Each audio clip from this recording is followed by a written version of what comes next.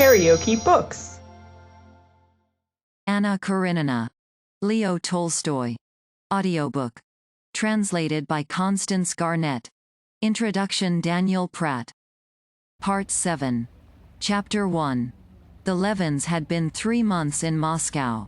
The date had long passed on which, according to the most trustworthy calculations of people learned in such matters, Kitty should have been confined. But she was still about, and there was nothing to show that her time was any nearer than 2 months ago.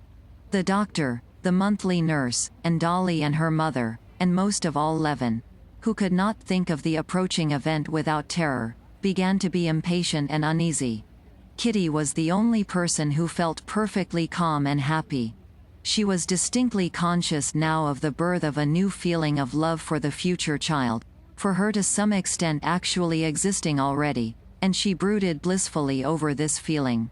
He was not by now altogether a part of herself, but sometimes lived his own life independently of her.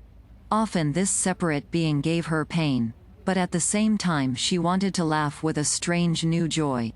All the people she loved were with her, and all were so good to her, so attentively caring for her, so entirely pleasant was everything presented to her, that if she had not known and felt that it must all soon be over, she could not have wished for a better and pleasanter life.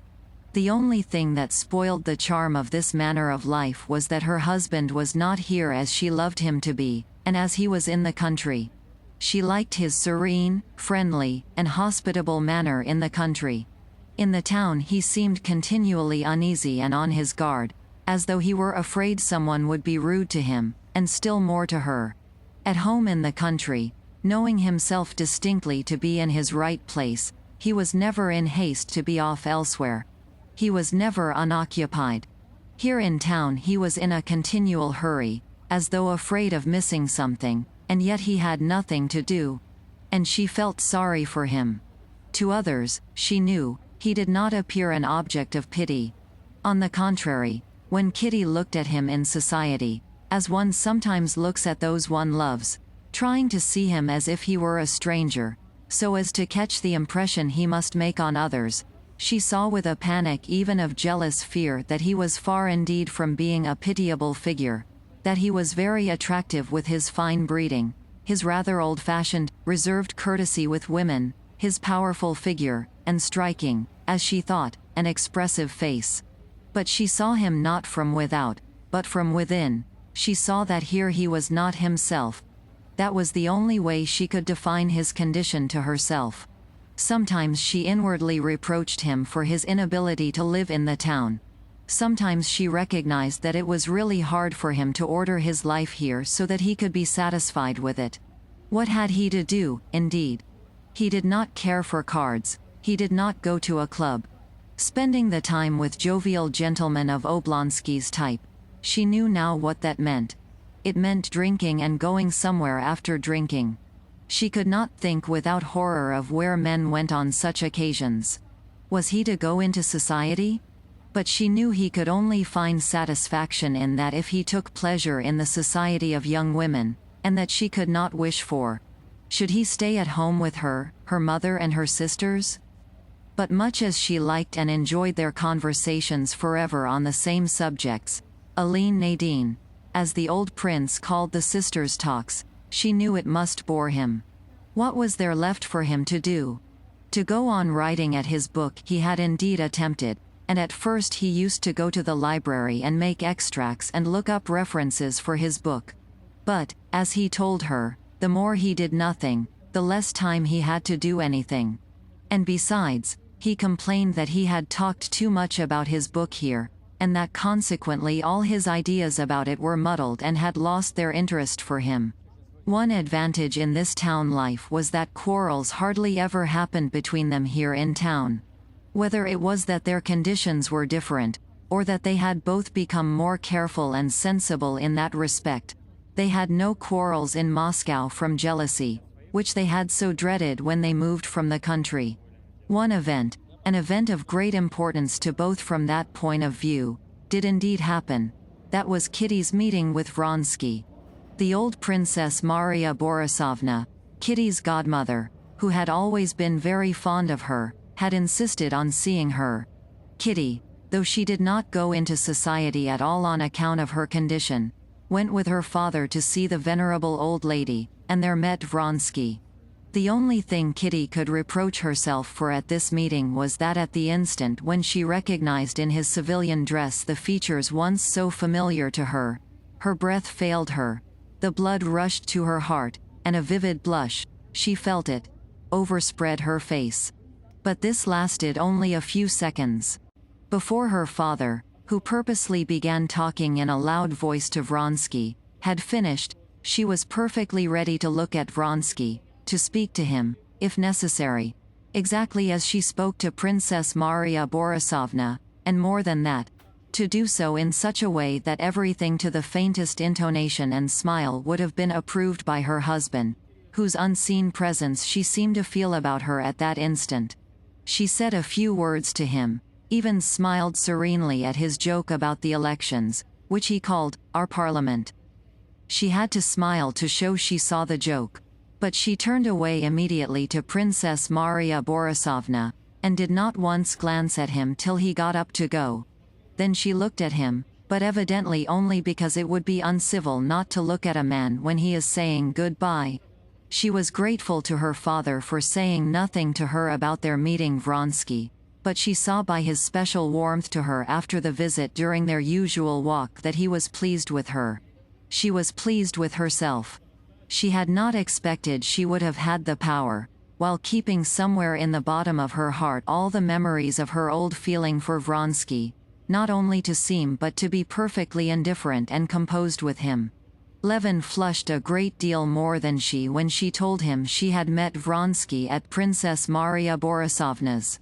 It was very hard for her to tell him this, but still harder to go on speaking of the details of the meeting, as he did not question her, but simply gazed at her with a frown. I am very sorry you weren't there, she said. Not that you weren't in the room. I couldn't have been so natural in your presence. I am blushing now much more, much more, she said, blushing till the tears came into her eyes. But that you couldn't see through a crack. The truthful eyes told Levin that she was satisfied with herself, and in spite of her blushing he was quickly reassured and began questioning her, which was all she wanted.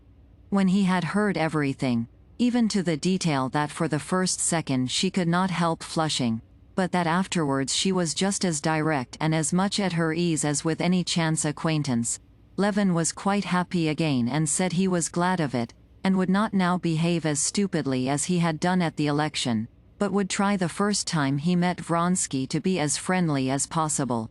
It's so wretched to feel that there's a man almost an enemy whom it's painful to meet, said Levin.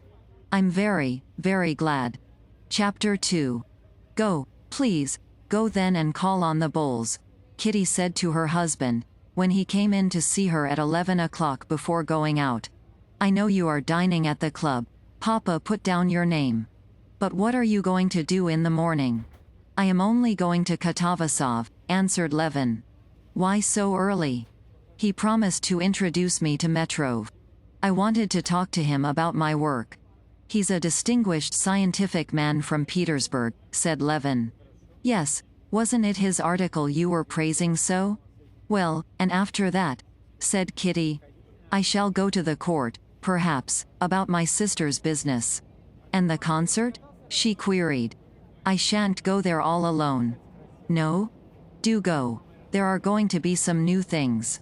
That interested you so. I should certainly go. Well, anyway, I shall come home before dinner, he said, looking at his watch. Put on your frock coat, so that you can go straight to call on Countess Bola. But is it absolutely necessary? Oh, absolutely. He has been to see us. Come, what is it? You go in, sit down, talk for 5 minutes of the weather, get up and go away. Oh, you wouldn't believe it. I've got so out of the way of all this that it makes me feel positively ashamed. It's such a horrible thing to do. A complete outsider walks in, sits down, stays on with nothing to do, wastes their time and worries himself, and walks away. Kitty laughed. Why, I suppose you used to pay calls before you were married, didn't you? Yes, I did, but I always felt ashamed, and now I'm so out of the way of it that, by Jove, I'd sooner go 2 days running without my dinner than pay this call. One's so ashamed. I feel all the while that they're annoyed, that they're saying, "What has he come for?" No, they won't. I'll answer for that, said Kitty, looking into his face with a laugh. She took his hand. Well, goodbye. Do go, please. He was just going out after kissing his wife's hand, when she stopped him. Kostya, do you know I've only 50 rubles left? Oh, all right, I'll go to the bank and get some. How much? He said, with the expression of dissatisfaction she knew so well. No, wait a minute. She held his hand. Let's talk about it, it worries me. I seem to spend nothing unnecessary, but money seems to fly away simply. We don't manage well, somehow. Oh, it's all right, he said with a little cough, looking at her from under his brows. That cough she knew well. It was a sign of intense dissatisfaction, not with her, but with himself. He certainly was displeased not at so much money being spent, but at being reminded of what he, knowing something was unsatisfactory, wanted to forget. I have told Sokolov to sell the wheat, and to borrow an advance on the mill. We shall have money enough in any case. Yes, but I'm afraid that altogether. Oh, it's all right, he repeated. Well, goodbye, darling. No, I'm really sorry sometimes that I listen to Mama. How nice it would have been in the country. As it is, I'm worrying you all, and we're wasting our money. Not at all, not at all. Not once since I've been married have I said that things could have been better than they are. Truly, she said, looking into his eyes. He had said it without thinking, simply to console her. But when he glanced at her and saw those sweet truthful eyes fastened questioningly on him, he repeated it with his whole heart. I was positively forgetting her, he thought. And he remembered what was before them, so soon to come. Will it be soon? How do you feel? He whispered, taking her 2 hands. I have so often thought so, that now I don't think about it or know anything about it. And you're not frightened? She smiled contemptuously. Not the least little bit, she said. Well, if anything happens, I shall be at Katavasov's. No, nothing will happen, and don't think about it. I'm going for a walk on the boulevard with Papa. We're going to see Dolly. I shall expect you before dinner. Oh, yes. Do you know that Dolly's position is becoming utterly impossible? She's in debt all round. She hasn't a penny. We were talking yesterday with Mama and Arseny, this was her sister's husband Lvov, and we determined to send you with him to talk to Stiva. It's really unbearable. One can't speak to Papa about it. But if you and he... Why, what can we do? Said Levin. You'll be at Arseny's, anyway. Talk to him, he will tell what we decided. Oh, I agree to everything Arseny thinks beforehand. I'll go and see him. By the way, if I do go to the concert, I'll go with Natalia. Well, goodbye. On the steps Levin was stopped by his old servant Kozma, who had been with him before his marriage, and now looked after their household in town. Beauty, that was the left shaft horse brought up from the country, has been badly shod and is quite lame, he said. What does your honor wish to be done? During the first part of their stay in Moscow, Levin had used his own horses brought up from the country. He had tried to arrange this part of their expenses in the best and cheapest way possible, but it appeared that their own horses came dearer than hired horses, and they still hired too. Send for the veterinary, there may be a bruise. And for Katerina Alexandrovna? Asked Kozma. Levin was not by now struck as he had been at first by the fact that to get from one end of Moscow to the other he had to have 2 powerful horses put into a heavy carriage, to take the carriage 3 miles through the snowy slush and to keep it standing there 4 hours, paying 5 rubles every time. Now it seemed quite natural. Hire a pair for our carriage from the job-master, said he. Yes, sir. And so, simply and easily, thanks to the facilities of town life, Levin settled a question which, in the country, would have called for so much personal trouble and exertion, and going out onto the steps, he called a sledge, sat down, and drove to Nikitsky. On the way he thought no more of money, but mused on the introduction that awaited him to the Petersburg Savant, a writer on sociology, and what he would say to him about his book. Only during the first days of his stay in Moscow Levin had been struck by the expenditure, strange to one living in the country, unproductive but inevitable, that was expected of him on every side. But by now he had grown used to it. That had happened to him in this matter which is said to happen to drunkards. The first glass sticks in the throat, the second flies down like a hawk, but after the third they're like tiny little birds. When Levin had changed his first 100-ruble note to pay for liveries for his footman and hall porter, he could not help reflecting that these liveries were of no use to anyone. But they were indubitably necessary, to judge by the amazement of the princess and Kitty when he suggested that they might do without liveries, that these liveries would cost the wages of 2 laborers for the summer, that is, would pay for about 300 working days from Easter to Ash Wednesday, and each a day of hard work from early morning to late evening, and that 100-ruble note did stick in his throat. But the next note, changed to pay for providing a dinner for their relations, that cost 28 rubles, though it did excite in Levin the reflection that 28 rubles meant 9 measures of oats, which men would with groans and sweat have reaped and bound and thrashed and winnowed and sifted and sown. This next one he parted with more easily. And now the notes he changed no longer aroused such reflections, and they flew off like little birds. Whether the labor devoted to obtaining the money corresponded to the pleasure given by what was bought with it, was a consideration he had long ago dismissed. His business calculation that there was a certain price below which he could not sell certain grain was forgotten too. The rye, for the price of which he had so long held out, had been sold for 50 kopecks, a measure cheaper than it had been fetching a month ago. Even the consideration that with such an expenditure he could not go on living for a year without debt, that even had no force.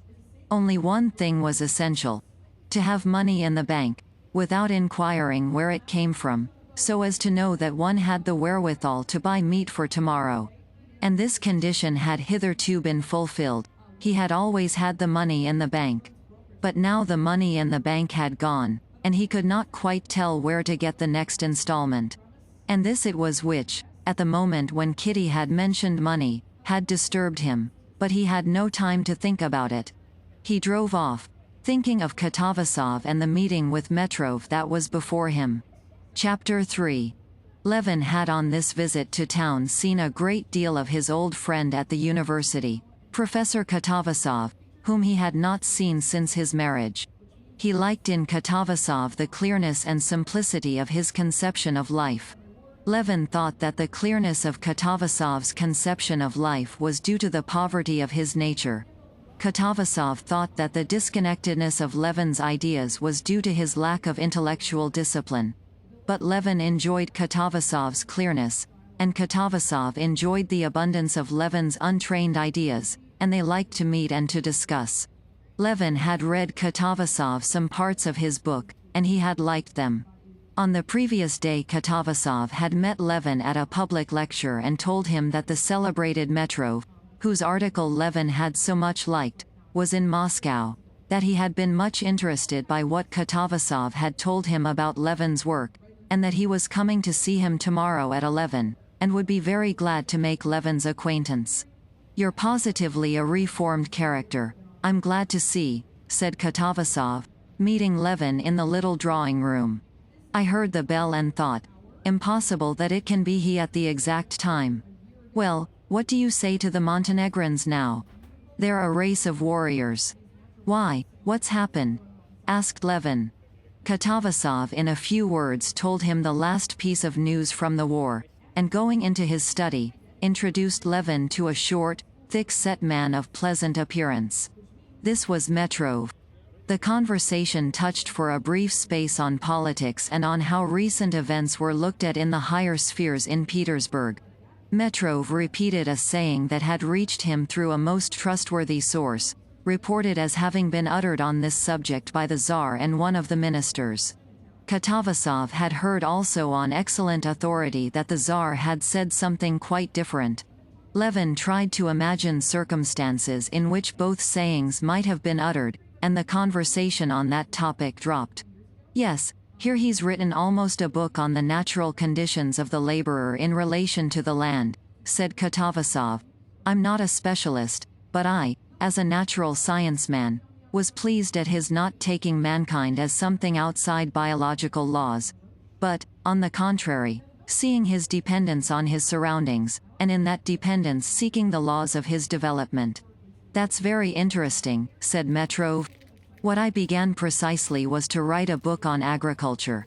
But studying the chief instrument of agriculture, the laborer, said Levin, reddening, I could not help coming to quite unexpected results. And Levin began carefully, as it were, feeling his ground, to expound his views. He knew Metrov had written an article against the generally accepted theory of political economy, but to what extent he could reckon on his sympathy with his own new views he did not know and could not guess from the clever and serene face of the learned man. But in what do you see the special characteristics of the Russian laborer? Said Metrov, in his biological characteristics, so to speak, or in the condition in which he is placed. Levin saw that there was an idea underlying this question with which he did not agree. But he went on explaining his own idea that the Russian laborer has a quite special view of the land, different from that of other people. And to support this proposition he made haste to add that in his opinion this attitude of the Russian peasant was due to the consciousness of his vocation to people vast unoccupied expanses in the East. One may easily be led into error in basing any conclusion on the general vocation of a people, said Metrov, interrupting Levin. The condition of the laborer will always depend on his relation to the land and to capital. And without letting Levin finish explaining his idea, Metrov began expounding to him the special point of his own theory. In what the point of his theory lay, Levin did not understand, because he did not take the trouble to understand. He saw that Metrov, like other people, in spite of his own article, in which he had attacked the current theory of political economy, looked at the position of the Russian peasant simply from the point of view of capital, wages, and rent. He would indeed have been obliged to admit that in the eastern, much the larger, part of Russia rent was as yet nil, that for 9/10 of the 80 millions of the Russian peasants' wages took the form simply of food provided for themselves, and that capital does not so far exist except in the form of the most primitive tools. Yet it was only from that point of view that he considered every laborer, though in many points he differed from the economists and had his own theory of the wage fund, which he expounded to Levin. Levin listened reluctantly, and at first made objections. He would have liked to interrupt Metrov, to explain his own thought, which in his opinion would have rendered further exposition of Metrov's theories superfluous. But later on, feeling convinced that they looked at the matter so differently, that they could never understand one another, he did not even oppose his statements, but simply listened. Although what Metrov was saying was by now utterly devoid of interest for him, he yet experienced a certain satisfaction in listening to him. It flattered his vanity that such a learned man should explain his ideas to him so eagerly, with such intensity and confidence in Levin's understanding of the subject, sometimes with a mere hint referring him to a whole aspect of the subject.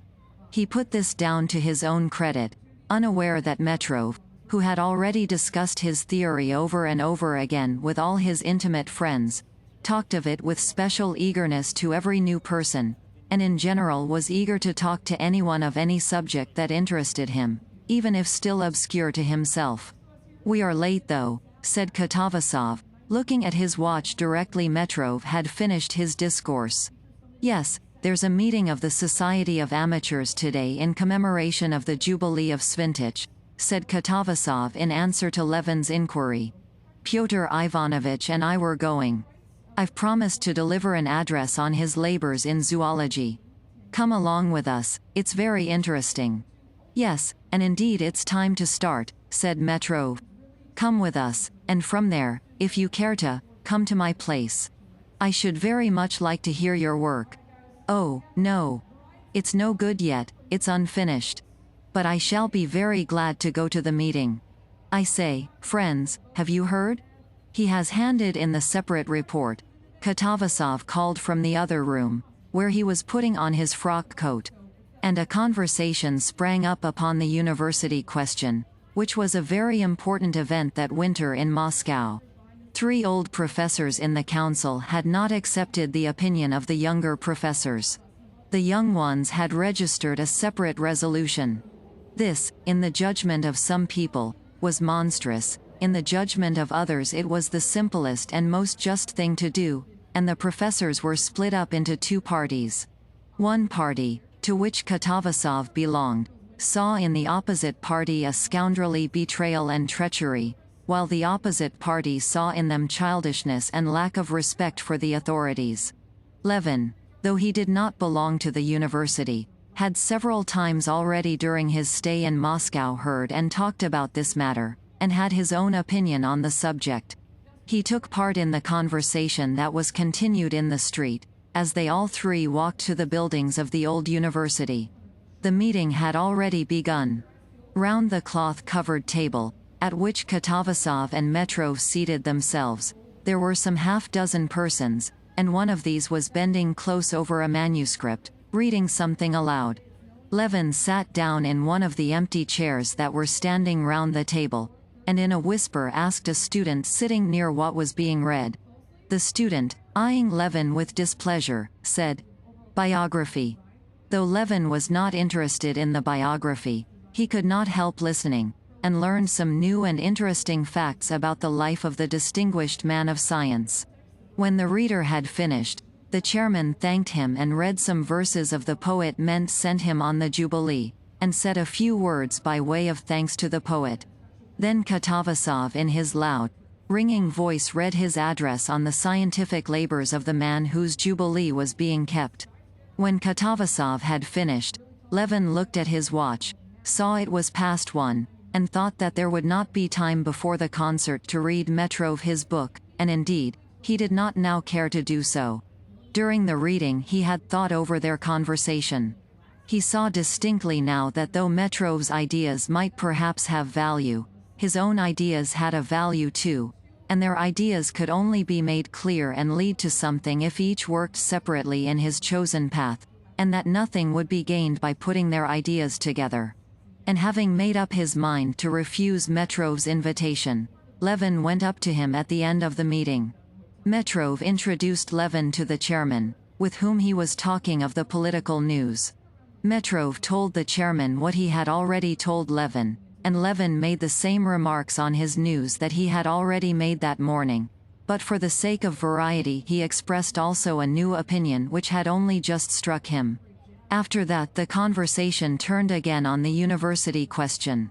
As Levin had already heard it all, he made haste to tell Metrov that he was sorry he could not take advantage of his invitation, took leave, and drove to Lvov's. Chapter 4. Lvov, the husband of Natalia, Kitty's sister, had spent all his life in foreign capitals, where he had been educated, and had been in the diplomatic service. During the previous year he had left the diplomatic service, not owing to any unpleasantness, he never had any unpleasantness with anyone, and was transferred to the department of the court of the palace in Moscow, in order to give his 2 boys the best education possible.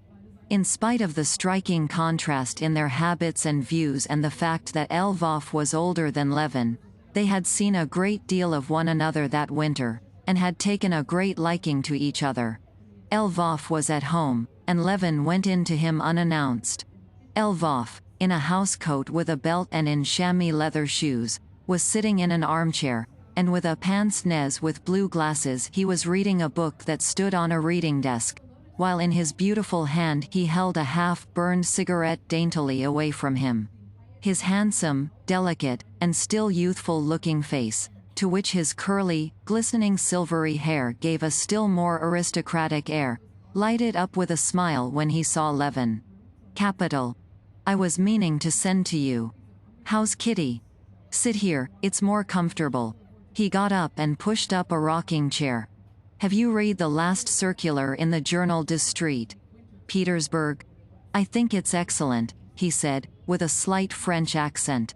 Levin told him what he had heard from Katavasov was being said in Petersburg, and after talking a little about politics, he told him of his interview with Metrov, and the Learned Society's meeting. To Lvov it was very interesting. That's what I envy you, that you are able to mix in these interesting scientific circles, he said. And as he talked, he passed as usual into French, which was easier to him. It's true I haven't the time for it. My official work and the children leave me no time, and then I'm not ashamed to own that my education has been too defective. That I don't believe, said Levin with a smile, feeling, as he always did, touched at Lvov's low opinion of himself, which was not in the least put on from a desire to seem or to be modest, but was absolutely sincere. Oh, yes, indeed. I feel now how badly educated I am. To educate my children I positively have to look up a great deal, and in fact simply to study myself. For it's not enough to have teachers, there must be someone to look after them, just as on your land you want laborers and an overseer. See what I'm reading, he pointed to Buslaev's grammar on the desk. It's expected of Misha, and it's so difficult. Come, explain to me. Here he says. Levin tried to explain to him that it couldn't be understood, but that it had to be taught. But Lvov would not agree with him. Oh, you're laughing at it.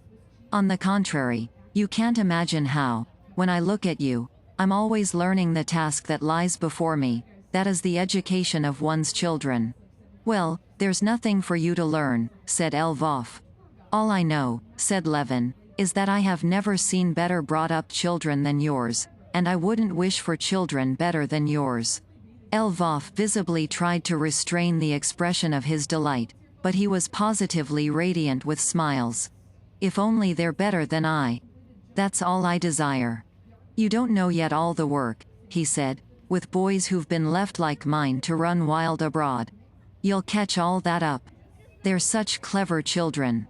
The great thing is the education of character. That's what I learn when I look at your children. You talk of the education of character. You can't imagine how difficult that is. You have hardly succeeded in combating one tendency when others crop up, and the struggle begins again. If one had not a support in religion, you remember we talked about that. No father could bring children up relying on his own strength alone without that help. This subject, which always interested Levin, was cut short by the entrance of the beauty Natalia Alexandrovna, dressed to go out. I didn't know you were here, she said, unmistakably feeling no regret, but a positive pleasure, in interrupting this conversation on a topic she had heard so much of that she was by now weary of it. Well, how is Kitty? I am dining with you today. I tell you what, Arseny, she turned to her husband, you take the carriage. And the husband and wife began to discuss their arrangements for the day. As the husband had to drive to meet someone on official business, while the wife had to go to the concert and some public meeting of a committee on the Eastern question, there was a great deal to consider and settle. Levin had to take part in their plans as one of themselves. It was settled that Levin should go with Natalia to the concert and the meeting, and that from there they should send the carriage to the office for Arseny, and he should call for her and take her to Kitty's, or that, if he had not finished his work, he should send the carriage back and Levin would go with her. He's spoiling me, Lvov said to his wife.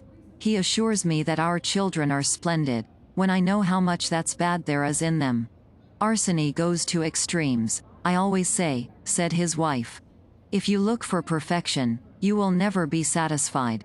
And it's true, as Papa says, that when we were brought up there was one extreme. We were kept in the basement, while our parents lived in the best rooms. Now it's just the other way. The parents are in the wash house, while the children are in the best rooms. Parents now are not expected to live at all, but to exist altogether for their children. Well, what if they like it better? Lvov said, with his beautiful smile, touching her hand.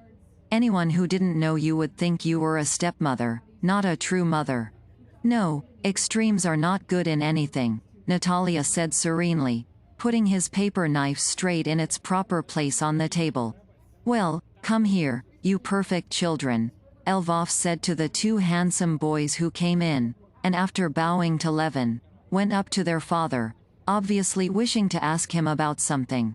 Levin would have liked to talk to them, to hear what they would say to their father, but Natalia began talking to him, and then Lvov's colleague in the service, Mahotin, walked in, wearing his court uniform, to go with him to meet someone, and a conversation was kept up without a break upon Herzegovina, Princess Korzinskaya, the town council, and the sudden death of Madame Apraxina. Levin even forgot the commission entrusted to him. He recollected it as he was going into the hall. "Oh, Kitty told me to talk to you about Oblonsky," he said, as Lvov was standing on the stairs, seeing his wife and Levin off.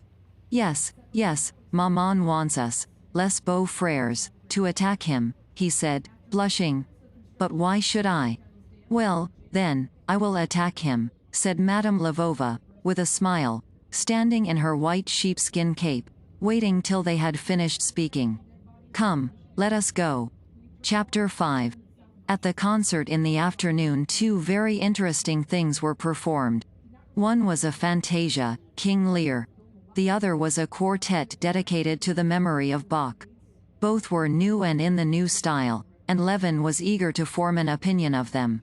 After escorting his sister-in-law to her stall, he stood against a column and tried to listen as attentively and conscientiously as possible.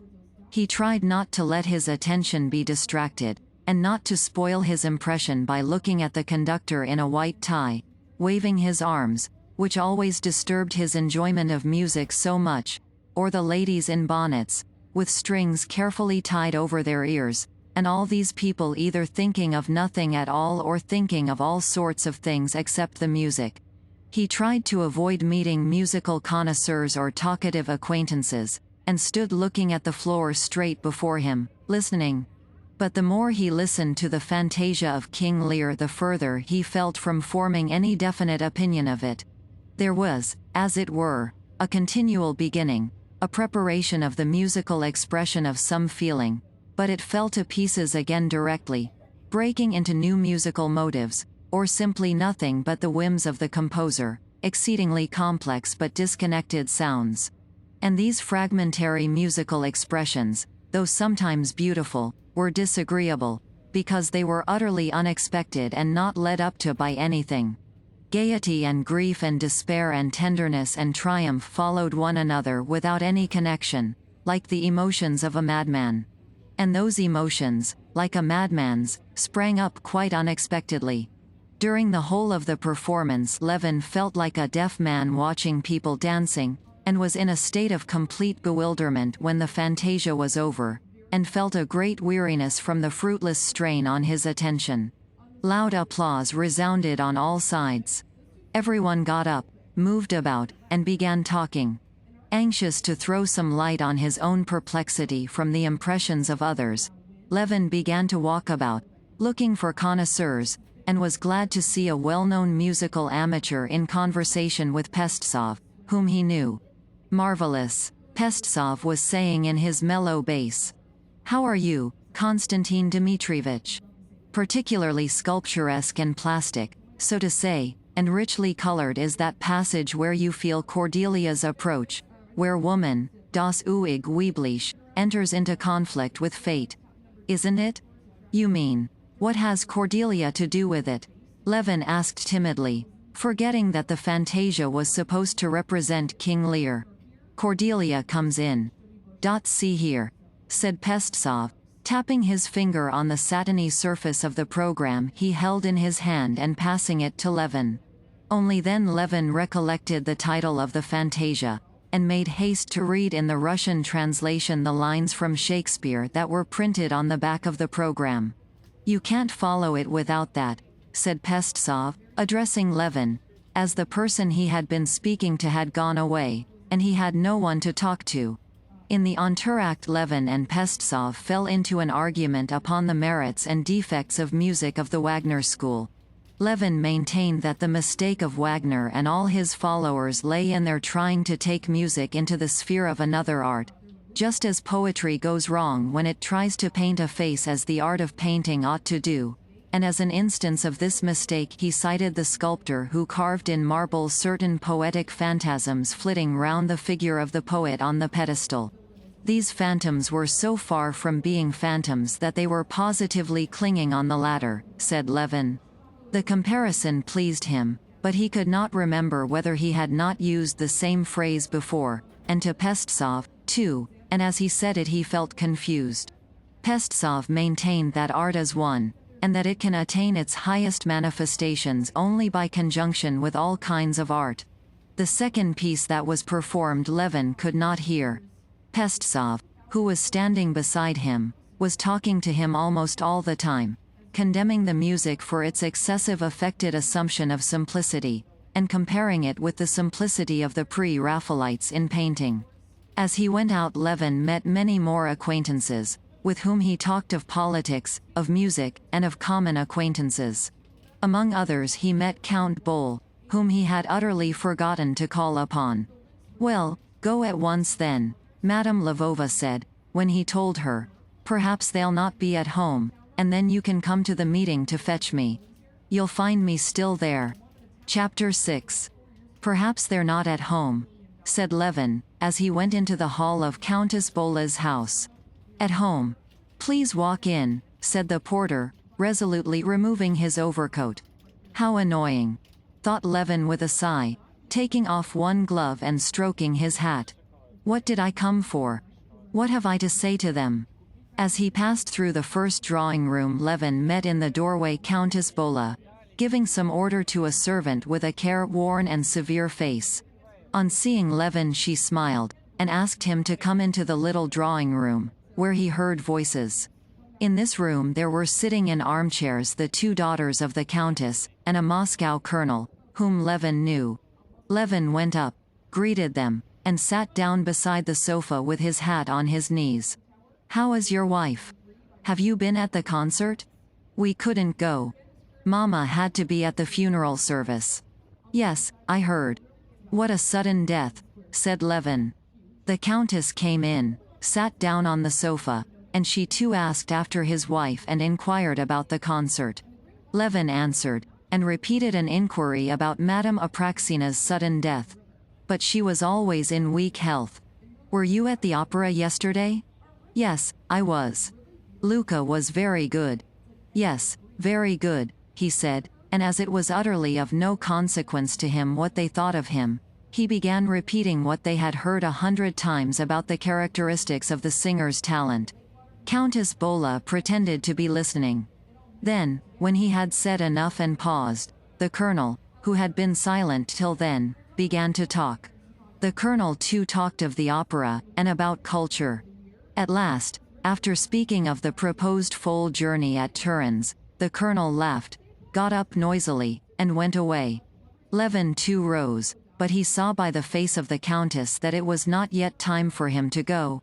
He must stay 2 minutes longer. He sat down. But as he was thinking all the while how stupid it was, he could not find a subject for conversation, and sat silent. "You are not going to the public meeting? They say it will be very interesting," began the countess.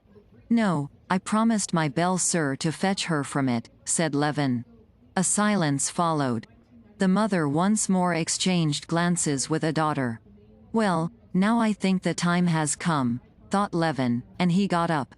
The ladies shook hands with him, and begged him to say mille choses to his wife for them. The porter asked him, as he gave him his coat, "Where is your honor staying?" and immediately wrote down his address in a big handsomely bound book. "Of course I don't care, but still I feel ashamed and awfully stupid," thought Levin, consoling himself with the reflection that everyone does it. He drove to the public meeting, where he was to find his sister-in-law, so as to drive home with her. At the public meeting of the committee there were a great many people, and almost all the highest society. Levin was in time for the report which, as everyone said, was very interesting.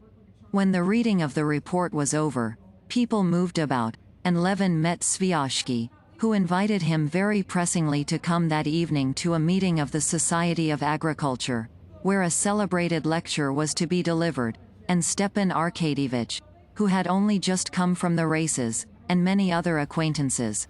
And Levin heard and uttered various criticisms on the meeting, on the new fantasia, and on a public trial.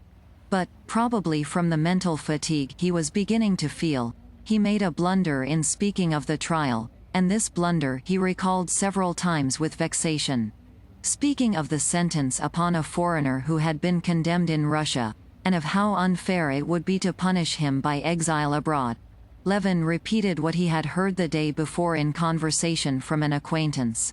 "I think sending him abroad is much the same as punishing a carp by putting it into the water," said Levin.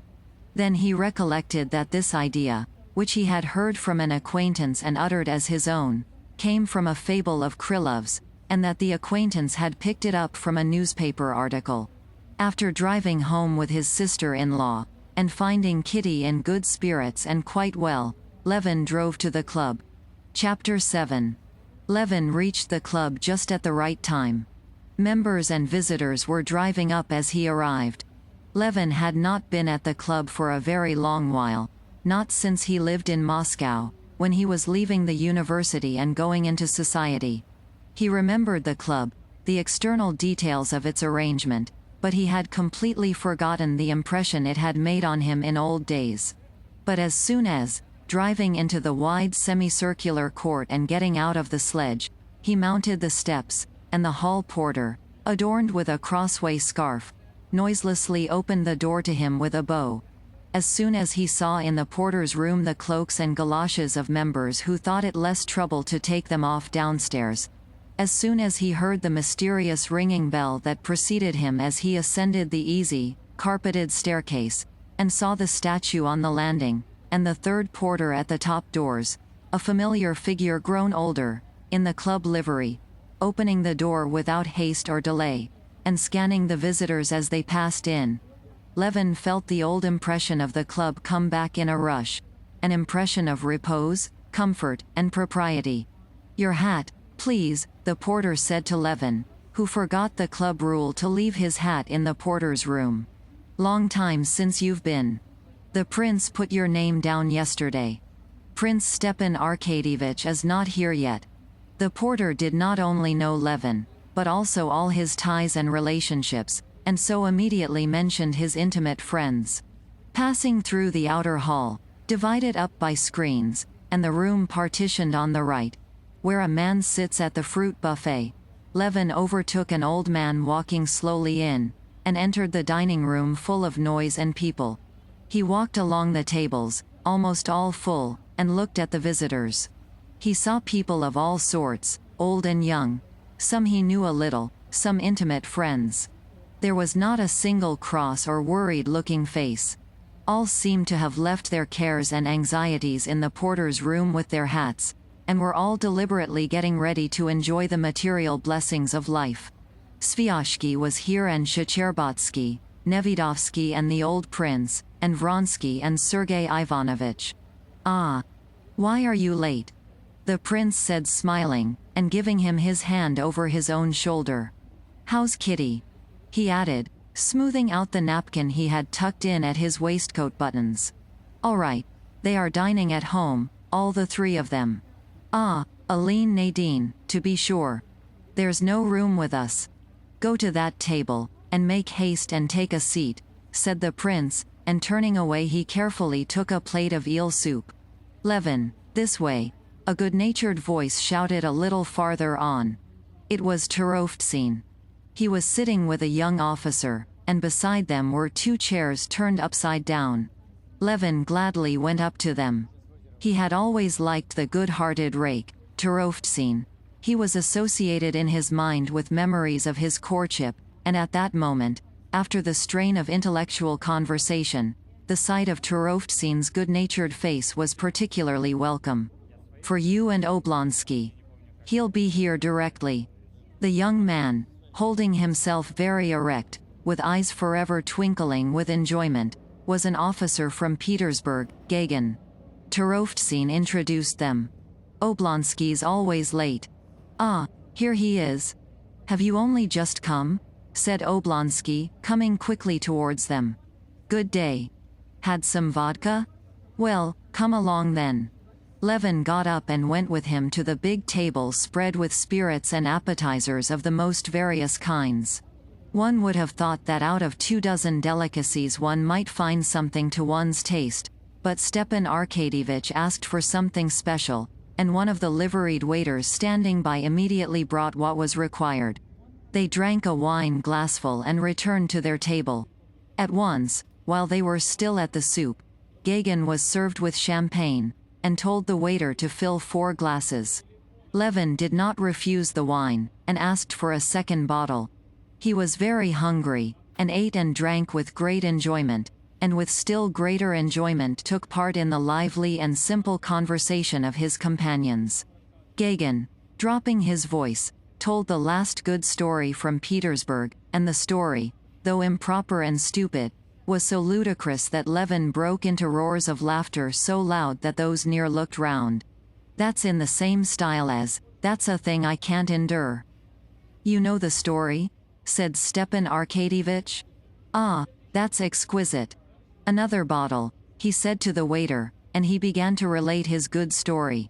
Pyotr Ilyich Vanovsky invites you to drink with him. A little old waiter interrupted Stepan Arkadyevitch, bringing 2 delicate glasses of sparkling champagne, and addressing Stepan Arkadyevitch and Levin. Stepan Arkadyevitch took the glass, and looking towards a bald man with red mustaches at the other end of the table, he nodded to him, smiling. "Who's that?"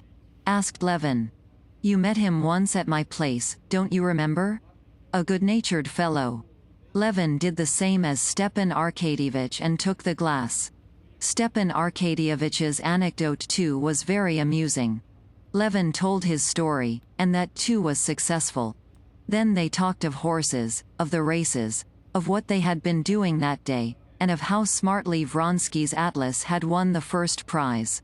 Levin did not notice how the time passed at dinner. "Ah! And here they are," Stepan Arkadyevitch said towards the end of dinner, leaning over the back of his chair and holding out his hand to Vronsky, who came up with a tall officer of the guards. Vronsky's face too beamed with the look of good-humored enjoyment that was general in the club. He propped his elbow playfully on Stepan Arkadyevitch's shoulder, whispering something to him, and he held out his hand to Levin with the same good-humored smile. "Very glad to meet you," he said. "I looked out for you at the election, but I was told you had gone away." "Yes, I left the same day. We've just been talking of your horse." "I congratulate you," said Levin. "It was very rapidly run." "Yes, you've race horses too, haven't you?" "No, my father had, but I remember and know something about it." "Where have you dined?" asked Stepan Arkadyevitch. "We were at the second table, behind the columns."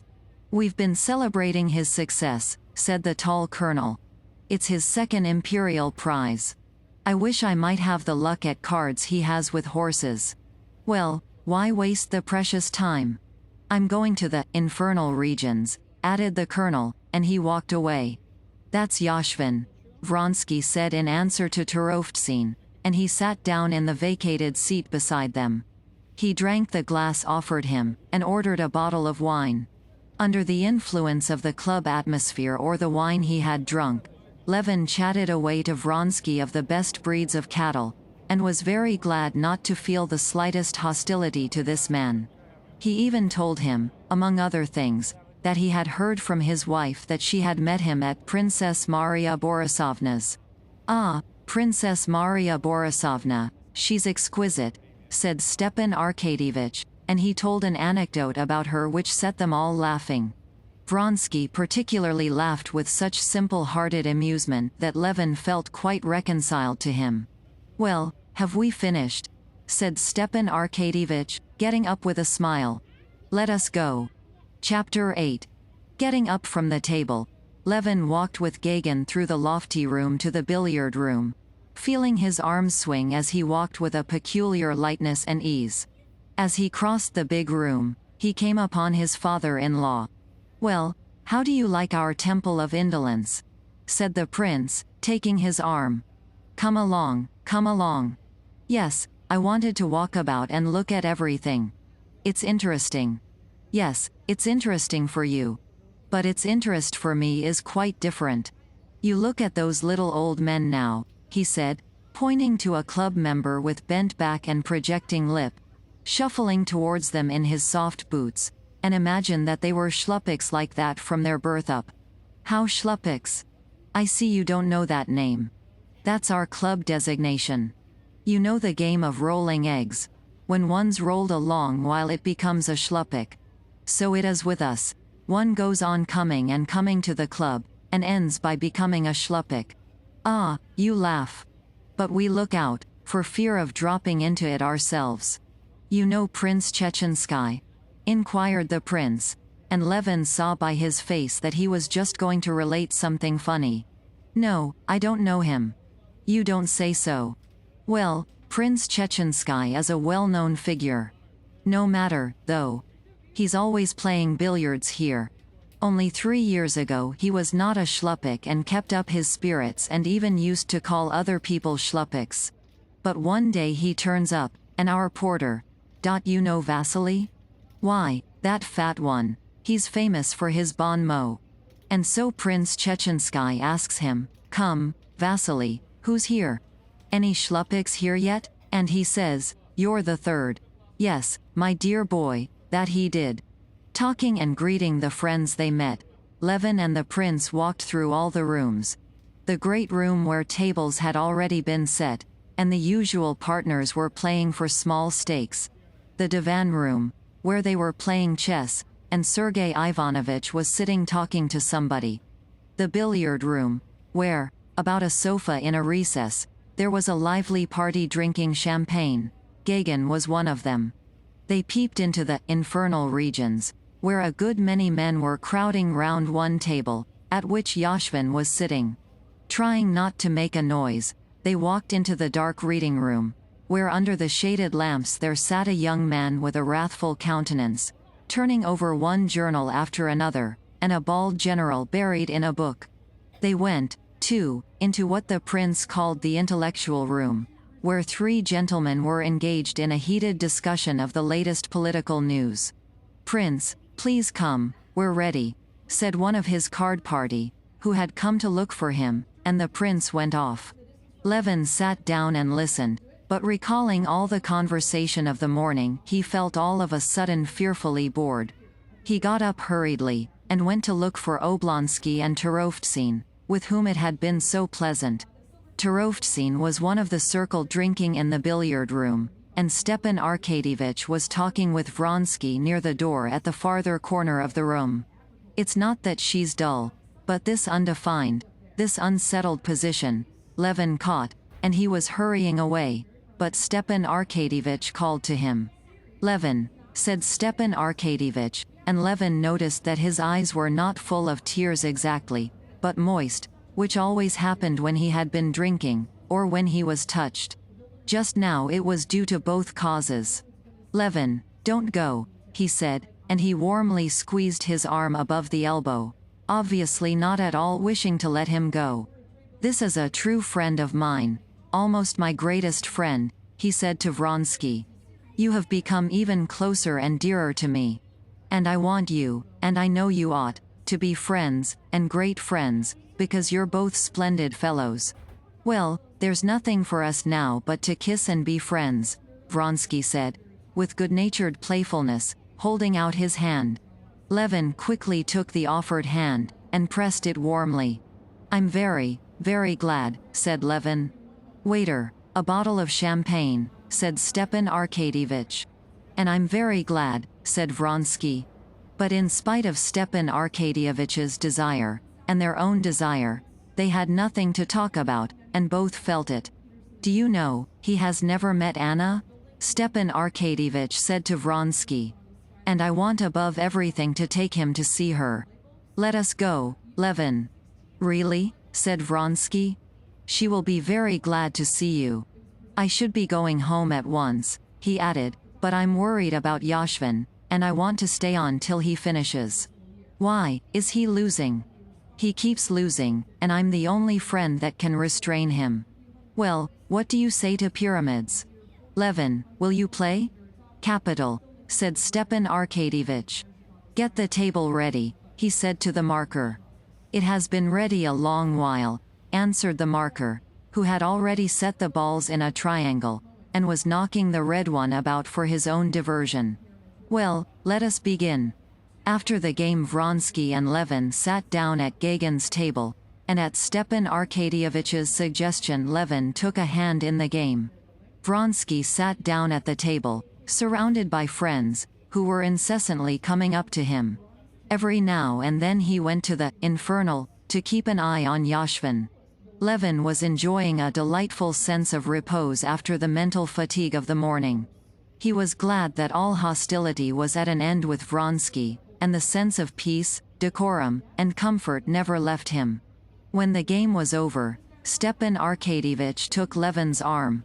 Well, let us go to Anna's, then. At once? Eh? She is at home. I promised her long ago to bring you.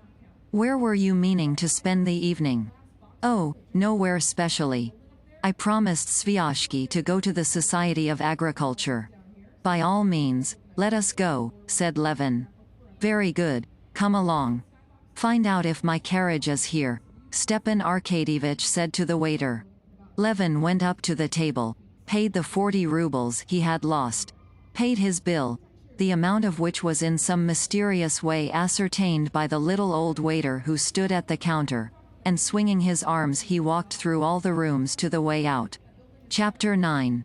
Oblonsky's carriage, the porter shouted in an angry bass. The carriage drove up and both got in. It was only for the first few moments, while the carriage was driving out of the clubhouse gates, that Levin was still under the influence of the club atmosphere of repose, comfort, and unimpeachable good form. But as soon as the carriage drove out into the street, and he felt it jolting over the uneven road, heard the angry shout of a sledge driver coming towards them, saw in the uncertain light the red blind of a tavern and the shops, this impression was dissipated, and he began to think over his actions, and to wonder whether he was doing right in going to see Anna. What would Kitty say? But Stepan Arkadyevich gave him no time for reflection, and, as though divining his doubts, he scattered them. How glad I am, he said, that you should know her.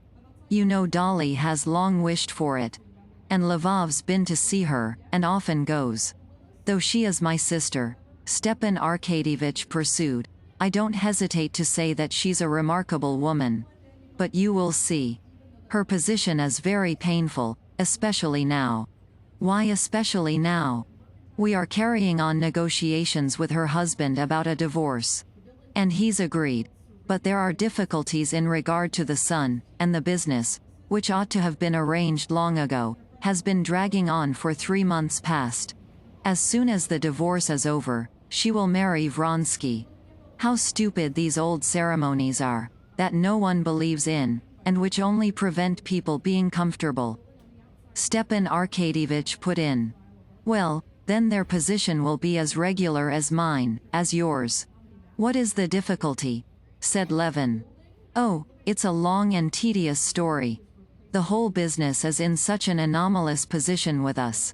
But the point is she has been for 3 months in Moscow, where everyone knows her, waiting for the divorce. She goes out nowhere, sees no woman except Dolly, because, do you understand, she doesn't care to have people come as a favor. That fool Princess Varvara, even she has left her, considering this a breach of propriety. Well, you see, in such a position any other woman would not have found resources in herself. But you'll see how she has arranged her life, how calm, how dignified she is. To the left, in the crescent opposite the church, shouted Stepan Arkadyevich, leaning out of the window. Phew! How hot it is, he said, in spite of 12 degrees of frost, flinging his open overcoat still wider open. But she has a daughter. No doubt she's busy looking after her, said Levin.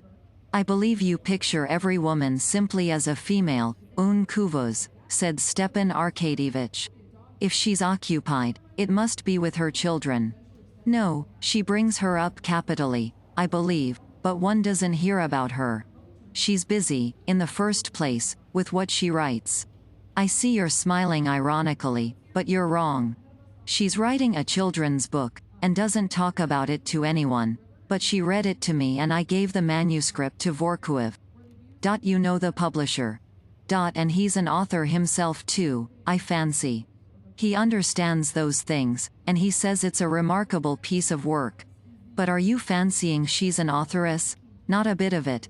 She's a woman with a heart, before everything, but you'll see. Now she has a little English girl with her, and a whole family she's looking after. Oh, something in a philanthropic way? Why, you will look at everything in the worst light. It's not from philanthropy, it's from the heart. They, that is, Vronsky, had a trainer, an Englishman, first-rate in his own line, but a drunkard. He's completely given up to drink, delirium tremens, and the family were cast on the world. She saw them, helped them, got more and more interested in them, and now the whole family is on her hands. But not by way of patronage, you know, helping with money. She's herself preparing the boys in Russian for the high school, and she's taken the little girl to live with her. But you'll see her for yourself. The carriage drove into the courtyard, and Stepan Arkadyevitch rang loudly at the entrance where sledges were standing. And without asking the servant who opened the door whether the lady were at home, Stepan Arkadyevitch walked into the hall. Levin followed him, more and more doubtful whether he was doing right or wrong. Looking at himself in the glass, Levin noticed that he was red in the face, but he felt certain he was not drunk, and he followed Stepan Arkadyevitch up the carpeted stairs. At the top Stepan Arkadyevitch inquired of the footman, who bowed to him as to an intimate friend, who was with Anna Arkadyevna, and received the answer that it was M. Vorkuev. Where are they? In the study. Passing through the dining room, a room not very large, with dark, paneled walls, Stepan Arkadyevitch and Levin walked over the soft carpet to the half-dark study, lighted up by a single lamp with a big dark shade. Another lamp with a reflector was hanging on the wall, lighting up a big full-length portrait of a woman, which Levin could not help looking at. It was the portrait of Anna, painted in Italy by Mihailov. While Stepan Arkadyevitch went behind the trailage, and the man's voice which had been speaking paused, Levin gazed at the portrait, which stood out from the frame in the brilliant light thrown on it, and he could not tear himself away from it.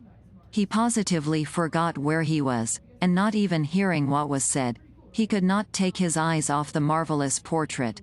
It was not a picture, but a living, charming woman, with black curling hair, with bare arms and shoulders, with a pensive smile on the lips, covered with soft down. Triumphantly and softly she looked at him with eyes that baffled him. She was not living only because she was more beautiful than a living woman can be. I am delighted, he heard suddenly near him a voice, unmistakably addressing him, the voice of the very woman he had been admiring in the portrait. Anna had come from behind the trailage to meet him, and Levin saw in the dim light of the study the very woman of the portrait, in a dark blue shot gown, not in the same position nor with the same expression, but with the same perfection of beauty which the artist had caught in the portrait. She was less dazzling in reality, but, on the other hand, there was something fresh and seductive in the living woman which was not in the portrait.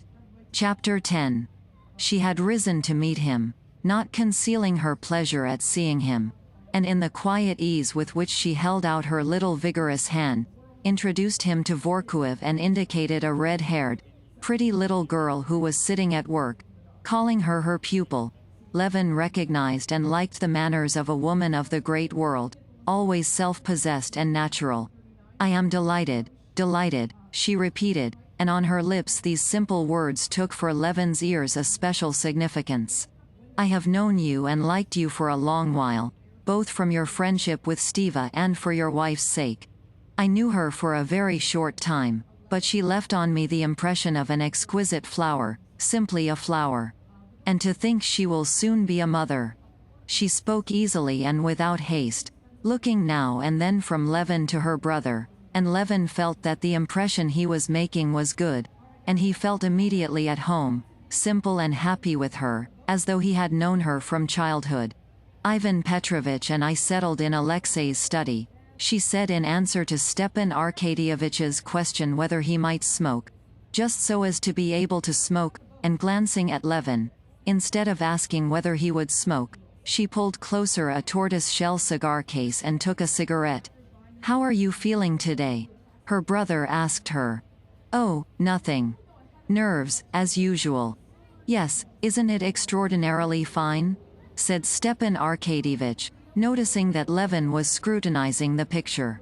"I have never seen a better portrait. And extraordinarily like, isn't it?" said Vorkuev. Levin looked from the portrait to the original. A peculiar brilliance lighted up Anna's face when she felt his eyes on her. Levin flushed, and to cover his confusion would have asked whether she had seen Darya Alexandrovna lately, but at that moment Anna spoke.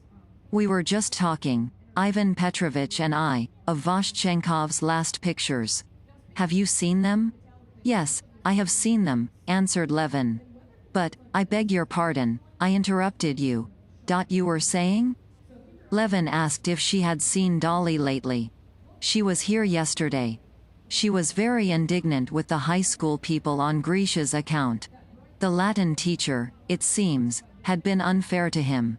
"Yes, I have seen his pictures. I didn't care for them very much." Levin went back to the subject she had started. Levin talked now not at all with that purely businesslike attitude to the subject with which he had been talking all the morning. Every word in his conversation with her had a special significance. And talking to her was pleasant. Still pleasanter it was to listen to her. Anna talked not merely naturally and cleverly, but cleverly and carelessly, attaching no value to her own ideas and giving great weight to the ideas of the person she was talking to. The conversation turned on the new movement in art, on the new illustrations of the Bible by a French artist. Vorkuev attacked the artist for a realism carried to the point of coarseness. Levin said that the French had carried conventionality further than anyone, and that consequently they see a great merit in the return to realism. In the fact of not lying they see poetry. Never had anything clever said by Levin given him so much pleasure as this remark. Anna's face lighted up at once, as at once she appreciated the thought. She laughed. "I laugh," she said, "as one laughs when one sees a very true portrait. What you said so perfectly hits off French art now, painting and literature too, indeed, Zola, Daudet. But perhaps it is always so, that men form their conceptions from fictitious, conventional types, and then, all the combinaisons made, they are tired of the fictitious figures and begin to invent more natural, true figures." "That's perfectly true," said Vorknev. "So you've been at the club?" she said to her brother. Yes, this is a woman," Levin thought, forgetting himself and staring persistently at her lovely, mobile face, which at that moment was all at once completely transformed. Levin did not hear what she was talking of as she leaned over to her brother, but he was struck by the change of her expression. Her face, so handsome a moment before in its repose, suddenly wore a look of strange curiosity, anger, and pride. But this lasted only an instant. She dropped her eyelids, as though recollecting something. "Oh, well, but that's of no interest to anyone," she said, and she turned to the English girl. "Please order the tea in the drawing room," she said in English. The girl got up and went out. "Well, how did she get through her examination?" asked Stepan Arkadyevitch. "Splendidly. She's a very gifted child and a sweet character. It will end in your loving her more than your own. There a man speaks. In love there's no more nor less. I love my daughter with one love, and her with another. I was just telling Anna Arkadyevna," said Vorkuev, "that if she were to put 100th part of the energy she devotes to this English girl to the public question of the education of Russian children, she would be doing a great and useful work. Yes, but I can't help it, I couldn't do it. Count Alexei Kirillovich urged me very much, As she uttered the words Count Alexei Kirillovich, she glanced with appealing timidity at Levin, and he unconsciously responded with a respectful and reassuring look. He urged me to take up the school in the village. I visited it several times. The children were very nice, but I could not feel drawn to the work.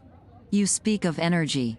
Energy rests upon love, and come as it will, there's no forcing it.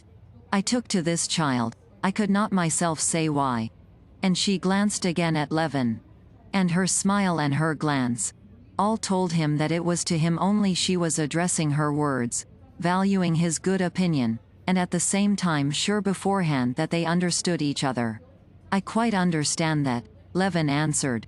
It's impossible to give one's heart to a school or such institutions in general, and I believe that's just why philanthropic institutions always give such poor results. She was silent for a while, then she smiled. Yes, she agreed, I never could. Je n'ai pas le cœur assez large to love a whole asylum of horrid little girls. Cela ne m'a jamais réussi. There are so many women who have made themselves une position sociale in that way. And now more than ever, she said with a mournful, confiding expression, ostensibly addressing her brother, but unmistakably intending her words only for Levin, now when I have such need of some occupation, I cannot. And suddenly frowning, Levin saw that she was frowning at herself for talking about herself. She changed the subject. I know about you, she said to Levin, that you're not a public-spirited citizen, and I have defended you to the best of my ability. How have you defended me? Oh, according to the attacks made on you. But won't you have some tea? She rose and took up a book bound in morocco.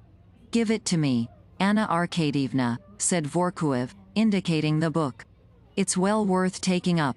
Oh, no, it's all so sketchy.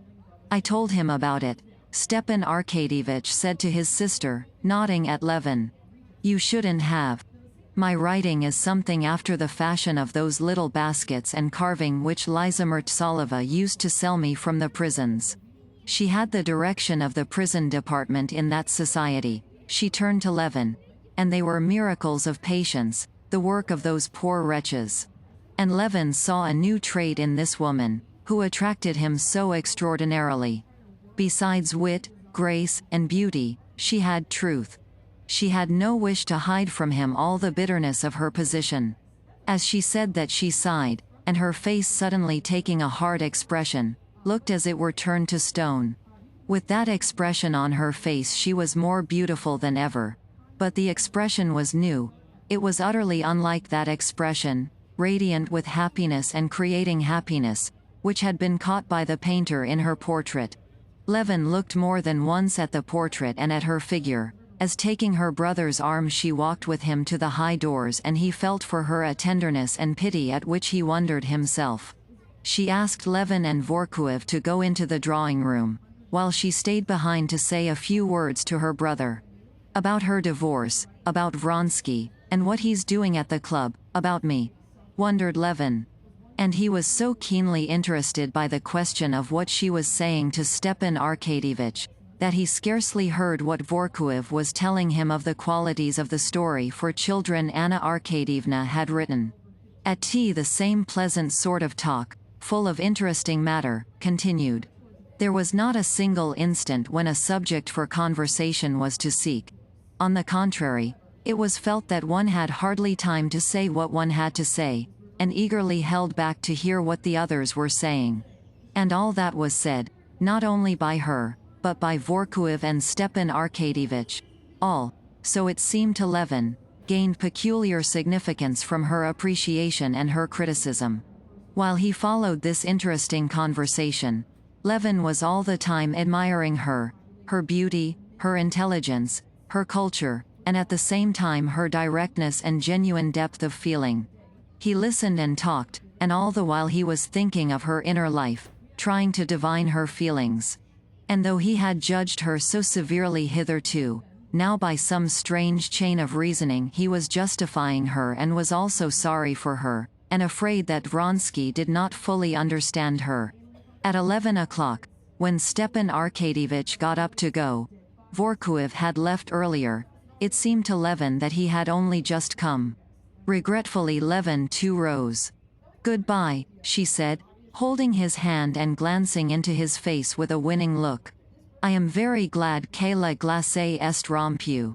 She dropped his hand, and half closed her eyes. "Tell your wife that I love her as before, and that if she cannot pardon me my position, then my wish for her is that she may never pardon it. To pardon it, one must go through what I have gone through, and may God spare her that."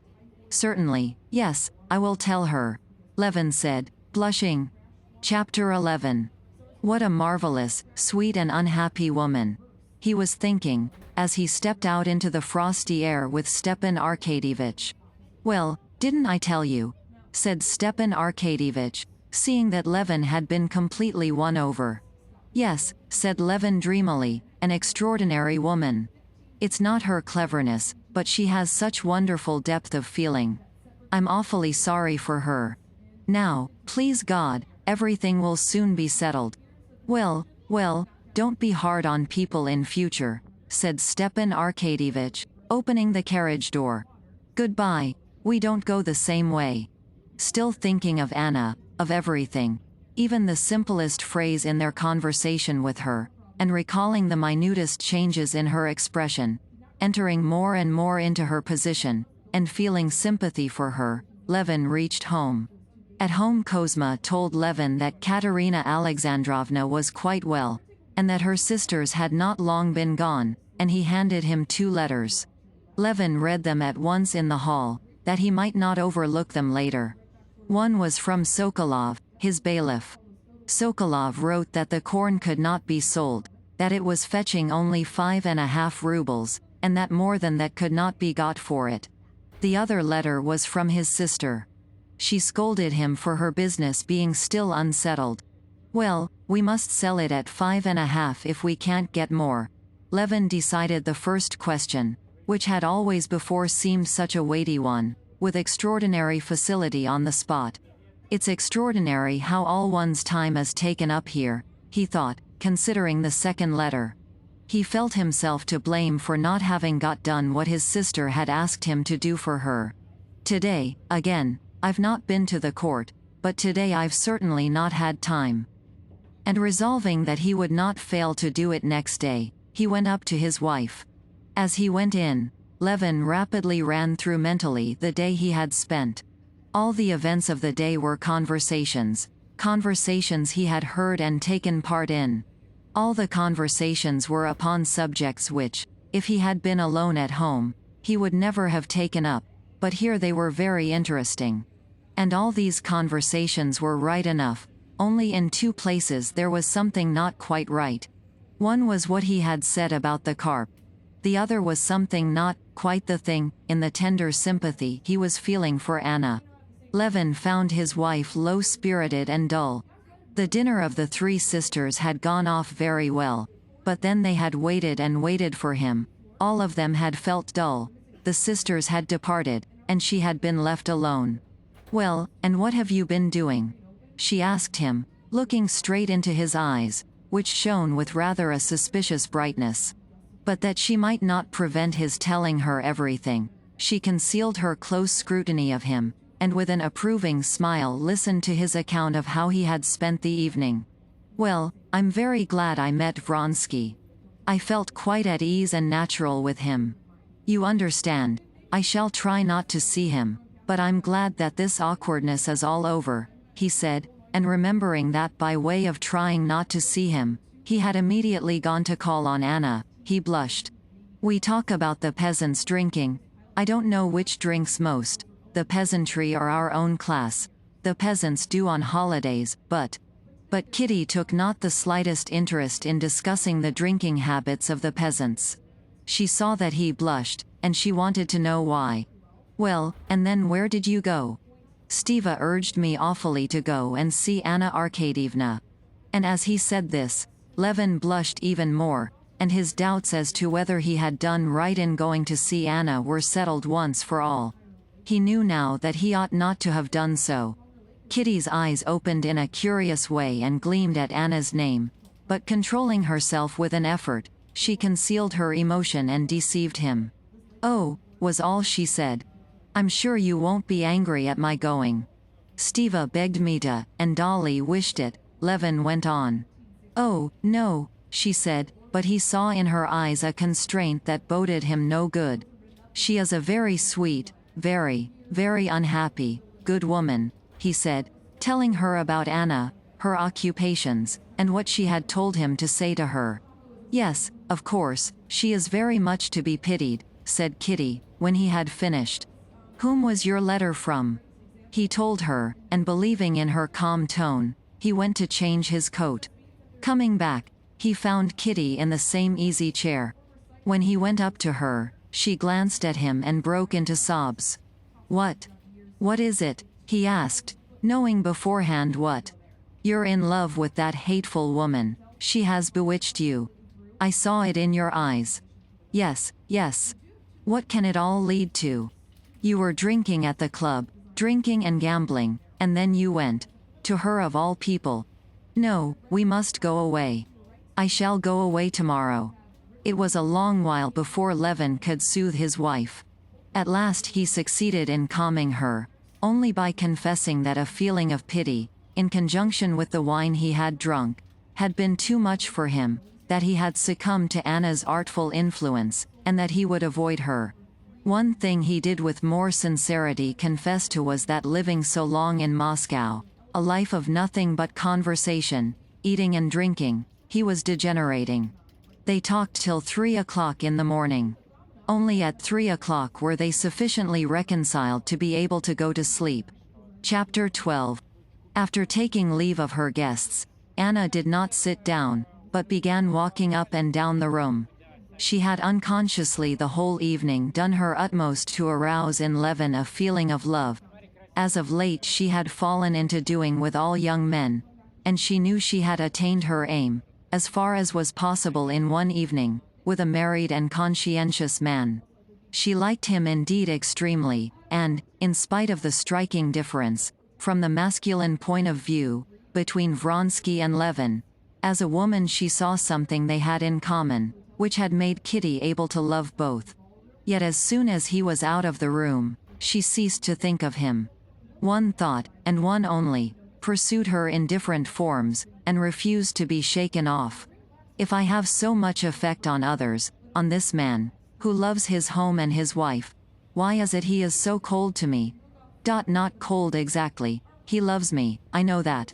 But something new is drawing us apart now. Why wasn't he here all the evening?" He told Stiva to say he could not leave Yashvin, and must watch over his play. Is Yashvin a child? But supposing it's true. He never tells a lie. But there's something else in it if it's true. He is glad of an opportunity of showing me that he has other duties. I know that, I submit to that. But why prove that to me? He wants to show me that his love for me is not to interfere with his freedom. But I need no proofs, I need love. He ought to understand all the bitterness of this life for me here in Moscow. Is this life? I am not living, but waiting for an event, which is continually put off and put off. No answer again. And Stiva says he cannot go to Alexei Alexandrovich. And I can't write again. I can do nothing, can begin nothing, can alter nothing. I hold myself in, I wait, inventing amusements for myself. The English family, writing, reading, but it's all nothing but a sham, it's all the same as morphine. He ought to feel for me, she said, feeling tears of self-pity coming into her eyes. She heard Vronsky's abrupt ring and hurriedly dried her tears, not only dried her tears, but sat down by a lamp and opened a book, affecting composure. She wanted to show him that she was displeased that he had not come home as he had promised, displeased only, and not on any account to let him see her distress, and least of all, her self-pity. She might pity herself, but he must not pity her. She did not want strife, she blamed him for wanting to quarrel, but unconsciously put herself into an attitude of antagonism. "Well, you've not been dull," he said, eagerly and good-humoredly, going up to her. "What a terrible passion it is, gambling." "No, I've not been dull. I've learned long ago not to be dull. Stiva has been here and Levin. Yes, they meant to come and see you. Well, how did you like Levin? He said, sitting down beside her. Very much. They have not long been gone. What was Yashvin doing? He was winning, 17,000. I got him away. He had really started home, but he went back again, and now he's losing. Then what did you stay for? She asked, suddenly lifting her eyes to him. The expression of her face was cold and ungracious. You told Stiva you were staying on to get Yashvin away. And you have left him there. The same expression of cold readiness for the conflict appeared on his face too. In the first place, I did not ask him to give you any message, and secondly, I never tell lies. But what's the chief point? I wanted to stay, and I stayed, he said, frowning. Anna, what is it for? Why will you? He said after a moment's silence, bending over towards her, and he opened his hand, hoping she would lay hers in it. She was glad of this appeal for tenderness. But some strange force of evil would not let her give herself up to her feelings, as though the rules of warfare would not permit her to surrender. Of course you wanted to stay, and you stayed. You do everything you want to. But what do you tell me that for? With what object? She said, getting more and more excited. Does anyone contest your rights? But you want to be right, and you're welcome to be right. His hand closed, he turned away, and his face wore a still more obstinate expression. For you it's a matter of obstinacy, she said, watching him intently and suddenly finding the right word for that expression that irritated her, simply obstinacy. For you it's a question of whether you keep the upper hand of me, while for me. Again she felt sorry for herself, and she almost burst into tears. If you knew what it is for me. When I feel as I do now that you are hostile, yes, hostile to me, if you knew what this means for me. If you knew how I feel on the brink of calamity at this instant, how afraid I am of myself. And she turned away, hiding her sobs. But what are you talking about? He said, horrified at her expression of despair, and again bending over her, he took her hand and kissed it. What is it for?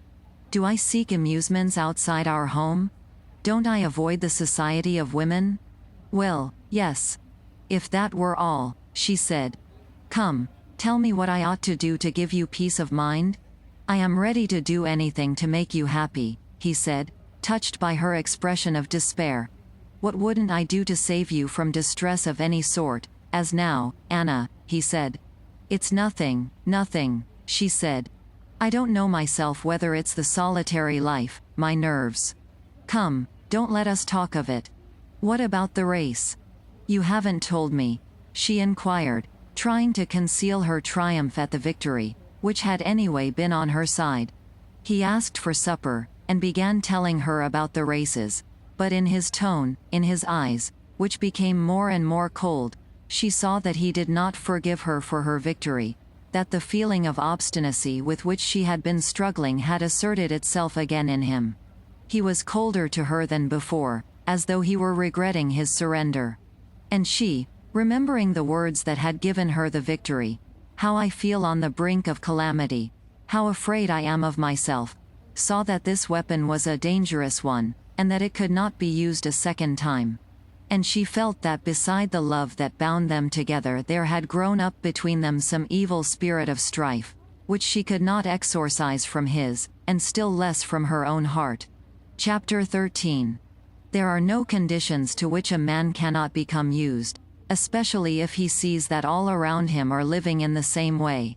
Levin could not have believed 3 months before that he could have gone quietly to sleep in the condition in which he was that day, that leading an aimless, irrational life, living too beyond his means, after drinking to excess, he could not call what happened at the club anything else, forming inappropriately friendly relations with a man with whom his wife had once been in love, and a still more inappropriate call upon a woman who could only be called a lost woman. After being fascinated by that woman and causing his wife distress, he could still go quietly to sleep. But under the influence of fatigue, a sleepless night, and the wine he had drunk, His sleep was sound and untroubled. At 5 o'clock the creak of a door opening waked him. He jumped up and looked round. Kitty was not in bed beside him. But there was a light moving behind the screen, and he heard her steps. "What is it? What is it?" he said, half asleep. "Kitty." "What is it?" "Nothing," she said, coming from behind the screen with a candle in her hand. "I felt unwell," she said, smiling a particularly sweet and meaning smile. "What? Has it begun?" he said in terror. "We ought to send," and hurriedly he reached after his clothes. "No, no," she said, smiling and holding his hand. "It's sure to be nothing. I was rather unwell, only a little. It's all over now."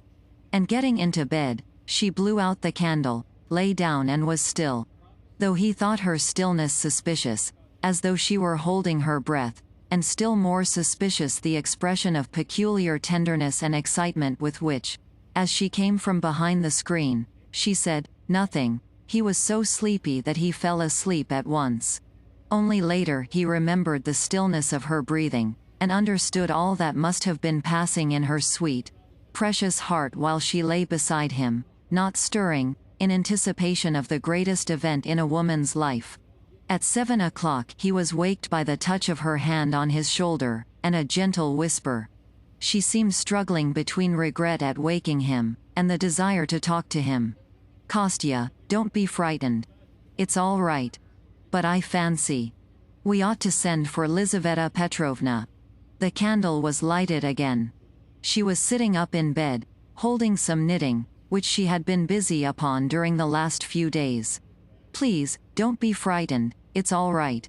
I'm not a bit afraid," she said, seeing his scared face, and she pressed his hand to her bosom and then to her lips. He hurriedly jumped up, hardly awake, and kept his eyes fixed on her, as he put on his dressing gown. Then he stopped, still looking at her. He had to go, but he could not tear himself from her eyes. He thought he loved her face, knew her expression, her eyes, but never had he seen it like this. How hateful and horrible he seemed to himself, thinking of the distress he had caused her yesterday. Her flushed face, fringed with soft curling hair under her nightcap, was radiant with joy and courage. Though there was so little that was complex or artificial in Kitty's character in general, Levin was struck by what was revealed now, when suddenly all disguises were thrown off and the very kernel of her soul shone in her eyes.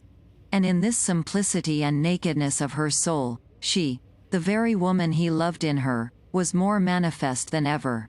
She looked at him, smiling, but all at once her brows twitched, she threw up her head, and going quickly up to him, clutched his hand and pressed close up to him, breathing her hot breath upon him. She was in pain and was, as it were, complaining to him of her suffering. And for the first minute, from habit, it seemed to him that he was to blame. But in her eyes there was a tenderness that told him that she was far from reproaching him, that she loved him for her sufferings. "If not I, who is to blame for it?" he thought unconsciously, seeking someone responsible for this suffering for him to punish, but there was no one responsible. She was suffering, complaining, and triumphing in her sufferings, and rejoicing in them, and loving them. He saw that something sublime was being accomplished in her soul, but what? He could not make it out. It was beyond his understanding. "I have sent to Mama. You go quickly to fetch Lizaveta Petrovna. Kostya." "Nothing, it's over." She moved away from him and rang the bell. "Well, go now. Pasha's coming." "I am all right." And Levin saw with astonishment that she had taken up the knitting she had brought in the night and begun working at it again. As Levin was going out of one door, he heard the maid-servant come in at the other. He stood at the door and heard Kitty giving exact directions to the maid, and beginning to help her move the bedstead.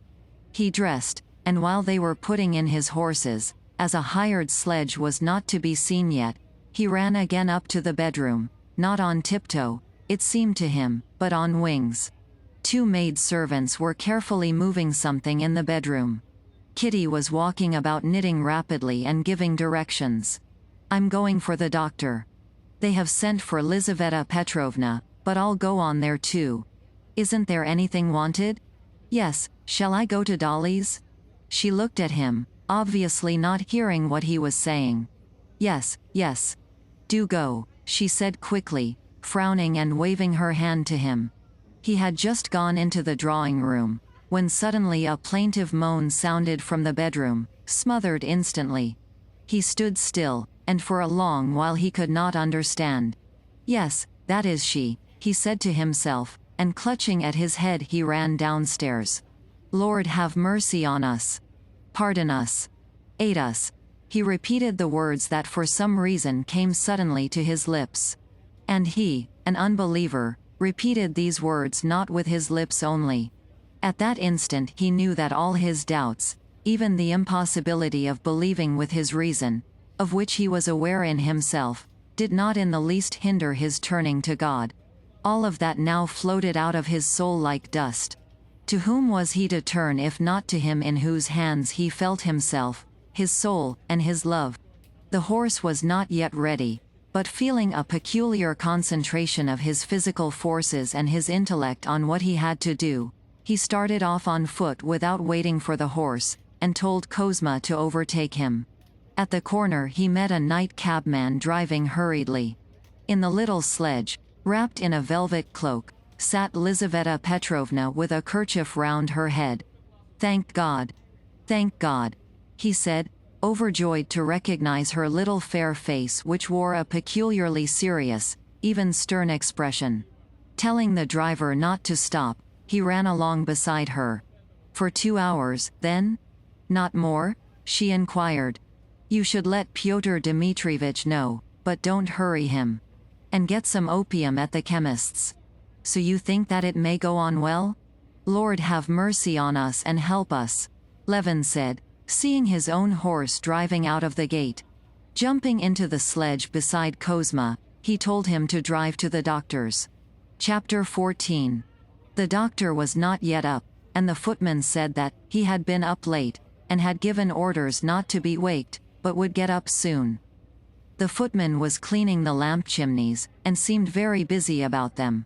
This concentration of the footman upon his lamps, and his indifference to what was passing in Levin, at first astounded him, but immediately on considering the question he realized that no one knew or was bound to know his feelings, and that it was all the more necessary to act calmly, sensibly, and resolutely to get through this wall of indifference and attain his aim. Don't be in a hurry or let anything slip, Levin said to himself, feeling a greater and greater flow of physical energy and attention to all that lay before him to do. Having ascertained that the doctor was not getting up, Levin considered various plans, and decided on the following one.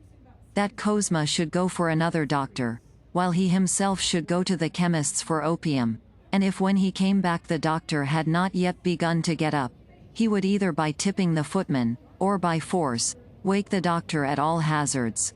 At the chemist's the lank shopman sealed up a packet of powders for a coachman who stood waiting, and refused him opium with the same callousness with which the doctor's footman had cleaned his lamp chimneys. Trying not to get flurried or out of temper, Levin mentioned the names of the doctor and midwife, and explaining what the opium was needed for, tried to persuade him. The assistant inquired in German whether he should give it, and receiving an affirmative reply from behind the partition, he took out a bottle and a funnel, deliberately poured the opium from a bigger bottle into a little one, stuck on a label, sealed it up, in spite of Levin's request that he would not do so, and was about to wrap it up too. This was more than Levin could stand. He took the bottle firmly out of his hands, and ran to the big glass doors. The doctor was not even now getting up, and the footman, busy now in putting down the rugs, refused to wake him. Levin deliberately took out a 10-ruble note, and, careful to speak slowly, though losing no time over the business, he handed him the note, and explained that Pyotr Dmitrievich, what a great and important personage he seemed to Levin now, this Pyotr Dmitrievich, who had been of so little consequence in his eyes before, had promised to come at any time, that he would certainly not be angry, and that he must therefore wake him at once. The footman agreed, and went upstairs, taking Levin into the waiting room. Levin could hear through the door the doctor coughing, moving about, washing, and saying something. 3 minutes passed. It seemed to Levin that more than an hour had gone by. He could not wait any longer. Pyotr Dmitrievich, he said in an imploring voice at the open door. For God's sake, forgive me. See me as you are. It's been going on more than 2 hours already. In a minute, answered a voice, and to his amazement Levin heard that the doctor was smiling as he spoke. For one instant. In a minute. 2 minutes more passed while the doctor was putting on his boots, and 2 minutes more while the doctor put on his coat and combed his hair. Pyotr Dmitrievich, Levin was beginning again in a plaintive voice, just as the doctor came in dressed and ready. These people have no conscience, thought Levin. Combing his hair, while we're dying. Good morning, the doctor said to him, shaking hands, and, as it were, teasing him with his composure. There's no hurry. Well now? Trying to be as accurate as possible, Levin began to tell him every unnecessary detail of his wife's condition, interrupting his account repeatedly with entreaties that the doctor would come with him at once. Oh, you needn't be in any hurry. You don't understand, you know. I'm certain I'm not wanted, still I've promised, and if you like, I'll come. But there's no hurry. Please sit down. Won't you have some coffee? Levin stared at him with eyes that asked whether he was laughing at him, but the doctor had no notion of making fun of him. I know, the doctor said, smiling. I'm a married man myself, and at these moments we husbands are very much to be pitied. I've a patient whose husband always takes refuge in the stables on such occasions. But what do you think, Pyotr Dmitrievich? Do you suppose it may go all right? Everything points to a favorable issue. So you'll come immediately, said Levin, looking wrathfully at the servant who was bringing in the coffee. In an hour's time. Oh, for mercy's sake. Well, let me drink my coffee, anyway. The doctor started upon his coffee. Both were silent. The Turks are really getting beaten, though. Did you read yesterday's telegrams? Said the doctor, munching some roll. No, I can't stand it, said Levin, jumping up. So you'll be with us in a quarter of an hour. In half an hour. On your honor? When Levin got home, he drove up at the same time as the princess, and they went up to the bedroom door together. The princess had tears in her eyes, and her hands were shaking. Seeing Levin, she embraced him, and burst into tears. Well, my dear Lizaveta Petrovna, she queried, clasping the hand of the midwife, who came out to meet them with a beaming and anxious face. She's going on well, she said. Persuade her to lie down. She will be easier so. From the moment when he had waked up and understood what was going on, Levin had prepared his mind to bear resolutely what was before him, and without considering or anticipating anything, to avoid upsetting his wife, and on the contrary to soothe her and keep up her courage. Without allowing himself even to think of what was to come, of how it would end, judging from his inquiries as to the usual duration of these ordeals, Levin had in his imagination braced himself to bear up and to keep a tight rein on his feelings for 5 hours, and it had seemed to him he could do this. But when he came back from the doctor's and saw her sufferings again, he fell to repeating more and more frequently, Lord, have mercy on us, and succor us. He sighed, and flung his head up, and began to feel afraid he could not bear it, that he would burst into tears or run away. Such agony it was to him. And only 1 hour had passed. But after that hour there passed another hour, 2 hours, 3, the full 5 hours he had fixed as the furthest limit of his sufferings, and the position was still unchanged. And he was still bearing it because there was nothing to be done but bear it. Every instant feeling that he had reached the utmost limits of his endurance, and that his heart would break with sympathy and pain. But still the minutes passed by and the hours, and still hours more, and his misery and horror grew and were more and more intense. All the ordinary conditions of life, without which one can form no conception of anything, had ceased to exist for Levin. He lost all sense of time. Minutes, those minutes when she sent for him and he held her moist hand, that would squeeze his hand with extraordinary violence and then push it away, seemed to him hours, and hours seemed to him minutes. He was surprised when Lizaveta Petrovna asked him to light a candle behind a screen, and he found that it was 5 o'clock in the afternoon. If he had been told it was only 10 o'clock in the morning, he would not have been more surprised. Where he was all this time, he knew as little as the time of anything. He saw her swollen face, sometimes bewildered and in agony, sometimes smiling and trying to reassure him.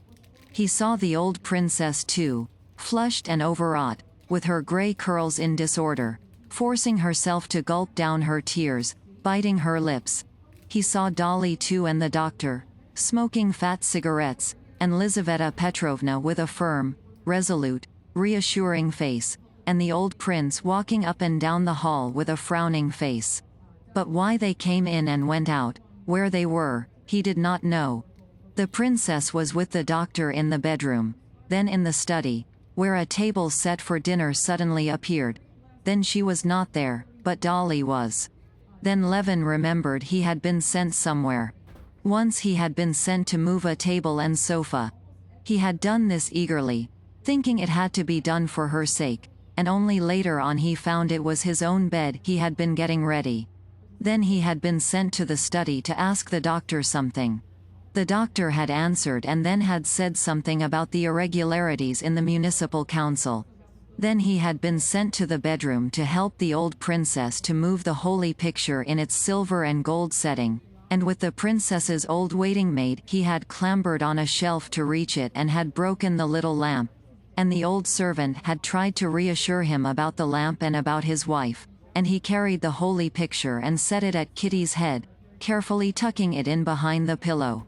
But where, when, and why all this had happened, he could not tell. He did not understand why the old princess took his hand, and looking compassionately at him, begged him not to worry himself, and Dolly persuaded him to eat something and led him out of the room, and even the doctor looked seriously and with commiseration at him and offered him a drop of something. All he knew and felt was that what was happening was what had happened nearly a year before in the hotel of the country town at the deathbed of his brother Nikolai. But that had been grief, this was joy. Yet that grief and this joy were alike outside all the ordinary conditions of life. They were loopholes, as it were, in that ordinary life through which there came glimpses of something sublime. And in the contemplation of this sublime something the soul was exalted to inconceivable heights of which it had before had no conception, while reason lagged behind, unable to keep up with it. Lord, have mercy on us, and succor us, he repeated to himself incessantly, feeling, in spite of his long and, as it seemed, complete alienation from religion, that he turned to God just as trustfully and simply as he had in his childhood and first youth. All this time he had two distinct spiritual conditions. One was away from her, with the doctor, who kept smoking one fat cigarette after another and extinguishing them on the edge of a full ash tray, with Dolly, and with the old prince, where there was talk about dinner, about politics, about Maria Petrovna's illness, and where Levin suddenly forgot for a minute what was happening, and felt as though he had waked up from sleep. The other was in her presence, at her pillow, where his heart seemed breaking and still did not break from sympathetic suffering, and he prayed to God without ceasing.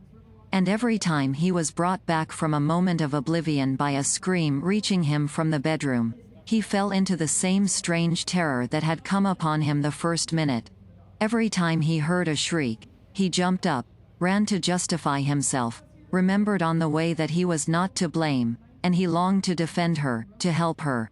But as he looked at her, he saw again that help was impossible, and he was filled with terror and prayed, Lord, have mercy on us, and help us. And as time went on, both these conditions became more intense. The calmer he became away from her, completely forgetting her, the more agonizing became both her sufferings and his feeling of helplessness before them. He jumped up, would have liked to run away, but ran to her. Sometimes, when again and again she called upon him, he blamed her. But seeing her patient, smiling face, and hearing the words, "I am worrying you," he threw the blame on God. But thinking of God, at once he fell to beseeching God to forgive him and have mercy. Chapter 15. He did not know whether it was late or early. The candles had all burned out. Dolly had just been in the study and had suggested to the doctor that he should lie down. Levin sat listening to the doctor's stories of a quack mesmerizer and looking at the ashes of his cigarette. There had been a period of repose, and he had sunk into oblivion. He had completely forgotten what was going on now. He heard the doctor's chat and understood it. Suddenly there came an unearthly shriek. The shriek was so awful that Levin did not even jump up, but holding his breath, gazed in terrified inquiry at the doctor.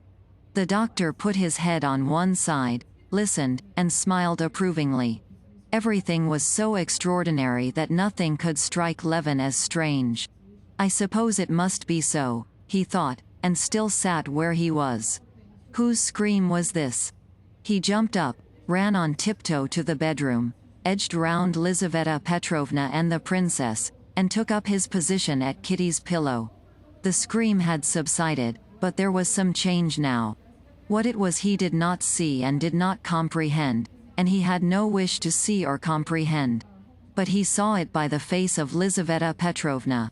Lizaveta Petrovna's face was stern and pale, and still as resolute, though her jaws were twitching, and her eyes were fixed intently on Kitty.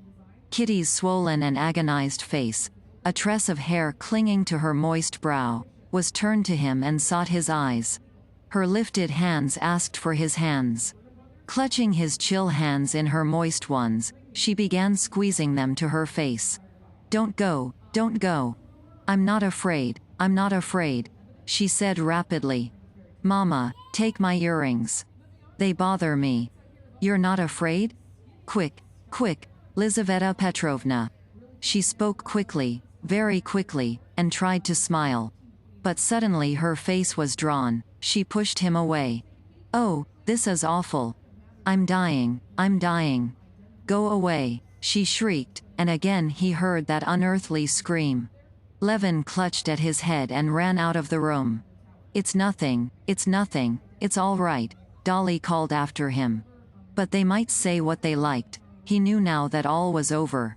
He stood in the next room, his head leaning against the doorpost, and heard shrieks, howls such as he had never heard before, and he knew that what had been Kitty was uttering these shrieks.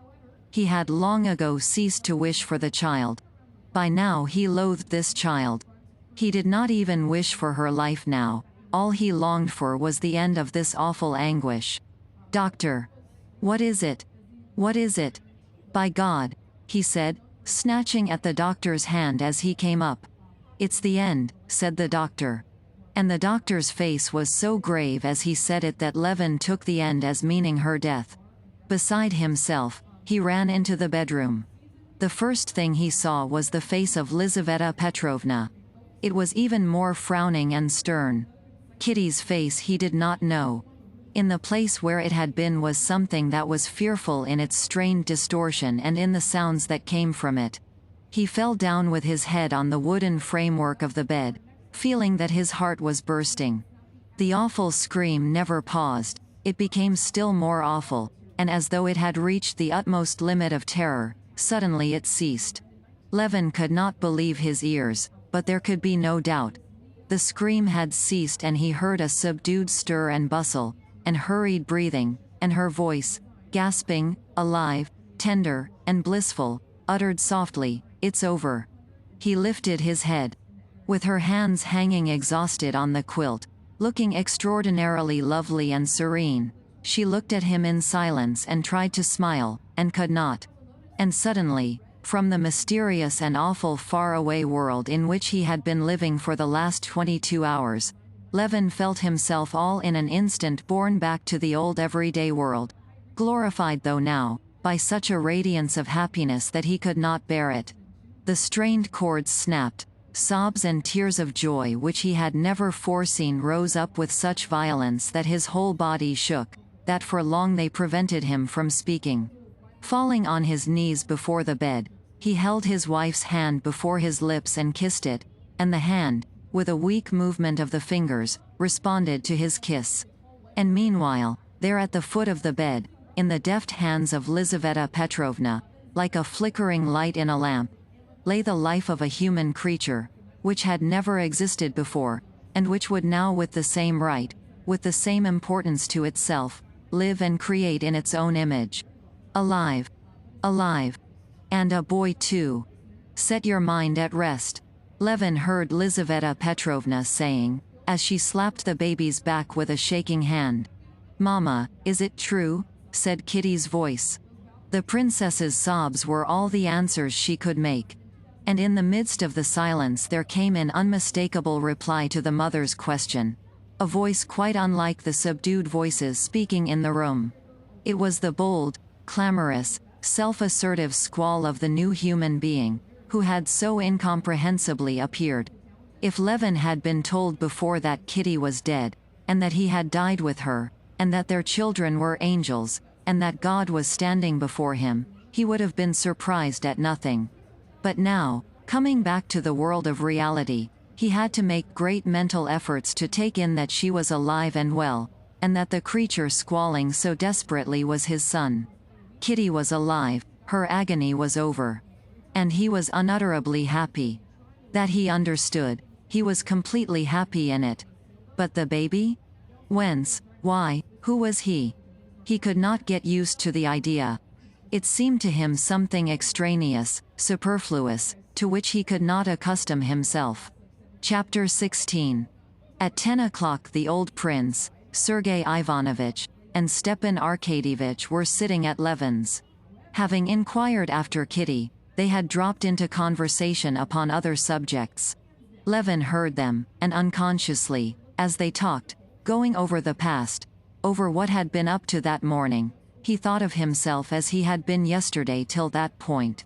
It was as though 100 years had passed since then. He felt himself exalted to unattainable heights, from which he studiously lowered himself so as not to wound the people he was talking to.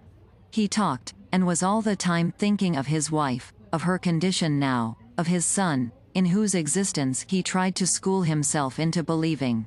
The whole world of woman, which had taken for him since his marriage a new value he had never suspected before, was now so exalted that he could not take it in his imagination. He heard them talk of yesterday's dinner at the club, and thought, what is happening with her now? Is she asleep? How is she? What is she thinking of? Is he crying, my son Dmitri? And in the middle of the conversation, in the middle of a sentence, he jumped up and went out of the room. Send me word if I can see her, said the prince. Very well, in a minute, answered Levin, and without stopping, he went to her room. She was not asleep, she was talking gently with her mother, making plans about the christening. Carefully set to rights, with hair well brushed, in a smart little cap with some blue in it, her arms out on the quilt, she was lying on her back. Meeting his eyes, her eyes drew him to her. Her face, bright before, brightened still more as he drew near her. There was the same change in it from earthly to unearthly that is seen in the face of the dead. But then it means farewell, here it meant welcome. Again a rush of emotion, such as he had felt at the moment of the child's birth, flooded his heart. She took his hand and asked him if he had slept. He could not answer, and turned away, struggling with his weakness. I have had a nap, Kostya, she said to him, and I am so comfortable now. She looked at him, but suddenly her expression changed. Give him to me, she said, hearing the baby's cry.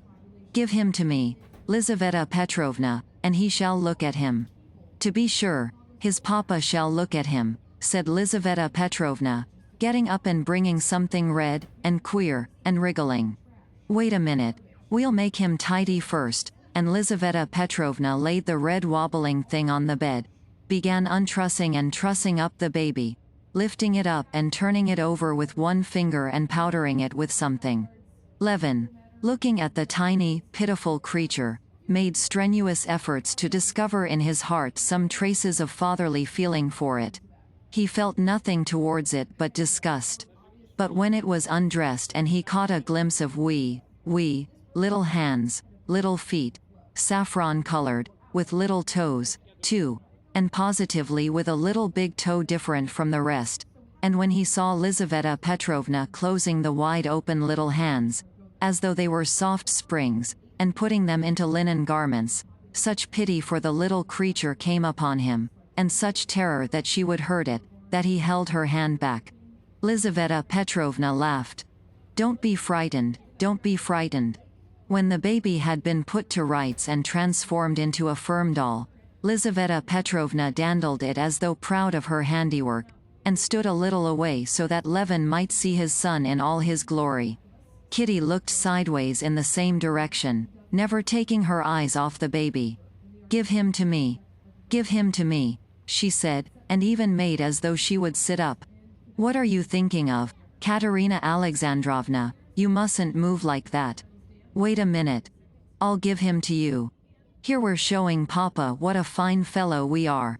And Lizaveta Petrovna, with one hand supporting the wobbling head, lifted up on the other arm the strange, limp, red creature, whose head was lost in its swaddling clothes. But it had a nose, too, and slanting eyes and smacking lips. "A splendid baby," said Lizaveta Petrovna. Levin sighed with mortification.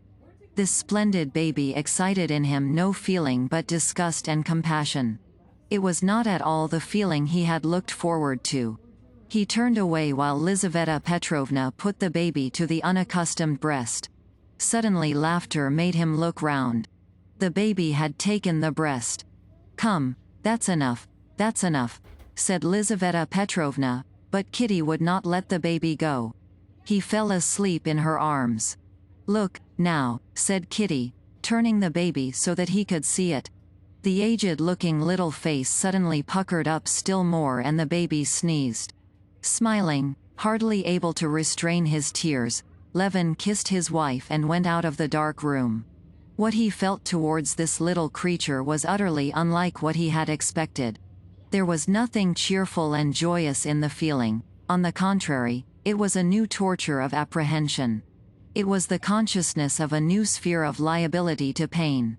And this sense was so painful at first, the apprehension lest this helpless creature should suffer was so intense, that it prevented him from noticing the strange thrill of senseless joy and even pride that he had felt when the baby sneezed. Chapter 17. Stepan Arkadyevitch's affairs were in a very bad way. The money for 2/3 of the forest had all been spent already, and he had borrowed from the merchant in advance at 10% discount, almost all the remaining third. The merchant would not give more, especially as Darya Alexandrovna, for the first time that winter insisting on her right to her own property, had refused to sign the receipt for the payment of the last third of the forest. All his salary went on household expenses and in payment of petty debts that could not be put off. There was positively no money. This was unpleasant and awkward, and in Stepan Arkadyevitch's opinion things could not go on like this. The explanation of the position was, in his view, to be found in the fact that his salary was too small. The post he filled had been unmistakably very good 5 years ago, but it was so no longer. Petrov, the bank director, had 12,000. Sventitsky, a company director, had 17,000. Meeting, who had founded a bank, received 50,000. Clearly I've been napping, and they've overlooked me, Stepan Arkadyevitch thought about himself. And he began keeping his eyes and ears open, and towards the end of the winter he had discovered a very good berth and had formed a plan of attack upon it, at first from Moscow through aunts, uncles, and friends, and then, when the matter was well advanced, in the spring, he went himself to Petersburg. It was one of those snug, lucrative berths of which there are so many more nowadays than there used to be, with incomes ranging from 1,000 to 50,000 rubles. It was the post of secretary of the committee of the Amalgamated Agency of the Southern Railways, and of certain banking companies. This position, like all such appointments, called for such immense energy and such varied qualifications, that it was difficult for them to be found united in any one man. And since a man combining all the qualifications was not to be found, it was at least better that the post be filled by an honest than by a dishonest man. And Stepan Arkadyevitch was not merely an honest man. Unemphatically, in the common acceptation of the words, he was an honest man, emphatically, in that special sense which the word has in Moscow, when they talk of an honest politician, an honest writer, an honest newspaper, an honest institution, an honest tendency, meaning not simply that the man or the institution is not dishonest, but that they are capable on occasion of taking a line of their own in opposition to the authorities. Stepan Arkadyevitch moved in those circles in Moscow in which that expression had come into use, was regarded there as an honest man, and so had more right to this appointment than others. The appointment yielded an income of from 7,000 to 10,000 a year, and Oblonsky could fill it without giving up his government position. It was in the hands of 2 ministers, 1 lady, and 2 Jews, and all these people, though the way had been paved already with them, Stepan Arkadyevitch had to see in Petersburg. Besides this business, Stepan Arkadyevitch had promised his sister Anna to obtain from Karenina a definite answer on the question of divorce. And begging 50 rubles from Dolly, he set off for Petersburg. Stepan Arkadyevitch sat in Karenina's study listening to his report on the causes of the unsatisfactory position of Russian finance, and only waiting for the moment when he would finish to speak about his own business or about Anna. "Yes, that's very true," he said, when Alexey Alexandrovitch took off the pince-nez, without which he could not read now, and looked inquiringly at his former brother-in-law. "That's very true in particular cases, but still the principle of our day is freedom." "Yes, but I lay down another principle, embracing the principle of freedom," said Alexey Alexandrovitch, with emphasis on the word, embracing, and he put on his pince-nez again, so as to read the passage in which this statement was made. And turning over the beautifully written, wide-margined manuscript, Alexey Alexandrovitch read aloud over again the conclusive passage. "I don't advocate protection for the sake of private interests, but for the public weal, and for the lower and upper classes equally," he said, looking over his pince-nez at Oblonsky. "But they cannot grasp that. They are taken up now with personal interests, and carried away by phrases." Stepan Arkadyevitch knew that when Karenina began to talk of what they were doing and thinking, the persons who would not accept his report and were the cause of everything wrong in Russia, that it was coming near the end. And so now he eagerly abandoned the principle of free trade, and fully agreed. Alexey Alexandrovitch paused, thoughtfully turning over the pages of his manuscript. "Oh, by the way," said Stepan Arkadyevitch, "I wanted to ask you, sometime when you see Pomorsky, to drop him a hint that I should be very glad to get that new appointment of Secretary of the Committee of the Amalgamated Agency of the Southern Railways and Banking Companies." Stepan Arkadyevitch was familiar by now with the title of the post he coveted, and he brought it out rapidly without mistake.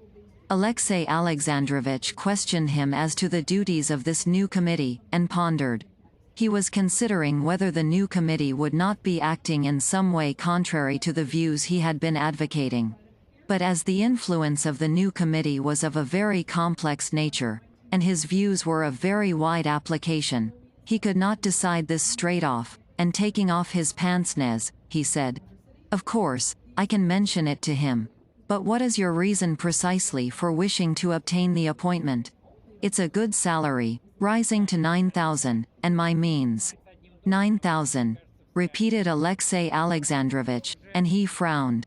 The high figure of the salary made him reflect that on that side Stepan Arkadyevitch's proposed position ran counter to the main tendency of his own projects of reform, which always leaned towards economy. "I consider, and I have embodied my views in a note on the subject, that in our day these immense salaries are evidence of the unsound economic assiette of our finances. But what's to be done?" said Stepan Arkadyevitch. "Suppose a bank director gets 10,000. Well, he's worth it. Or an engineer gets 20,000. After all, it's a growing thing, you know. I assume that a salary is the price paid for a commodity, and it ought to conform with the law of supply and demand. If the salary is fixed without any regard for that law, as, for instance, when I see two engineers leaving college together, both equally well trained and efficient, and one getting 40,000 while the other is satisfied with 2. Or when I see lawyers and hussars, having no special qualifications, appointed directors of banking companies with immense salaries, I conclude that the salary is not fixed in accordance with the law of supply and demand, but simply through personal interest. And this is an abuse of great gravity in itself, and one that reacts injuriously on the government service. I consider. Stepan Arkadyevitch made haste to interrupt his brother-in-law. Yes, but you must agree that it's a new institution of undoubted utility that's being started. After all, you know, it's a growing thing. What they lay particular stress on is the thing being carried on honestly, said Stepan Arkadyevitch with emphasis. But the Moscow significance of the word, honest, was lost on Alexey Alexandrovitch. Honesty is only a negative qualification, he said. Well, you'll do me a great service, anyway, said Stepan Arkadyevitch, by putting in a word to Pomorsky, just in the way of conversation. But I fancy it's more in Volgarinov's hands, said Alexey Alexandrovitch. Volgarinov has fully assented, as far as he's concerned, said Stepan Arkadyevitch, turning red. Stepan Arkadyevitch reddened at the mention of that name, because he had been that morning at the Jew Volgarinov's, and the visit had left an unpleasant recollection. Stepan Arkadyevitch believed most positively that the committee in which he was trying to get an appointment was a new, genuine, and honest public body, but that morning when Volgarinov had, intentionally, beyond a doubt, kept him 2 hours waiting with other petitioners in his waiting room, he had suddenly felt uneasy.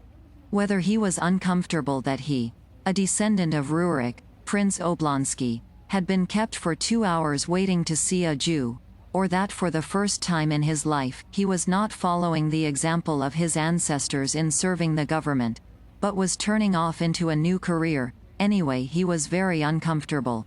During those 2 hours in Volgarinov's waiting room, Stepan Arkadyevitch, stepping jauntily about the room, pulling his whiskers, entering into conversation with the other petitioners, and inventing an epigram on his position, assiduously concealed from others, and even from himself, the feeling he was experiencing.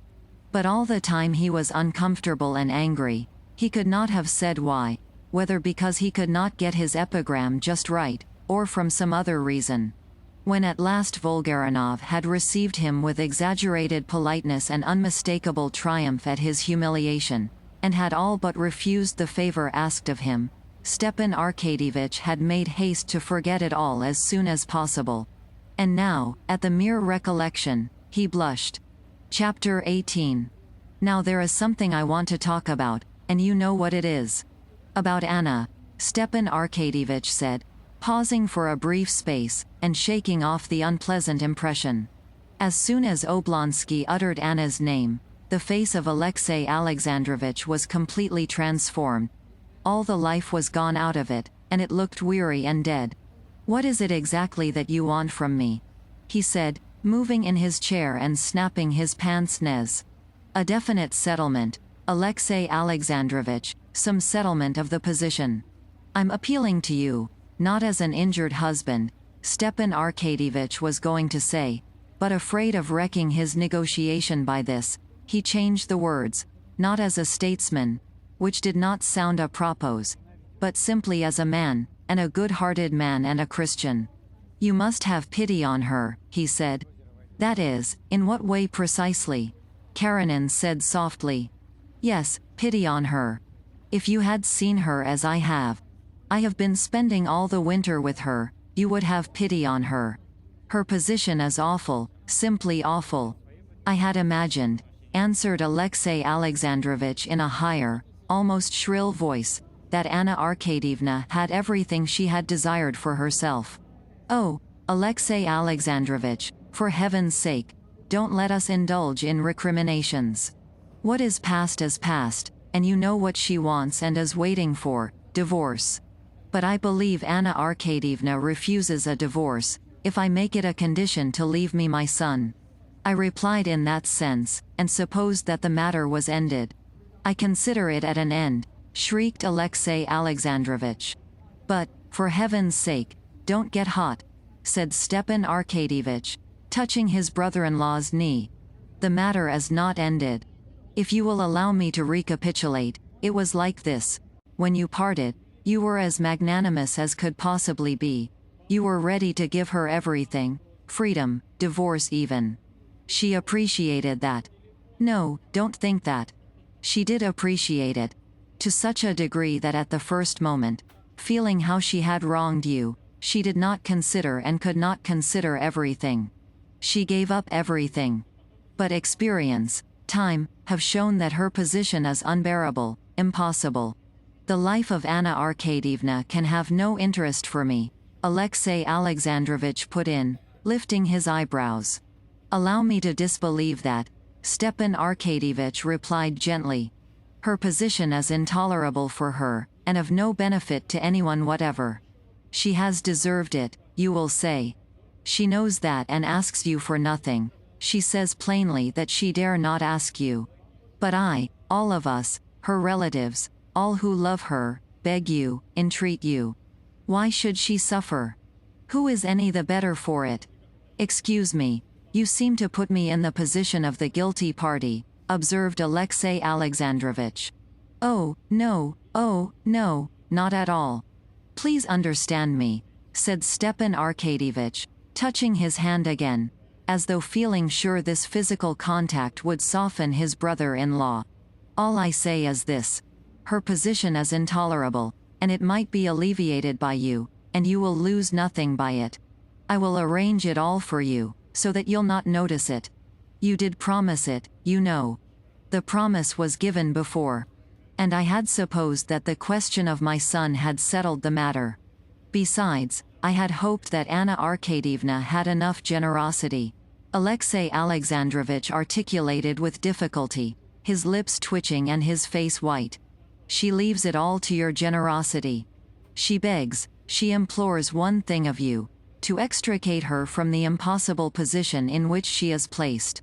She does not ask for her son now. Alexey Alexandrovich, you are a good man. Put yourself in her position for a minute.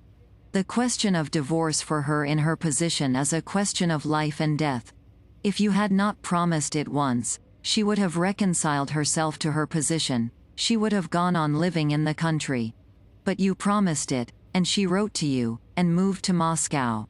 And here she's been for 6 months in Moscow, where every chance meeting cuts her to the heart, every day expecting an answer. Why, it's like keeping a condemned criminal for 6 months with the rope round his neck, promising him perhaps death, perhaps mercy. Have pity on her, and I will undertake to arrange everything. Vos scrupules. I am not talking about that. Alexey Alexandrovich interrupted with disgust. But, perhaps, I promised what I had no right to promise. So you go back from your promise? I have never refused to do all that is possible, but I want time to consider how much of what I promised is possible. No, Alexey Alexandrovich, cried Oblonsky, jumping up, I won't believe that. She's unhappy as only an unhappy woman can be, and you cannot refuse in such. As much of what I promised as is possible. Vous professes d'être libre penseur. But I as a believer cannot, in a matter of such gravity, act in opposition to the Christian law. But in Christian societies and among us, as far as I'm aware, divorce is allowed, said Stepan Arkadyevich. Divorce is sanctioned even by our church. And we see. It is allowed, but not in the sense. Alexey Alexandrovich, you are not like yourself, said Oblonsky, after a brief pause. Wasn't it you, and didn't we all appreciate it in you? Who forgave everything, and moved simply by Christian feeling was ready to make any sacrifice. You said yourself, if a man take thy coat, give him thy cloak also, and now. I beg, said Alexey Alexandrovich shrilly, getting suddenly onto his feet. his face white and his jaws twitching. "I beg you to drop this. To drop this subject." "Oh, no. Oh, forgive me. Forgive me if I have wounded you," said Stepan Arkadyevich, holding out his hand with a smile of embarrassment. "But like a messenger I have simply performed the commission given me." Alexey Alexandrovich gave him his hand, pondered a little, and said, "I must think it over and seek for guidance. The day after tomorrow I will give you a final answer," he said, after considering a moment. Chapter 19. Stepan Arkadyevich was about to go away when Korny came in to announce, "Sergei Alexeyevich." "Who's Sergei Alexeyevich?" Stepan Arkadyevich was beginning, but he remembered immediately. "Ah, Seryoza," he said aloud. "Sergei Alexeyevich. I thought it was the director of a department. Anna asked me to see him too," he thought. And he recalled the timid, piteous expression with which Anna had said to him at parting, "Anyway, you will see him. Find out exactly where he is, who is looking after him. And Stiva, if it were possible." Could it be possible? Stepan Arkadyevich knew what was meant by that, if it were possible. If it were possible to arrange the divorce so as to let her have her son. Stepan Arkadyevich saw now that it was no good to dream of that, but still he was glad to see his nephew. Alexey Alexandrovich reminded his brother-in-law that they never spoke to the boy of his mother, and he begged him not to mention a single word about her. "He was very ill after that interview with his mother, which we had not foreseen," said Alexey Alexandrovich. "Indeed, we feared for his life. But with rational treatment, and sea bathing in the summer, he regained his strength, and now, by the doctor's advice, I have let him go to school. And certainly the companionship of school has had a good effect on him, and he is perfectly well, and making good progress. What a fine fellow he's grown. He's not Seryoza now, but quite full-fledged Sergei Alexeyevich," said Stepan Arkadyevich, smiling, as he looked at the handsome, broad-shouldered lad in blue coat and long trousers, who walked in alertly and confidently. The boy looked healthy and good-humored. He bowed to his uncle as to a stranger, but recognizing him, he blushed and turned hurriedly away from him, as though offended and irritated at something. The boy went up to his father and handed him a note of the marks he had gained in school. "Well, that's very fair," said his father, "you can go. He's thinner and taller, and has grown out of being a child into a boy." "I like that," said Stepan Arkadyevich. "Do you remember me?" The boy looked back quickly at his uncle. "Yes, mon oncle," he answered, glancing at his father, and again he looked downcast. His uncle called him to him, and took his hand. "Well, and how are you getting on?" he said, wanting to talk to him, and not knowing what to say. The boy, blushing and making no answer, cautiously drew his hand away. As soon as Stepan Arkadyevich let go his hand, he glanced doubtfully at his father, and like a bird set free, he darted out of the room.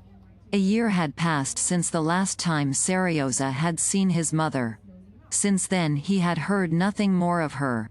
And in the course of that year he had gone to school, and made friends among his schoolfellows. The dreams and memories of his mother, which had made him ill after seeing her, did not occupy his thoughts now. When they came back to him, he studiously drove them away, regarding them as shameful and girlish, below the dignity of a boy and a schoolboy. He knew that his father and mother were separated by some quarrel. He knew that he had to remain with his father, and he tried to get used to that idea. He disliked seeing his uncle, so like his mother, for it called up those memories of which he was ashamed. He disliked it all the more as from some words he had caught as he waited at the study door, and still more from the faces of his father and uncle, he guessed that they must have been talking of his mother. And to avoid condemning the father with whom he lived and on whom he was dependent, and, above all, to avoid giving way to sentimentality, which he considered so degrading, Seryoza tried not to look at his uncle who had come to disturb his peace of mind, and not to think of what he recalled to him. But when Stepan Arkadyevich, going out after him, saw him on the stairs, and calling to him, asked him how he spent his playtime at school, Seryoza talked more freely to him away from his father's presence. "We have a railway now," he said in answer to his uncle's question. "It's like this, do you see? Two sit on a bench. They're the passengers, and one stands up straight on the bench. And all are harnessed to it by their arms or by their belts, and they run through all the rooms. The doors are left open beforehand. Well, and it's pretty hard work being the conductor." "That's the one that stands?" Stepan Arkadyevich inquired, smiling. "Yes, you want pluck for it, and cleverness too, especially when they stop all of a sudden, or someone falls down." "Yes, that must be a serious matter," said Stepan Arkadyevich, watching with mournful interest the eager eyes, like his mother's, not childish now, no longer fully innocent. And though he had promised Alexey Alexandrovich not to speak of Anna, he could not restrain himself. "Do you remember your mother?" he asked suddenly. "No, I don't," Seryoza said quickly. He blushed crimson, and his face clouded over. And his uncle could get nothing more out of him. His tutor found his pupil on the staircase half an hour later, and for a long while he could not make out whether he was ill-tempered or crying. "What is it?" "I expect you hurt yourself when you fell down?" said the tutor. "I told you it was a dangerous game. And we shall have to speak to the director. If I had hurt myself, nobody should have found it out, that's certain." "Well, what is it, then?" "Leave me alone. If I remember, or if I don't remember. What business is it of his? Why should I remember? Leave me in peace," he said, addressing not his tutor, but the whole world. Chapter 20.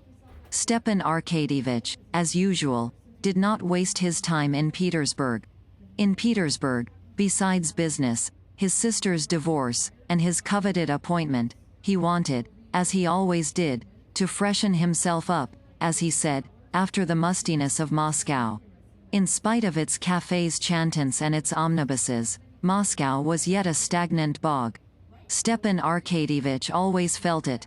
After living for some time in Moscow, especially in close relations with his family, he was conscious of a depression of spirits. After being a long time in Moscow without a change, he reached a point when he positively began to be worrying himself over his wife's ill humor and reproaches, over his children's health and education, and the petty details of his official work. Even the fact of being in debt worried him. But he had only to go and stay a little while in Petersburg, in the circle there in which he moved, where people lived, really lived, instead of vegetating as in Moscow, and all such ideas vanished and melted away at once, like wax before the fire. His wife? Only that day he had been talking to Prince Chechensky. Prince Chechensky had a wife and family, grown-up pages in the corps, and he had another illegitimate family of children also. Though the first family was very nice too, Prince Chechensky felt happier in his second family, and he used to take his eldest son with him to his second family, and told Stepan Arkadyevich that he thought it good for his son, enlarging his ideas. What would have been said to that in Moscow? His children? In Petersburg, children did not prevent their parents from enjoying life. The children were brought up in schools, and there was no trace of the wild idea that prevailed in Moscow, in Lvov's household, for instance, that all the luxuries of life were for the children, while the parents have nothing but work and anxiety. Here people understood that a man is in duty bound to live for himself, as every man of culture should live. His official duties? Official work here was not the stiff, hopeless drudgery that it was in Moscow. Here there was some interest in official life.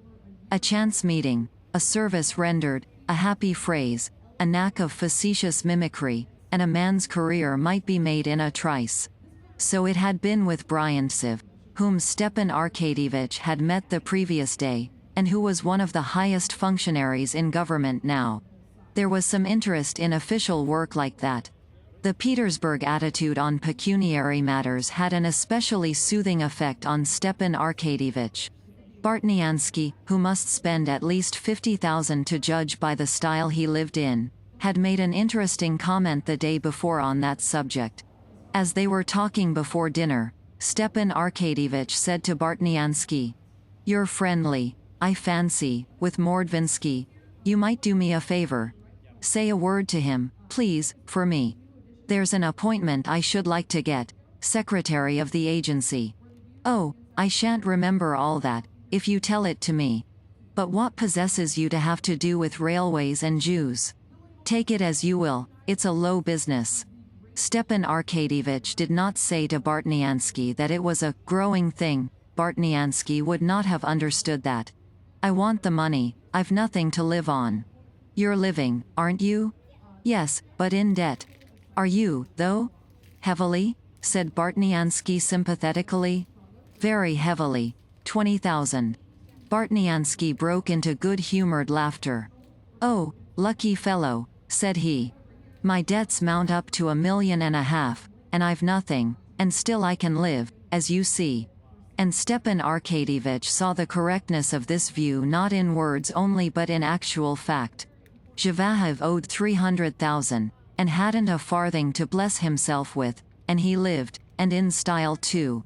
Count Krivtsov was considered a hopeless case by everyone, and yet he kept 2 mistresses. Petrovsky had run through 5 millions, and still lived in just the same style, and was even a manager in the financial department with a salary of 20,000. But besides this, Petersburg had physically an agreeable effect on Stepan Arkadyevich. It made him younger. In Moscow he sometimes found a gray hair in his head, dropped asleep after dinner, stretched, walked slowly upstairs, breathing heavily, was bored by the society of young women, and did not dance at balls. In Petersburg he always felt 10 years younger. His experience in Petersburg was exactly what had been described to him on the previous day by Prince Pyotr Oblonsky, a man of 60, who had just come back from abroad. "We don't know the way to live here," said Pyotr Oblonsky. "I spent the summer in Baden, and you wouldn't believe it, I felt quite a young man. At a glimpse of a pretty woman, my thoughts. One dines and drinks a glass of wine, and feels strong and ready for anything. I came home to Russia. Had to see my wife, and, what's more, go to my country place. And there, you'd hardly believe it, in a fortnight I'd got into a dressing gown and given up dressing for dinner. Needn't say I had no thoughts left for pretty women. I became quite an old gentleman. There was nothing left for me but to think of my eternal salvation. I went off to Paris. I was as right as could be at once." Stepan Arkadyevich felt exactly the difference that Pyotr Oblonsky described. In Moscow he degenerated so much that if he had had to be there for long together, he might in good earnest have come to considering his salvation. In Petersburg he felt himself a man of the world again.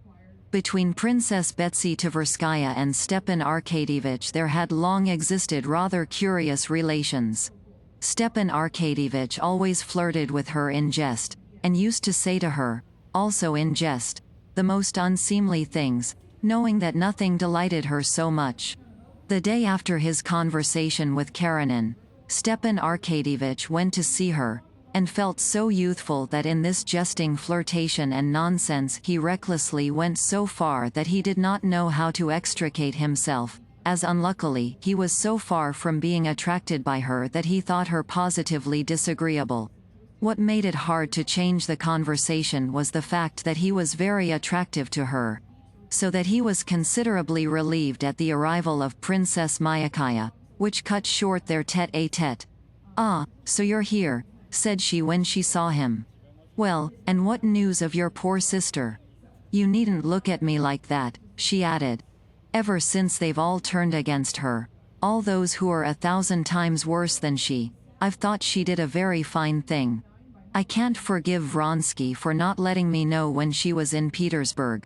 I'd have gone to see her and gone about with her everywhere. Please give her my love. Come, tell me about her."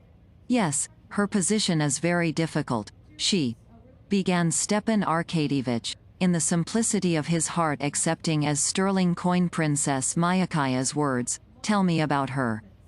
Princess Myakaya interrupted him immediately, as she always did, and began talking herself. She's done what they all do, except me, only they hide it. But she wouldn't be deceitful, and she did a fine thing. And she did better still in throwing up that crazy brother-in-law of yours. You must excuse me. Everybody used to say he was so clever, so very clever. I was the only one that said he was a fool. Now that he's so thick with Lydia Ivanovna and Landau, they all say he's crazy, and I should prefer not to agree with everybody, but this time I can't help it. Oh, do please explain, said Stepan Arkadyevich. What does it mean? Yesterday I was seeing him on my sister's behalf, and I asked him to give me a final answer. He gave me no answer, and said he would think it over. But this morning, instead of an answer, I received an invitation from Countess Lydia Ivanovna for this evening. Ah, so that's it, said Princess Myakaya gleefully. They're going to ask Landau what he's to say. Ask Landau? What for? Who or what's Landau? What? You don't know Jules Landau, le fameux Jules Landau, le clairvoyant? He's crazy too, but on him your sister's fate depends. See what comes of living in the provinces, you know nothing about anything. Landau, do you see, was a commis in a shop in Paris, and he went to a doctor's, and in the doctor's waiting room he fell asleep, and in his sleep he began giving advice to all the patients. And wonderful advice it was. Then the wife of Yuri Melodinsky, you know, the invalid, heard of this Landau, and had him to see her husband. And he cured her husband, though I can't say that I see he did him much good, for he's just as feeble a creature as ever he was, but they believed in him, and took him along with them and brought him to Russia. Here there's been a general rush to him, and he's begun doctoring everyone. He cured Countess Bezubova, and she took such a fancy to him that she adopted him. Adopted him? Yes, as her son. He's not Landau any more now, but Count Bezubov. That's neither here nor there, though. But Lydia, I'm very fond of her, but she has a screw loose somewhere, has lost her heart to this Landau now, and nothing is settled now in her house or Alexei Alexandrovich's without him, and so your sister's fate is now in the hands of Landau, alias Count Bezubov. Chapter 21. After a capital dinner and a great deal of cognac drunk at Bartnyansky's, Stepan Arkadyevich, only a little later than the appointed time, went in to Countess Lydia Ivanovna's. Who else is with the Countess? A Frenchman. Stepan Arkadyevich asked the hall porter, as he glanced at the familiar overcoat of Alexei Alexandrovich and a queer, rather artless-looking overcoat with clasps. Alexei Alexandrovich Karenina and Count Bezubov, the porter answered severely. Princess Myakaya guessed right, thought Stepan Arkadyevich, as he went upstairs. Curious. It would be quite as well, though, to get on friendly terms with her. She has immense influence. If she would say a word to Pomorsky, the thing would be a certainty. It was still quite light out of doors, but in Countess Lydia Ivanovna's little drawing room the blinds were drawn and the lamps lighted. At a round table under a lamp sat the Countess and Alexei Alexandrovich, talking softly. A short, thinnish man, very pale and handsome, with feminine hips and knock-kneed legs, with fine brilliant eyes and long hair lying on the collar of his coat, was standing at the end of the room gazing at the portraits on the wall. After greeting the lady of the house and Alexei Alexandrovich, Stepan Arkadyevich could not resist glancing once more at the unknown man. Monsieur Landau. The Countess addressed him with a softness and caution that impressed Oblonsky. And she introduced them. Landau looked round hurriedly, came up, and smiling, laid his moist, lifeless hand in Stepan Arkadyevich's outstretched hand and immediately walked away and fell to gazing at the portraits again. The Countess and Alexei Alexandrovich looked at each other significantly. I am very glad to see you, particularly today, said Countess Lydia Ivanovna, pointing Stepan Arkadyevich to a seat beside Karenina.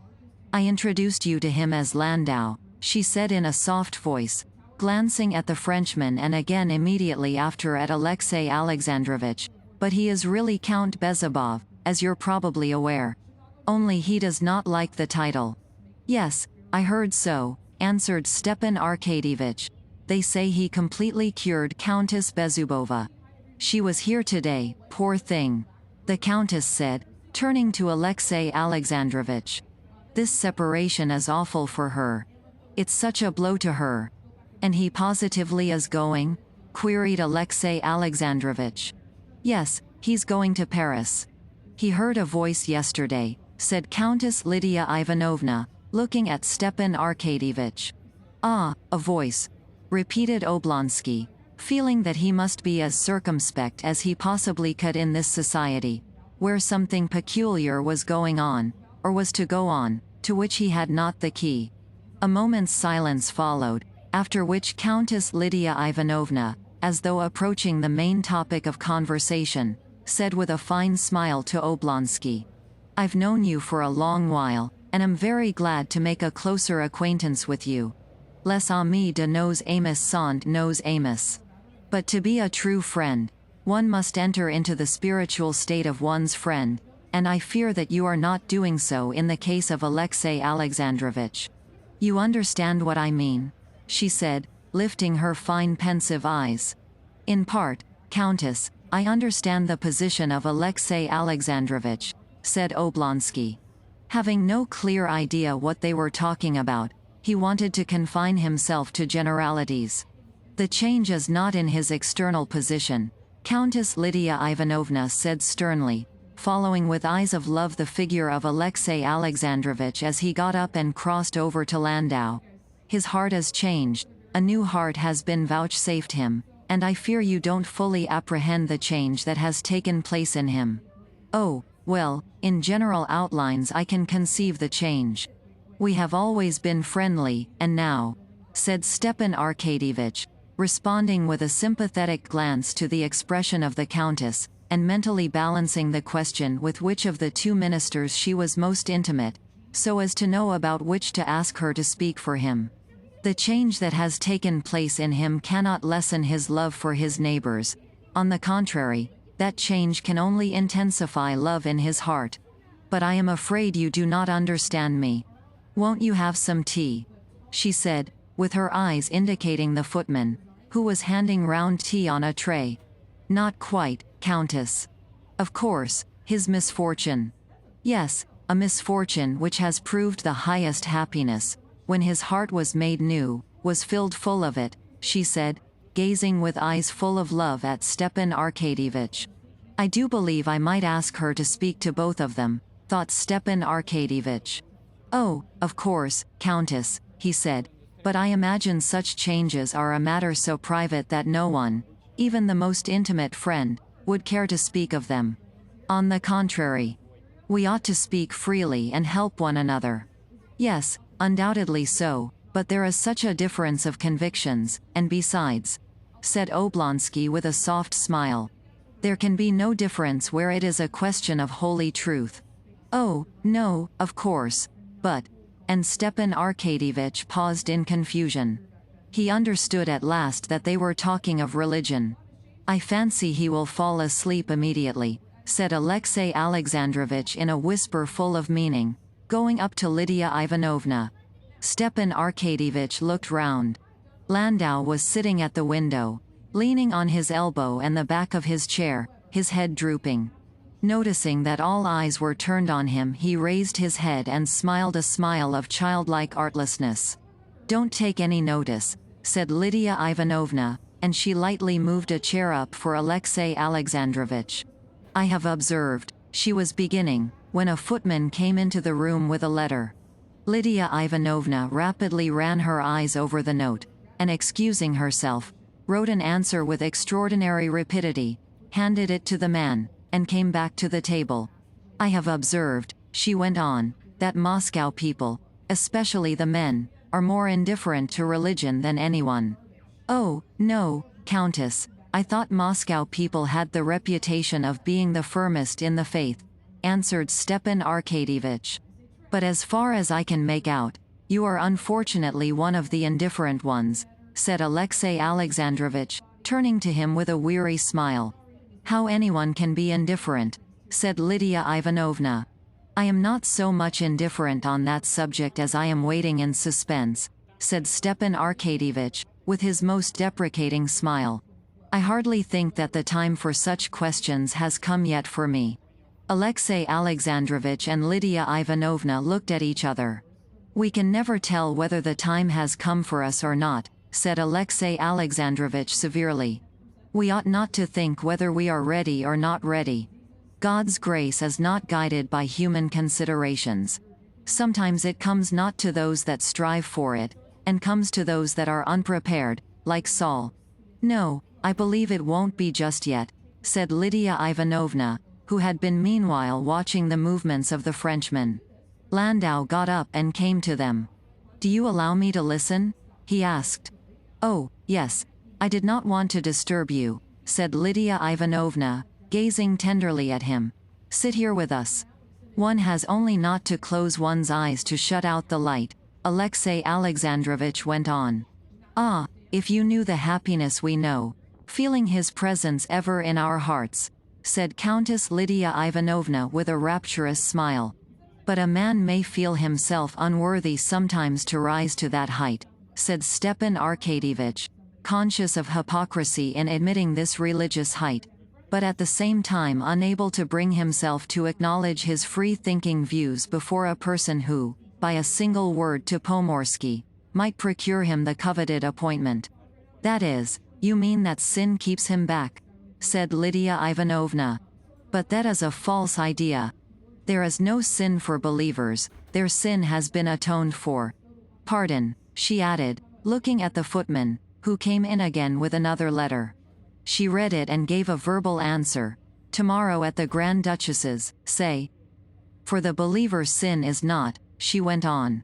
"Yes, but faith without works is dead," said Stepan Arkadyevitch, recalling the phrase from the Catechism, and only by his smile clinging to his independence.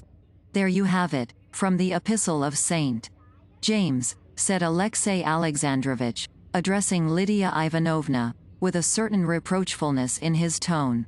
It was unmistakably a subject they had discussed more than once before.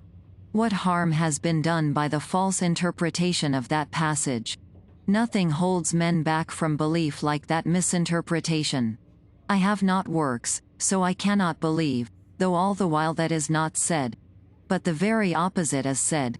"Striving for God, saving the soul by fasting," said Countess Lydia Ivanovna, with disgusted contempt. "Those are the crude ideas of our monks. Yet that is nowhere said. It is far simpler and easier," she added, looking at Oblonsky with the same encouraging smile with which at court she encouraged youthful maids of honor, disconcerted by the new surroundings of the court. "We are saved by Christ who suffered for us. We are saved by faith," Alexey Alexandrovitch chimed in, with a glance of approval at her words. "Vous comprenez l'anglais?" asked Lydia Ivanovna, and receiving a reply in the affirmative, she got up and began looking through a shelf of books.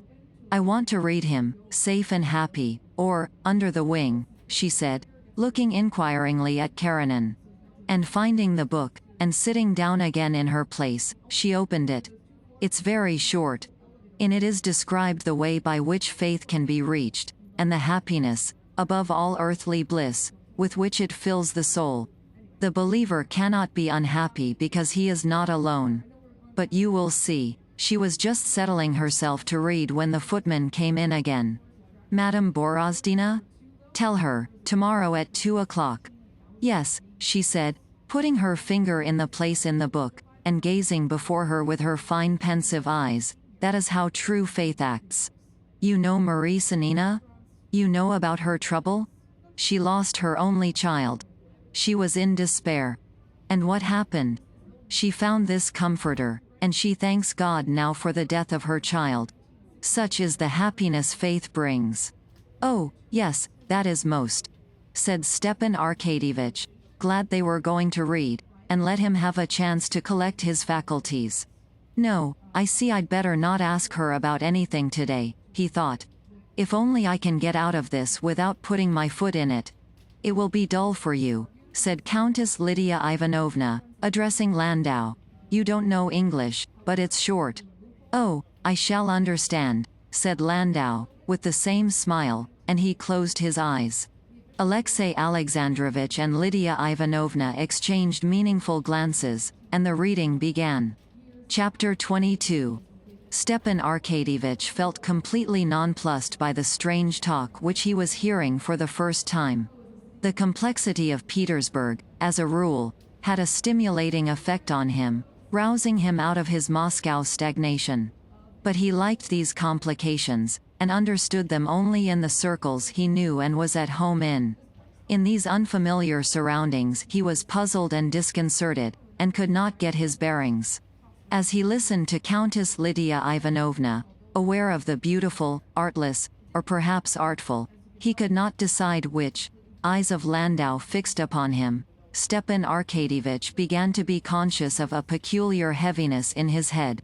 The most incongruous ideas were in confusion in his head. Marie Sanina is glad her child's dead. How good a smoke would be now. To be saved, one need only believe, and the monks don't know how the thing's to be done, but Countess Lydia Ivanovna does know. And why is my head so heavy?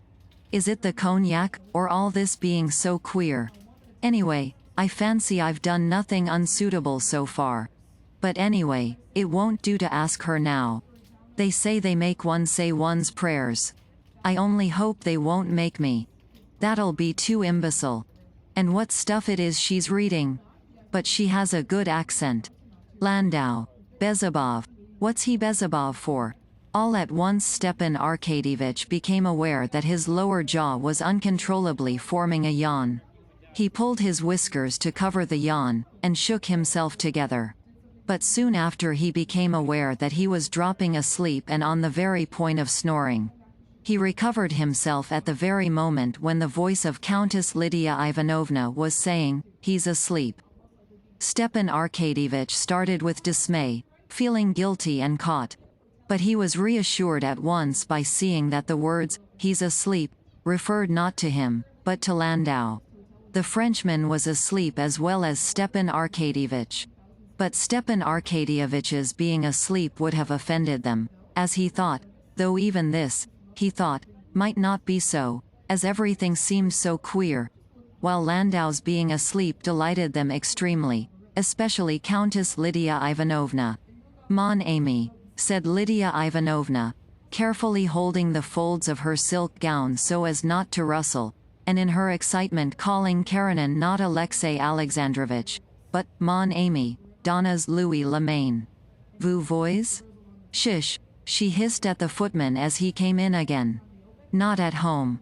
The Frenchman was asleep, or pretending to be asleep, with his head on the back of his chair, and his moist hand, as it lay on his knee, made faint movements, as though trying to catch something. Alexey Alexandrovich got up, tried to move carefully, but stumbled against the table, went up and laid his hand in the Frenchman's hand. Stepan Arkadyevich got up too, and opening his eyes wide, trying to wake himself up if he were asleep, he looked first at one and then at the other. It was all real. Stepan Arkadyevich felt that his head was getting worse and worse. "Quelle la personne qui est arrivée la dernière, celle qui demande, quelle sorte? Quelle sorte?" articulated the Frenchman, without opening his eyes. "Vous m'excuserez, mais vous voyez. Revenez vers dix heures, encore mieux demain." "Quelle sorte?" repeated the Frenchman impatiently. "C'est moi, n'est-ce pas?" And receiving an answer in the affirmative, Stepan Arkadyevich, forgetting the favor he had meant to ask of Lydia Ivanovna, and forgetting his sister's affairs, caring for nothing, but filled with the sole desire to get away as soon as possible, went out on tiptoe and ran out into the street as though from a plague-stricken house. For a long while he chatted and joked with his cab driver, trying to recover his spirits. At the French theater where he arrived for the last act, and afterwards at the Tatar restaurant after his champagne, Stepan Arkadyevich felt a little refreshed in the atmosphere he was used to. But still he felt quite unlike himself all that evening. On getting home to Pyotr Oblonsky's, where he was staying, Stepan Arkadyevich found a note from Betsy. She wrote to him that she was very anxious to finish their interrupted conversation, and begged him to come next day. He had scarcely read this note, and frowned at its contents, when he heard below the ponderous tramp of the servants, carrying something heavy. Stepan Arkadyevich went out to look. It was the rejuvenated Pyotr Oblonsky. He was so drunk that he could not walk upstairs, but he told them to set him on his legs when he saw Stepan Arkadyevich, and clinging to him, walked with him into his room and there began telling him how he had spent the evening, and fell asleep doing so. Stepan Arkadyevich was in very low spirits, which happened rarely with him, and for a long while he could not go to sleep. Everything he could recall to his mind, everything was disgusting. But most disgusting of all, as if it were something shameful, was the memory of the evening he had spent at Countess Lydia Ivanovna's. Next day he received from Alexey Alexandrovich a final answer, refusing to grant Anna's divorce, and he understood that this decision was based on what the Frenchman had said in his real or pretended trance. Chapter 23. In order to carry through any undertaking in family life, there must necessarily be either complete division between the husband and wife, or loving agreement. When the relations of a couple are vacillating and neither one thing nor the other, no sort of enterprise can be undertaken. Many families remain for years in the same place, though both husband and wife are sick of it, simply because there is neither complete division nor agreement between them. Both Vronsky and Anna felt life in Moscow insupportable in the heat and dust, when the spring sunshine was followed by the glare of summer, and all the trees in the boulevards had long since been in full leaf, and the leaves were covered with dust. But they did not go back to Vozdvizhenskoe, as they had arranged to do long before.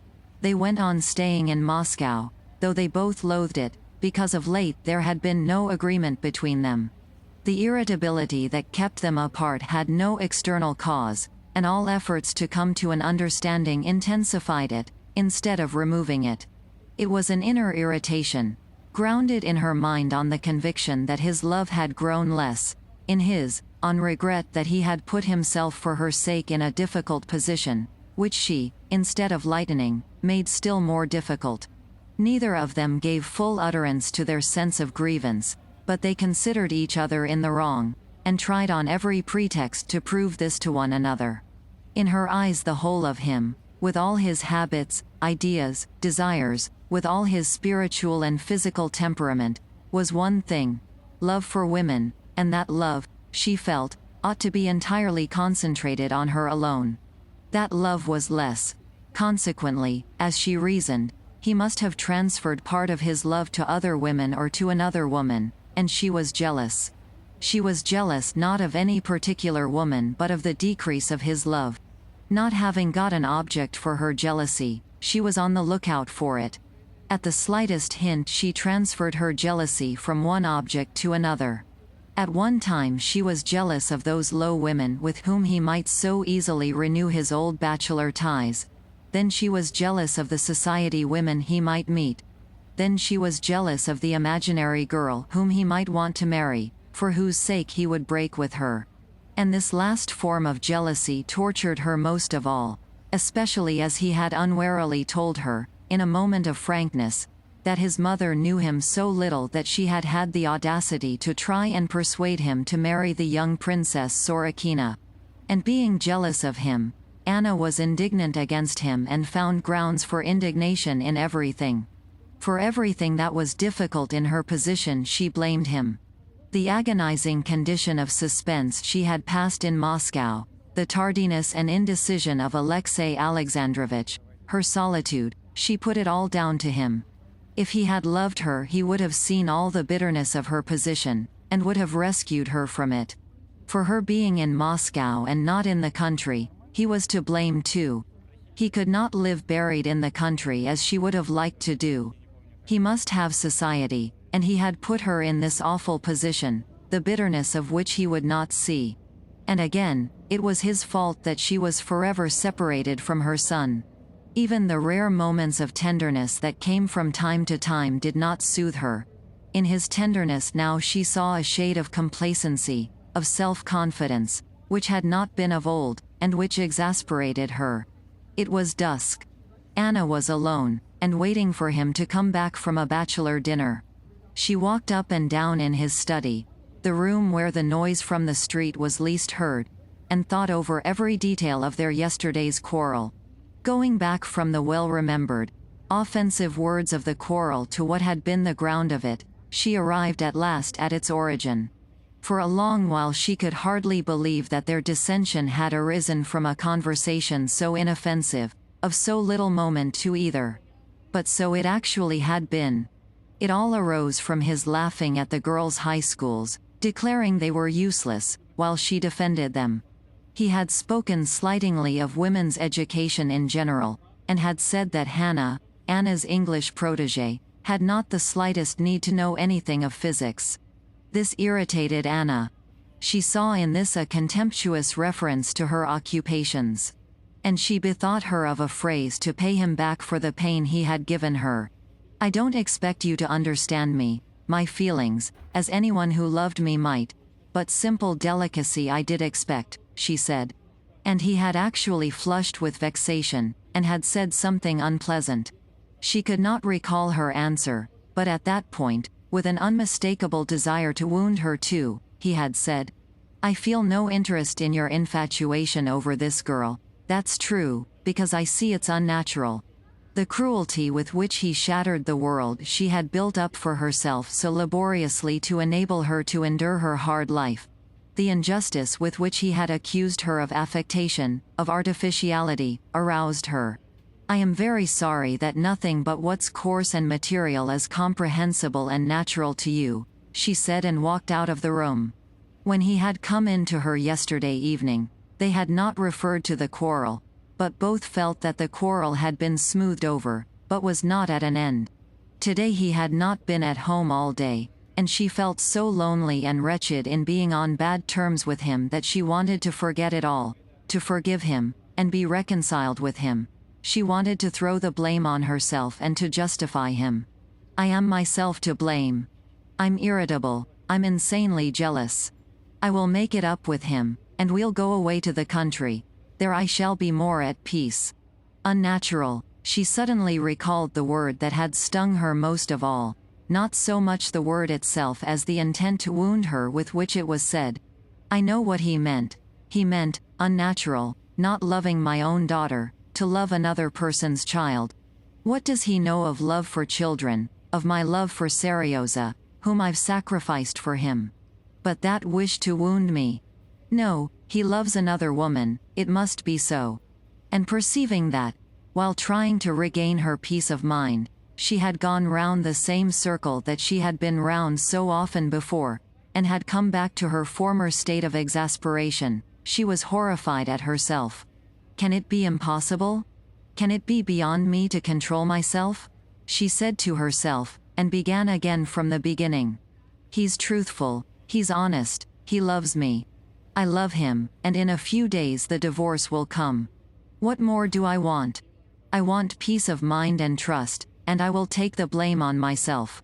Yes, now when he comes in, I will tell him I was wrong, though I was not wrong, and we will go away tomorrow." And to escape thinking any more, and being overcome by irritability, she rang, and ordered the boxes to be brought up for packing their things for the country. At 10 o'clock Vronsky came in. Chapter 24. "Well, was it nice?" she asked, coming out to meet him with a penitent and meek expression. "Just as usual," he answered, seeing at a glance that she was in one of her good moods. He was used by now to these transitions, and he was particularly glad to see it today, as he was in a specially good humor himself. "What do I see? Come, that's good," he said, pointing to the boxes in the passage. "Yes, we must go. I went out for a drive, and it was so fine I longed to be in the country. There's nothing to keep you, is there? It's the one thing I desire. I'll be back directly, and we'll talk it over. I only want to change my coat. Order some tea." And he went into his room. There was something mortifying in the way he had said, "Come, that's good," as one says to a child when it leaves off being naughty, and still more mortifying was the contrast between her penitent and his self-confident tone.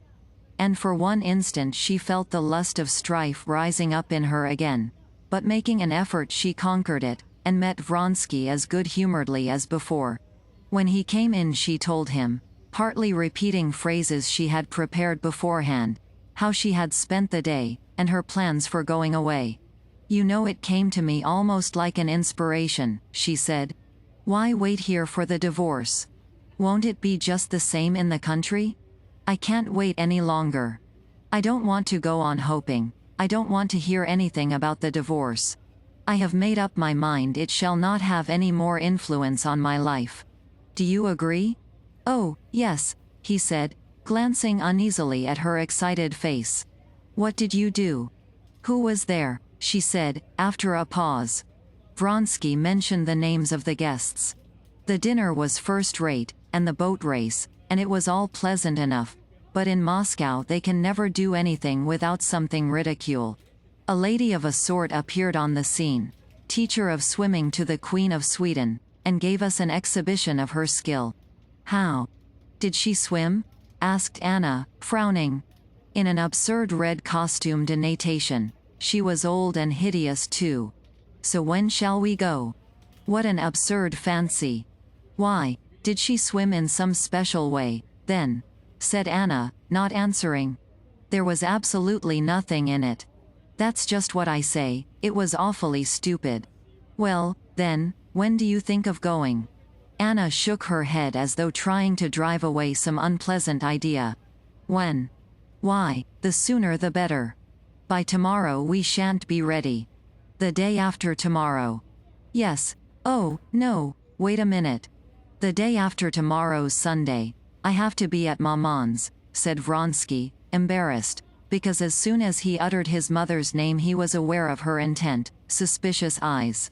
His embarrassment confirmed her suspicion. She flushed hotly and drew away from him. It was now not the Queen of Sweden's swimming mistress who filled Anna's imagination, but the young Princess Sorokina. She was staying in a village near Moscow with Countess Vronskaya. "Can't you go tomorrow?" she said. "Well, no. The deeds and the money for the business I'm going there for I can't get by tomorrow," he answered. "If so, we won't go at all." "But why so?" "I shall not go later. Monday or never." "What for?" said Vronsky, as though in amazement. "Why, there's no meaning in it." "There's no meaning in it to you, because you care nothing for me. You don't care to understand my life. The one thing that I cared for here was Hannah. You say it's affectation. Why, you said yesterday that I don't love my daughter, that I love this English girl, that it's unnatural. I should like to know what life there is for me that could be natural." For an instant she had a clear vision of what she was doing, and was horrified at how she had fallen away from her resolution. But even though she knew it was her own ruin, she could not restrain herself, could not keep herself from proving to him that he was wrong, could not give way to him. "I never said that. I said I did not sympathize with this sudden passion. How is it, though you boast of your straightforwardness, you don't tell the truth?"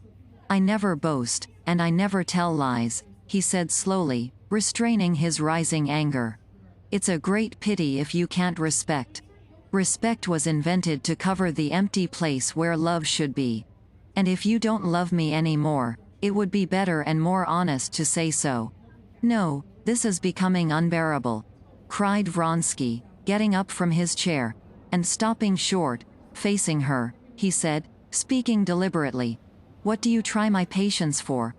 Looking as though he might have said much more, but was restraining himself. "It has limits." "What do you mean by that?" she cried, looking with terror at the undisguised hatred in his whole face, and especially in his cruel, menacing eyes. "I mean to say," he was beginning, but he checked himself. "I must ask what it is you want of me?" "What can I want?" "All I can want is that you should not desert me, as you think of doing," she said, understanding all he had not uttered. "But that I don't want, that's secondary. I want love, and there is none. So then all is over." She turned towards the door. "Stop.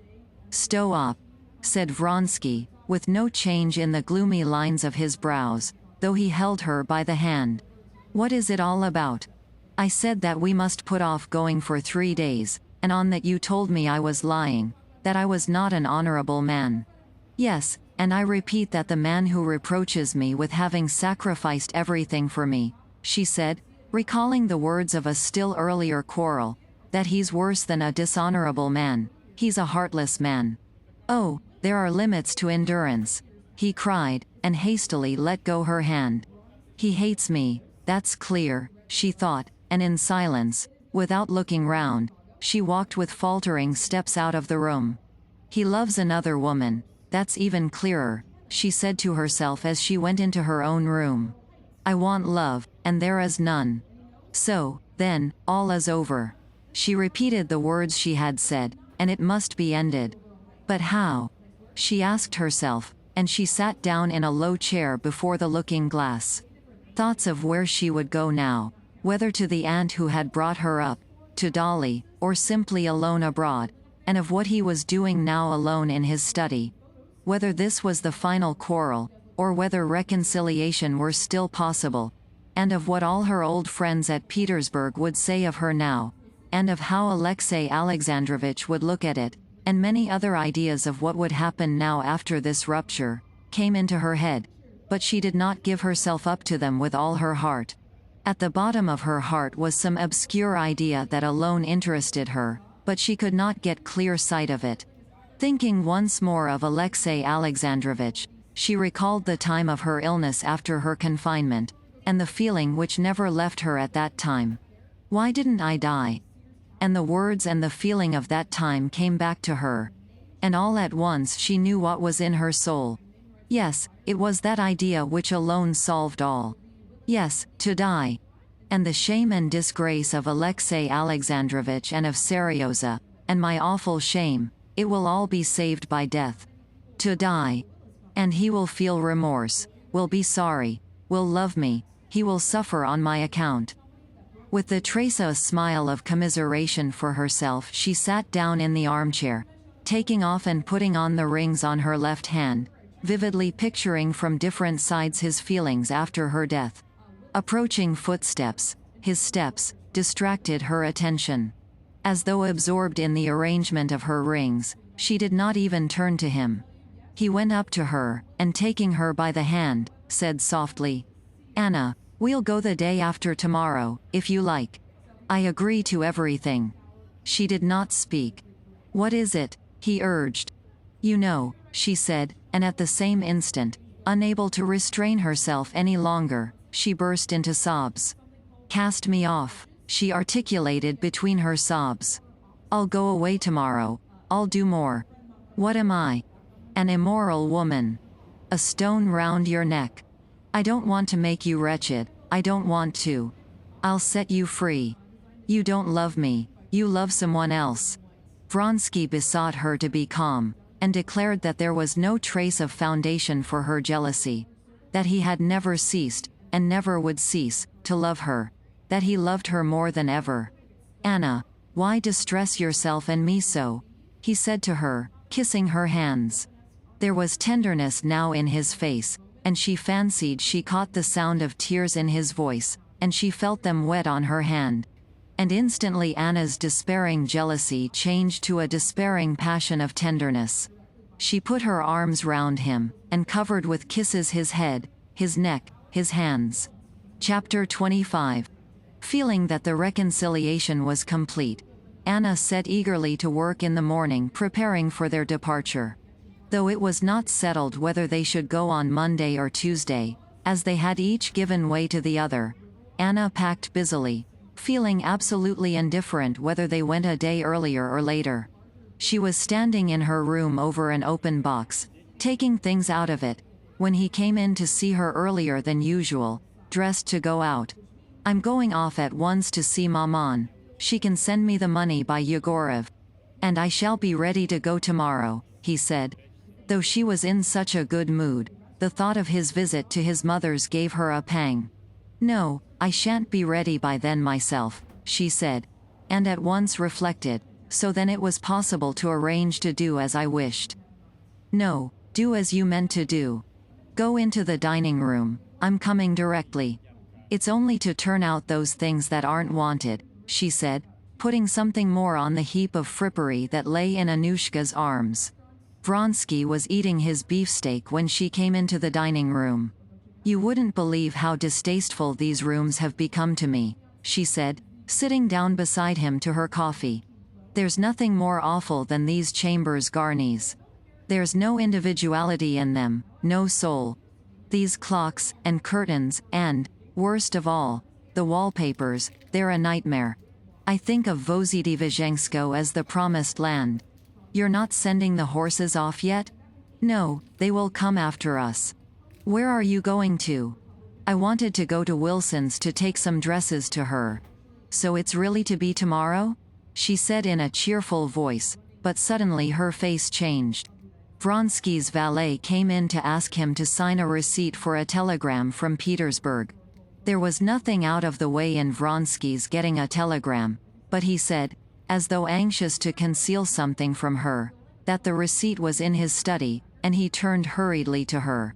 By tomorrow, without fail, I will finish it all. From whom is the telegram? She asked, not hearing him. From Stiva, he answered reluctantly. Why didn't you show it to me? What secret can there be between Stiva and me? Vronsky called the valet back, and told him to bring the telegram. I didn't want to show it to you, because Stiva has such a passion for telegraphing. Why telegraph when nothing is settled? About the divorce? Yes, but he says he has not been able to come at anything yet. He has promised a decisive answer in a day or two. But here it is, read it. With trembling hands Anna took the telegram, and read what Vronsky had told her. At the end was added, little hope, but I will do everything possible and impossible. I said yesterday that it's absolutely nothing to me when I get, or whether I never get, a divorce, she said, flushing crimson. There was not the slightest necessity to hide it from me. So he may hide and does hide his correspondence with women from me, she thought. Yashvin meant to come this morning with Voitov, said Vronsky. I believe he's won from Pivsov all and more than he can pay, about 60,000. No, she said, irritated by his so obviously showing by this change of subject that he was irritated. Why did you suppose that this news would affect me so, that you must even try to hide it? I said I don't want to consider it, and I should have liked you to care as little about it as I do.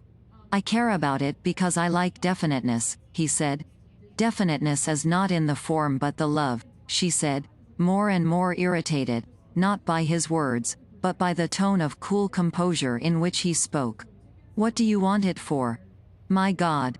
Love again, he thought, frowning. Oh, you know what for. For your sake and your children's in the future. There won't be children in the future. That's a great pity, he said. You want it for the children's sake, but you don't think of me. She said, quite forgetting or not having heard that he had said, for your sake and the children's. The question of the possibility of having children had long been a subject of dispute and irritation to her. His desire to have children she interpreted as a proof he did not prize her beauty. Oh, I said, for your sake. Above all for your sake, he repeated, frowning as though in pain, because I am certain that the greater part of your irritability comes from the indefiniteness of the position. Yes, now he has laid aside all pretense, and all his cold hatred for me is apparent, she thought, not hearing his words, but watching with terror the cold, cruel judge who looked mocking her out of his eyes. The cause is not that, she said, and, indeed, I don't see how the cause of my irritability, as you call it, can be that I am completely in your power. What indefiniteness is there in the position? On the contrary. I am very sorry that you don't care to understand, he interrupted, obstinately anxious to give utterance to his thought. The indefiniteness consists in your imagining that I am free. On that score you can set your mind quite at rest, she said, and turning away from him, she began drinking her coffee. She lifted her cup, with her little finger held apart, and put it to her lips. After drinking a few sips, she glanced at him, and by his expression, she saw clearly that he was repelled by her hand, and her gesture, and the sound made by her lips. I don't care in the least what your mother thinks, and what match she wants to make for you, she said, putting the cup down with a shaking hand. But we are not talking about that. Yes, that's just what we are talking about. And let me tell you that a heartless woman, whether she's old or not old, your mother or anyone else, is of no consequence to me, and I would not consent to know her. Anna, I beg you not to speak disrespectfully of my mother. A woman whose heart does not tell her where her son's happiness and honor lie has no heart. I repeat my request that you will not speak disrespectfully of my mother, whom I respect, he said, raising his voice and looking sternly at her. She did not answer. Looking intently at him, at his face, his hands, she recalled all the details of their reconciliation the previous day, and his passionate caresses. There, just such caresses he has lavished, and will lavish, and longs to lavish on other women, she thought. You don't love your mother. That's all talk, and talk, and talk, she said, looking at him with hatred in her eyes. Even if so, you must decide, and I have decided, she said, and she would have gone away, but at that moment Yashvin walked into the room. Anna greeted him and remained.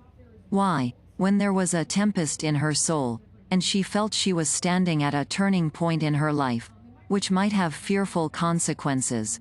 Why, at that minute, she had to keep up appearances before an outsider, who sooner or later must know it all, she did not know.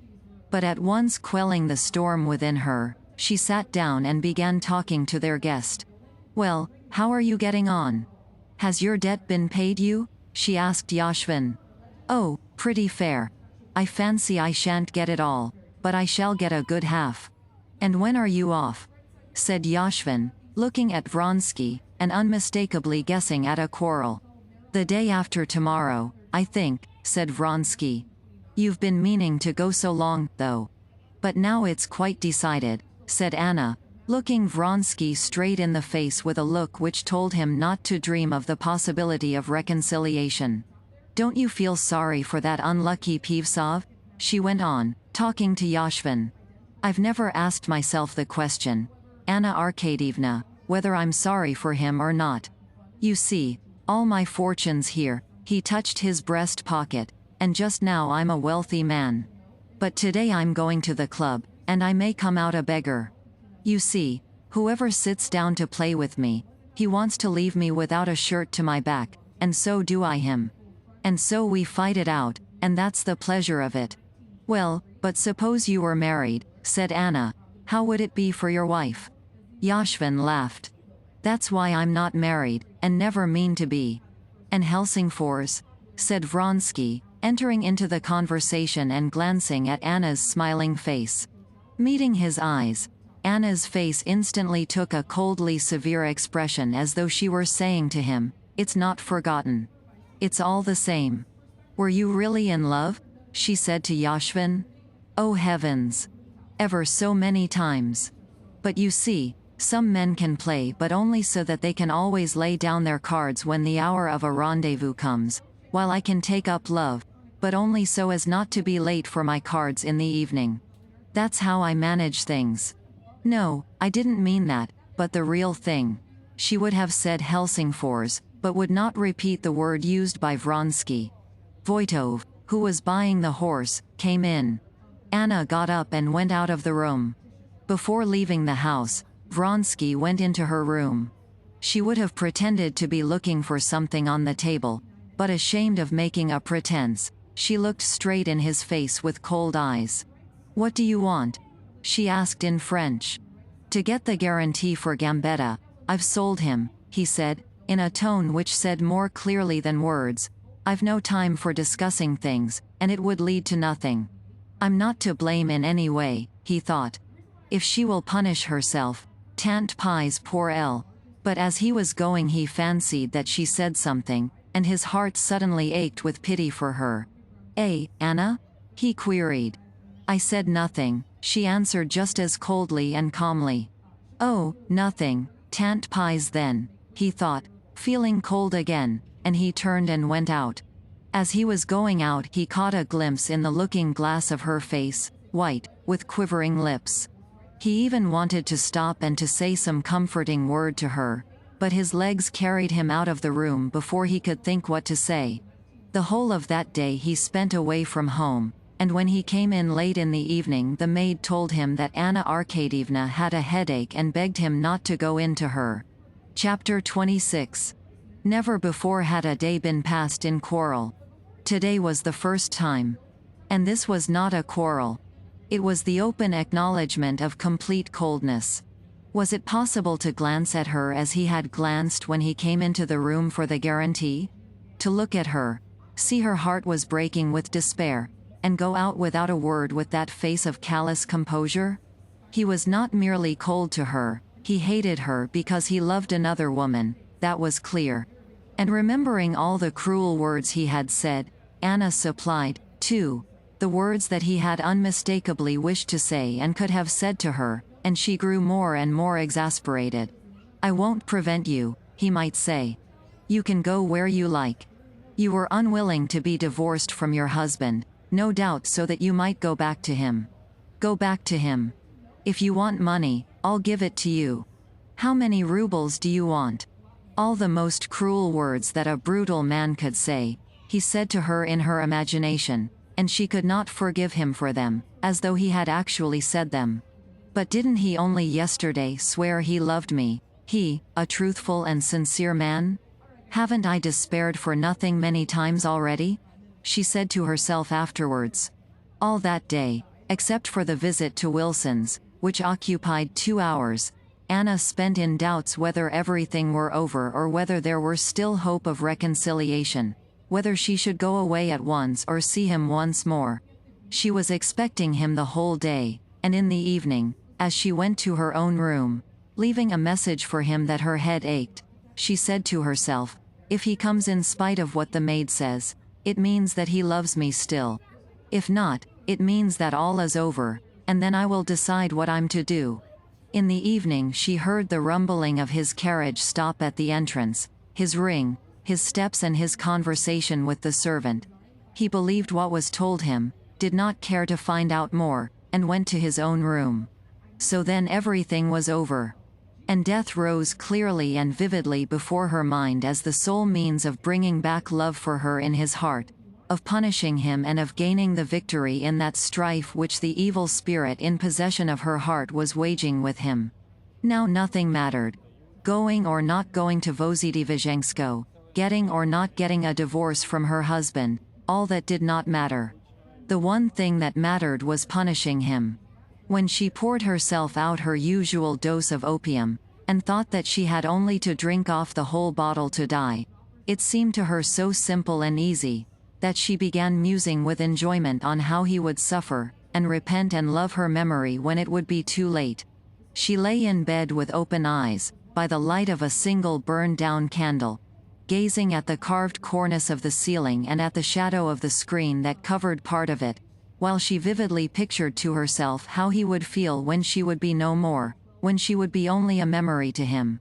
How could I say such cruel things to her? He would say. How could I go out of the room without saying anything to her? But now she is no more. She has gone away from us forever. She is. Suddenly the shadow of the screen wavered, pounced on the whole cornice, the whole ceiling. Other shadows from the other side swooped to meet it. For an instant the shadows flitted back, but then with fresh swiftness they darted forward, wavered, commingled, and all was darkness. Death, she thought. And such horror came upon her that for a long while she could not realize where she was, and for a long while her trembling hands could not find the matches and light another candle, instead of the one that had burned down and gone out. No, anything, only to live. Why, I love him. Why, he loves me. This has been before and will pass, she said, feeling that tears of joy at the return to life were trickling down her cheeks. And to escape from her panic she went hurriedly to his room. He was asleep there, and sleeping soundly. She went up to him, and holding the light above his face, She gazed a long while at him. Now when he was asleep, she loved him so that at the sight of him she could not keep back tears of tenderness. But she knew that if he waked up he would look at her with cold eyes, convinced that he was right, and that before telling him of her love, she would have to prove to him that he had been wrong in his treatment of her. Without waking him, she went back, and after a second dose of opium she fell towards morning into a heavy, incomplete sleep, during which she never quite lost consciousness. In the morning she was waked by a horrible nightmare, which had recurred several times in her dreams, even before her connection with Vronsky. A little old man with unkempt beard was doing something bent down over some iron, muttering meaningless French words, and she, as she always did in this nightmare, it was what made the horror of it, felt that this peasant was taking no notice of her, but was doing something horrible with the iron, over her. And she waked up in a cold sweat. When she got up, the previous day came back to her as though veiled in mist. There was a quarrel. Just what has happened several times. I said I had a headache, and he did not come in to see me. Tomorrow we're going away. I must see him and get ready for the journey, she said to herself. And learning that he was in his study, she went down to him. As she passed through the drawing room she heard a carriage stop at the entrance, and looking out of the window she saw the carriage, from which a young girl in a lilac hat was leaning out giving some direction to the footman ringing the bell. After a parley in the hall, someone came upstairs, and Vronsky's steps could be heard passing the drawing room. He went rapidly downstairs. Anna went again to the window. She saw him come out onto the steps without his hat and go up to the carriage. The young girl in the lilac hat handed him a parcel. Vronsky, smiling, said something to her. The carriage drove away. He ran rapidly upstairs again. The mists that had shrouded everything in her soul parted suddenly. The feelings of yesterday pierced the sick heart with a fresh pang. She could not understand now how she could have lowered herself by spending a whole day with him in his house. She went into his room to announce her determination. That was Madame Sorokina and her daughter. They came and brought me the money and the deeds from Maman. I couldn't get them yesterday. How is your head? Better? He said quietly, not wishing to see and to understand the gloomy and solemn expression of her face. She looked silently, intently at him, standing in the middle of the room. He glanced at her, frowned for a moment, and went on reading a letter. She turned, and went deliberately out of the room. He still might have turned her back, but she had reached the door. He was still silent, and the only sound audible was the rustling of the note paper as he turned it. "Oh, by the way," he said at the very moment she was in the doorway, "we're going tomorrow for certain, aren't we?" "You, but not I," she said, turning round to him. "Anna, we can't go on like this." "You, but not I," she repeated. "This is getting unbearable." You will be sorry for this," she said, and went out. Frightened by the desperate expression with which these words were uttered, he jumped up and would have run after her, but on second thoughts he sat down and scowled, setting his teeth. This vulgar, as he thought it, threat of something vague exasperated him. "I've tried everything," he thought. "The only thing left is not to pay attention," and he began to get ready to drive into town, and again to his mother's to get her signature to the deeds. She heard the sound of his steps about the study and the dining room. At the drawing room he stood still. But he did not turn in to see her. He merely gave an order that the horse should be given to Voitov if he came while he was away. Then she heard the carriage brought round, the door opened, and he came out again. But he went back into the porch again, and someone was running upstairs. It was the valet running up for his gloves that had been forgotten. She went to the window and saw him take the gloves without looking, and touching the coachman on the back he said something to him. Then without looking up at the window he settled himself in his usual attitude in the carriage, with his legs crossed, and drawing on his gloves he vanished round the corner. Chapter 27. He has gone.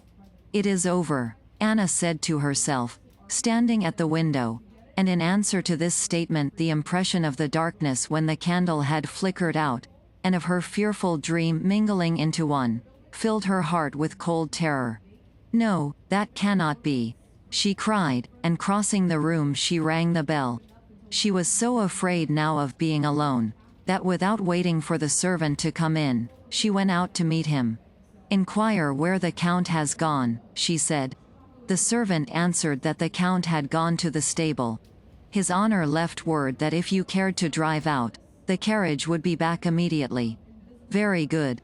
Wait a minute. I'll write a note at once. Send Mihail with the note to the stables. Make haste."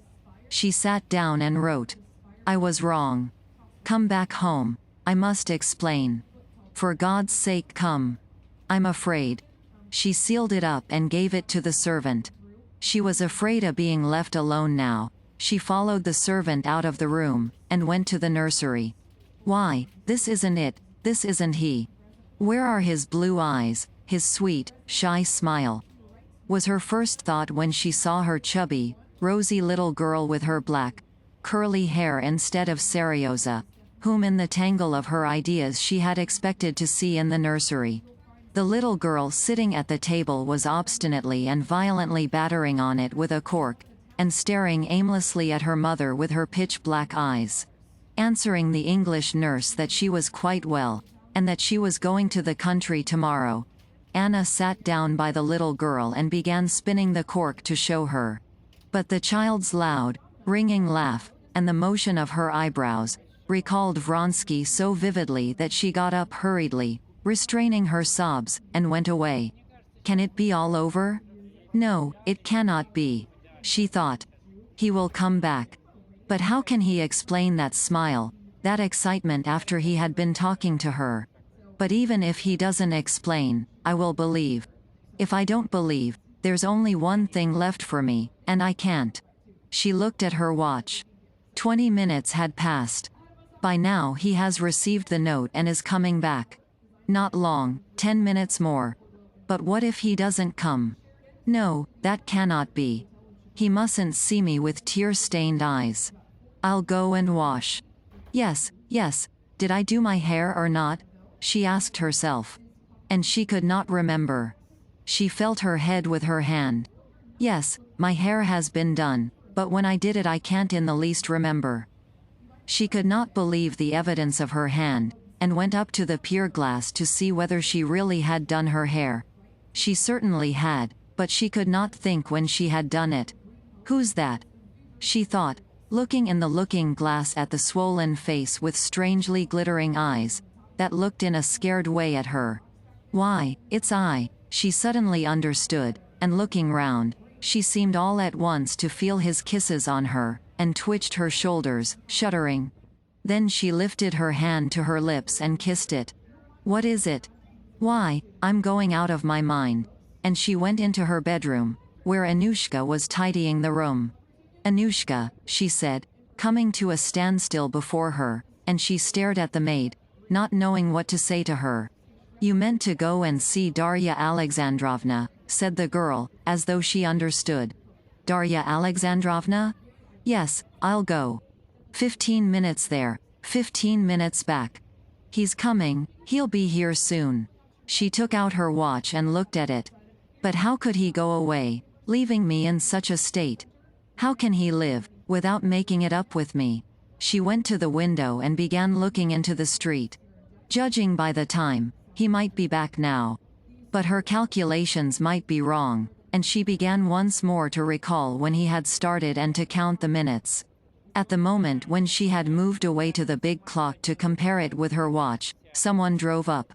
Glancing out of the window, she saw his carriage. But no one came upstairs, and voices could be heard below. It was the messenger who had come back in the carriage. She went down to him. "We didn't catch the Count. The Count had driven off on the lower city road. What do you say?" "What?" she said to the rosy, good-humored Mihail, as he handed her back her note. "Why, then, he has never received it," she thought. "Go with this note to Countess Vronskaya's place, you know? And bring an answer back immediately," she said to the messenger. "And what am I going to do?" she thought. "Yes, I'm going to Dolly's, That's true, or else I shall go out of my mind. Yes, and I can telegraph, too. And she wrote a telegram. I absolutely must talk to you. Come at once. After sending off the telegram, she went to dress. When she was dressed and in her hat, she glanced again into the eyes of the plump, comfortable-looking Anushka. There was unmistakable sympathy in those good-natured little gray eyes. "Anushka, dear, what am I to do?" said Anna, sobbing and sinking helplessly into a chair. "Why fret yourself so, Anna Arkadyevna? Why, there's nothing out of the way. You drive out a little, and it'll cheer you up," said the maid. "Yes, I'm going," said Anna, rousing herself and getting up. "And if there's a telegram while I'm away, send it on to Darya Alexandrovna's. But no, I shall be back myself. Yes, I mustn't think, I must do something, drive somewhere, and most of all, get out of this house," she said, feeling with terror the strange turmoil going on in her own heart, and she made haste to go out and get into the carriage. "Where to?" asked Pyotr before getting onto the box. "To Znamenka, the Oblonskys." Chapter 28. It was bright and sunny. A fine rain had been falling all the morning, and now it had not long cleared up. The iron roofs, the flags of the roads, the flints of the pavements, the wheels and leather, the brass and the tin plate of the carriages, all glistened brightly in the May sunshine. It was 3 o'clock, and the very liveliest time in the streets. As she sat in a corner of the comfortable carriage, that hardly swayed on its supple springs, while the greys trotted swiftly, in the midst of the unceasing rattle of wheels and the changing impressions in the pure air, Anna ran over the events of the last days, and she saw her position quite differently from how it had seemed at home. Now the thought of death seemed no longer so terrible and so clear to her, and death itself no longer seemed so inevitable. Now she blamed herself for the humiliation to which she had lowered herself. "I entreat him to forgive me. I have given in to him. I have owned myself in fault. What for? Can't I live without him?" And leaving unanswered the question how she was going to live without him, she fell to reading the signs on the shops. Office and warehouse. Dental surgeon. Yes, I'll tell Dolly all about it. She doesn't like Vronsky. I shall be sick and ashamed, but I'll tell her. She loves me, and I'll follow her advice. I won't give in to him. I won't let him train me as he pleases. Filipov, bun shop. They say they send their dough to Petersburg. The Moscow water is so good for it. Ah, the springs at Mitishchin, and the pancakes. And she remembered how, long, long ago, when she was a girl of 17, she had gone with her aunt to Troitsa. Riding, too. Was that really me, with red hands? How much that seemed to me then splendid and out of reach has become worthless, while what I had then has gone out of my reach forever. Could I ever have believed then that I could come to such humiliation? How conceited and self-satisfied he will be when he gets my note. But I will show him. How horrid that paint smells. Why is it they're always painting and building? Modes et robes, she read. A man bowed to her. It was Anushka's husband. Are parasites, she remembered how Vronsky had said that. Are? Why are? What's so awful as that one can't tear up the past by its roots? One can't tear it out, but one can hide one's memory of it. And I'll hide it. And then she thought of her past with Alexei Alexandrovich, of how she had blotted the memory of it out of her life. Dolly will think I'm leaving my second husband, and so I certainly must be in the wrong. As if I cared to be right. I can't help it, she said, and she wanted to cry. But at once she fell to wondering what those two girls could be smiling about. Love, most likely. They don't know how dreary it is, how low. The boulevard and the children. 3 boys running, playing at horses. Serioza. And I'm losing everything and not getting him back. Yes, I'm losing everything, if he doesn't return. Perhaps he was late for the train and has come back by now. Longing for humiliation again, she said to herself. No, I'll go to Dolly, and say straight out to her, I'm unhappy, I deserve this, I'm to blame, but still I'm unhappy, help me. These horses, this carriage. How loathsome I am to myself in this carriage, all his, but I won't see them again. Thinking over the words in which she would tell Dolly, and mentally working her heart up to great bitterness, Anna went upstairs. Is there anyone with her? She asked in the hall. Katerina Alexandrovna Levin, answered the footman. Kitty. Kitty, whom Vronsky was in love with, thought Anna, the girl he thinks of with love. He's sorry he didn't marry her. But me he thinks of with hatred, and is sorry he had anything to do with me. The sisters were having a consultation about nursing when Anna called. Dolly went down alone to see the visitor who had interrupted their conversation. Well, so you've not gone away yet? I meant to have come to you, she said. I had a letter from Stiva today. We had a telegram too, answered Anna, looking round for Kitty. He writes that he can't make out quite what Alexey Alexandrovich wants, but he won't go away without a decisive answer. I thought you had someone with you. Can I see the letter? Yes, Kitty, said Dolly, embarrassed. She stayed in the nursery. She has been very ill. So I heard. May I see the letter?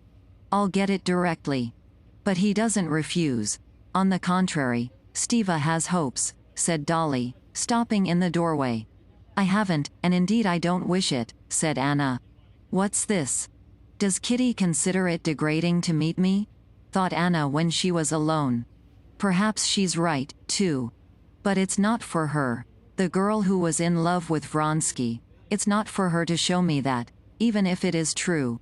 I know that in my position I can't be received by any decent woman. I knew that from the first moment I sacrificed everything to him. And this is my reward. Oh, how I hate him. And what did I come here for? I'm worse here, more miserable. She heard from the next room the sisters' voices in consultation. And what am I going to say to Dolly now? Amuse Kitty by the sight of my wretchedness, submit to her patronizing? No, and besides, Dolly wouldn't understand. And it would be no good my telling her. It would only be interesting to see Kitty, to show her how I despise everyone and everything, how nothing matters to me now. Dolly came in with the letter. Anna read it and handed it back in silence. I knew all that, she said, and it doesn't interest me in the least. Oh, why so? On the contrary, I have hopes, said Dolly, looking inquisitively at Anna. She had never seen her in such a strangely irritable condition. When are you going away? She asked. Anna, half closing her eyes, looked straight before her and did not answer. Why does Kitty shrink from me? She said, looking at the door and flushing red. Oh, what nonsense.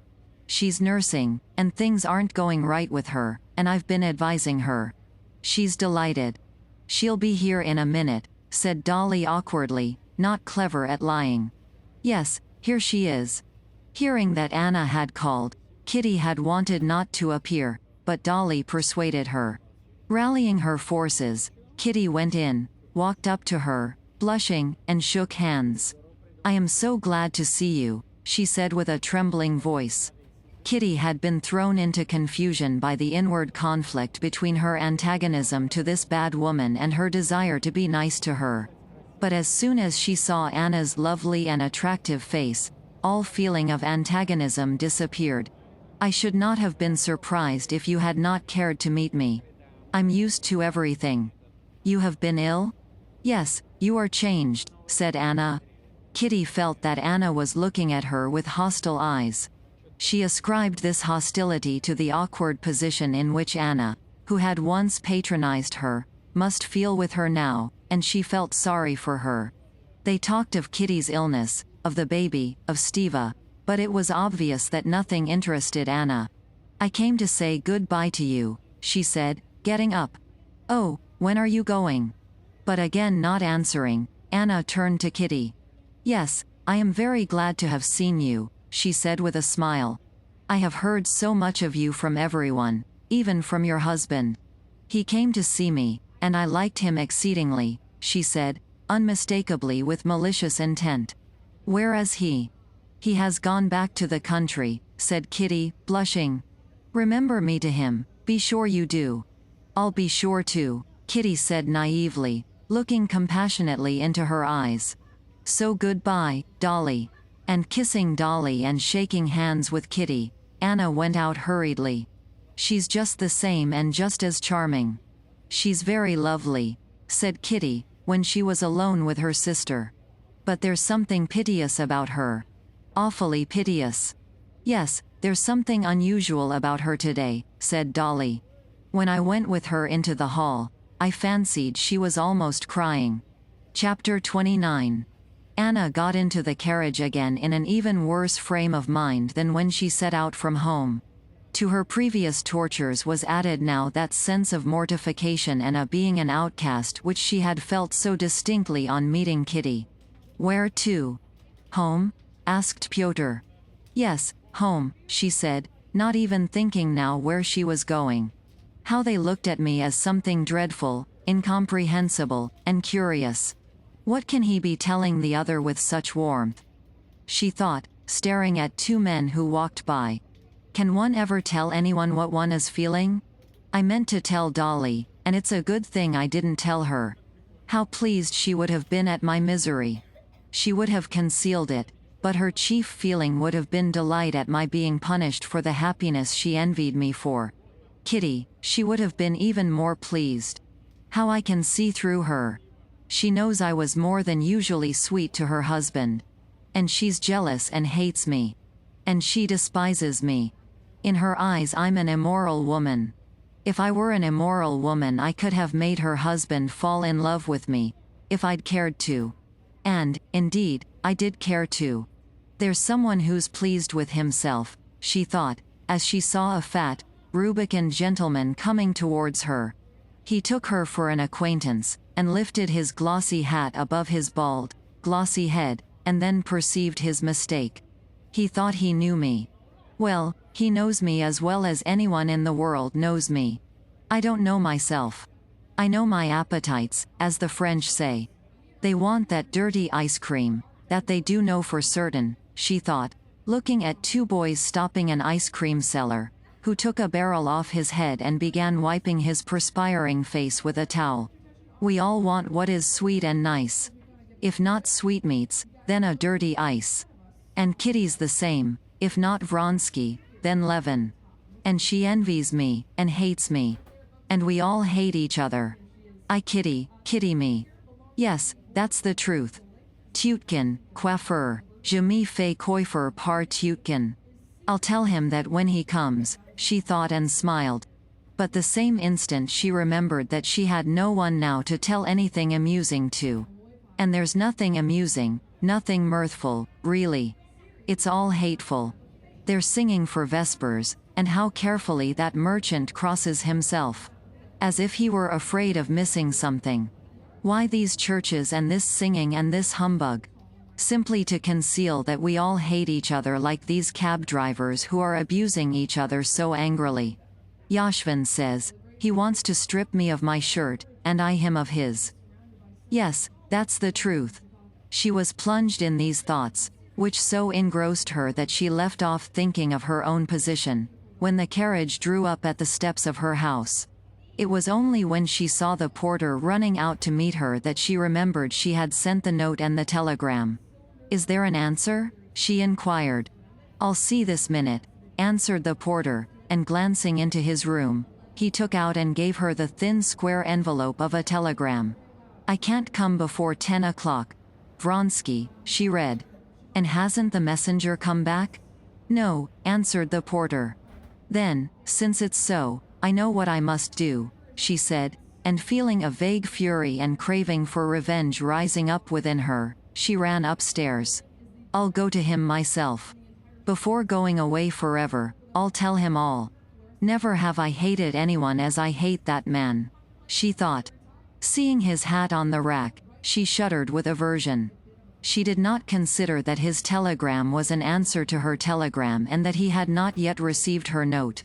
She pictured him to herself as talking calmly to his mother and Princess Sorokina and rejoicing at her sufferings. Yes, I must go quickly, she said, not knowing yet where she was going. She longed to get away as quickly as possible from the feelings she had gone through in that awful house. The servants, the walls, the things in that house, all aroused repulsion and hatred in her and lay like a weight upon her. Yes, I must go to the railway station, and if he's not there, then go there and catch him. Anna looked at the railway timetable in the newspapers. An evening train went at 8:02. Yes, I shall be in time. She gave orders for the other horses to be put in the carriage, and packed in a traveling bag the things needed for a few days. She knew she would never come back here again. Among the plans that came into her head, she vaguely determined that after what would happen at the station or at the Countess's house, she would go as far as the first town on the Nizhny road and stop there. The dinner was on the table. She went up, but the smell of the bread and cheese was enough to make her feel that all food was disgusting. She ordered the carriage and went out. The house threw a shadow now right across the street, but it was a bright evening and still warm in the sunshine. Anushka, who came down with her things, and Pyotr, who put the things in the carriage, and the coachman, evidently out of humor, were all hateful to her, and irritated her by their words and actions. "I don't want you, Pyotr." "But how about the ticket?" "Well, as you like, it doesn't matter," she said crossly. Pyotr jumped on the box, and putting his arms akimbo, told the coachman to drive to the booking office. Chapter 30. Here it is again. Again I understand it all, Anna said to herself, as soon as the carriage had started and swaying lightly, rumbled over the tiny cobbles of the paved road, and again one impression followed rapidly upon another. Yes, what was the last thing I thought of so clearly? She tried to recall it. Tutkin, coiffeur? No, not that.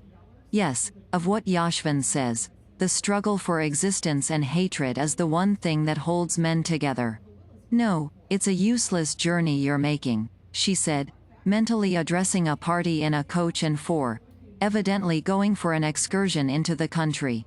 And the dog you're taking with you will be no help to you. You can't get away from yourselves.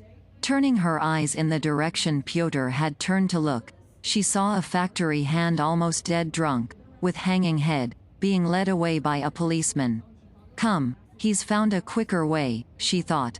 Count Vronsky and I did not find that happiness either, though we expected so much from it. And now for the first time Anna turned that glaring light in which she was seeing everything onto her relations with him, which she had hitherto avoided thinking about. What was it he sought in me? Not love so much as the satisfaction of vanity. She remembered his words, the expression of his face, that recalled an abject setter dog, in the early days of their connection. And everything now confirmed this. Yes, there was the triumph of success in him. Of course there was love too, but the chief element was the pride of success. He boasted of me. Now that's over. There's nothing to be proud of. Not to be proud of, but to be ashamed of. He has taken from me all he could, and now I am no use to him. He is weary of me and is trying not to be dishonorable in his behavior to me. He let that out yesterday. He wants divorce and marriage so as to burn his ships. He loves me, but how? The zest is gone, as the English say.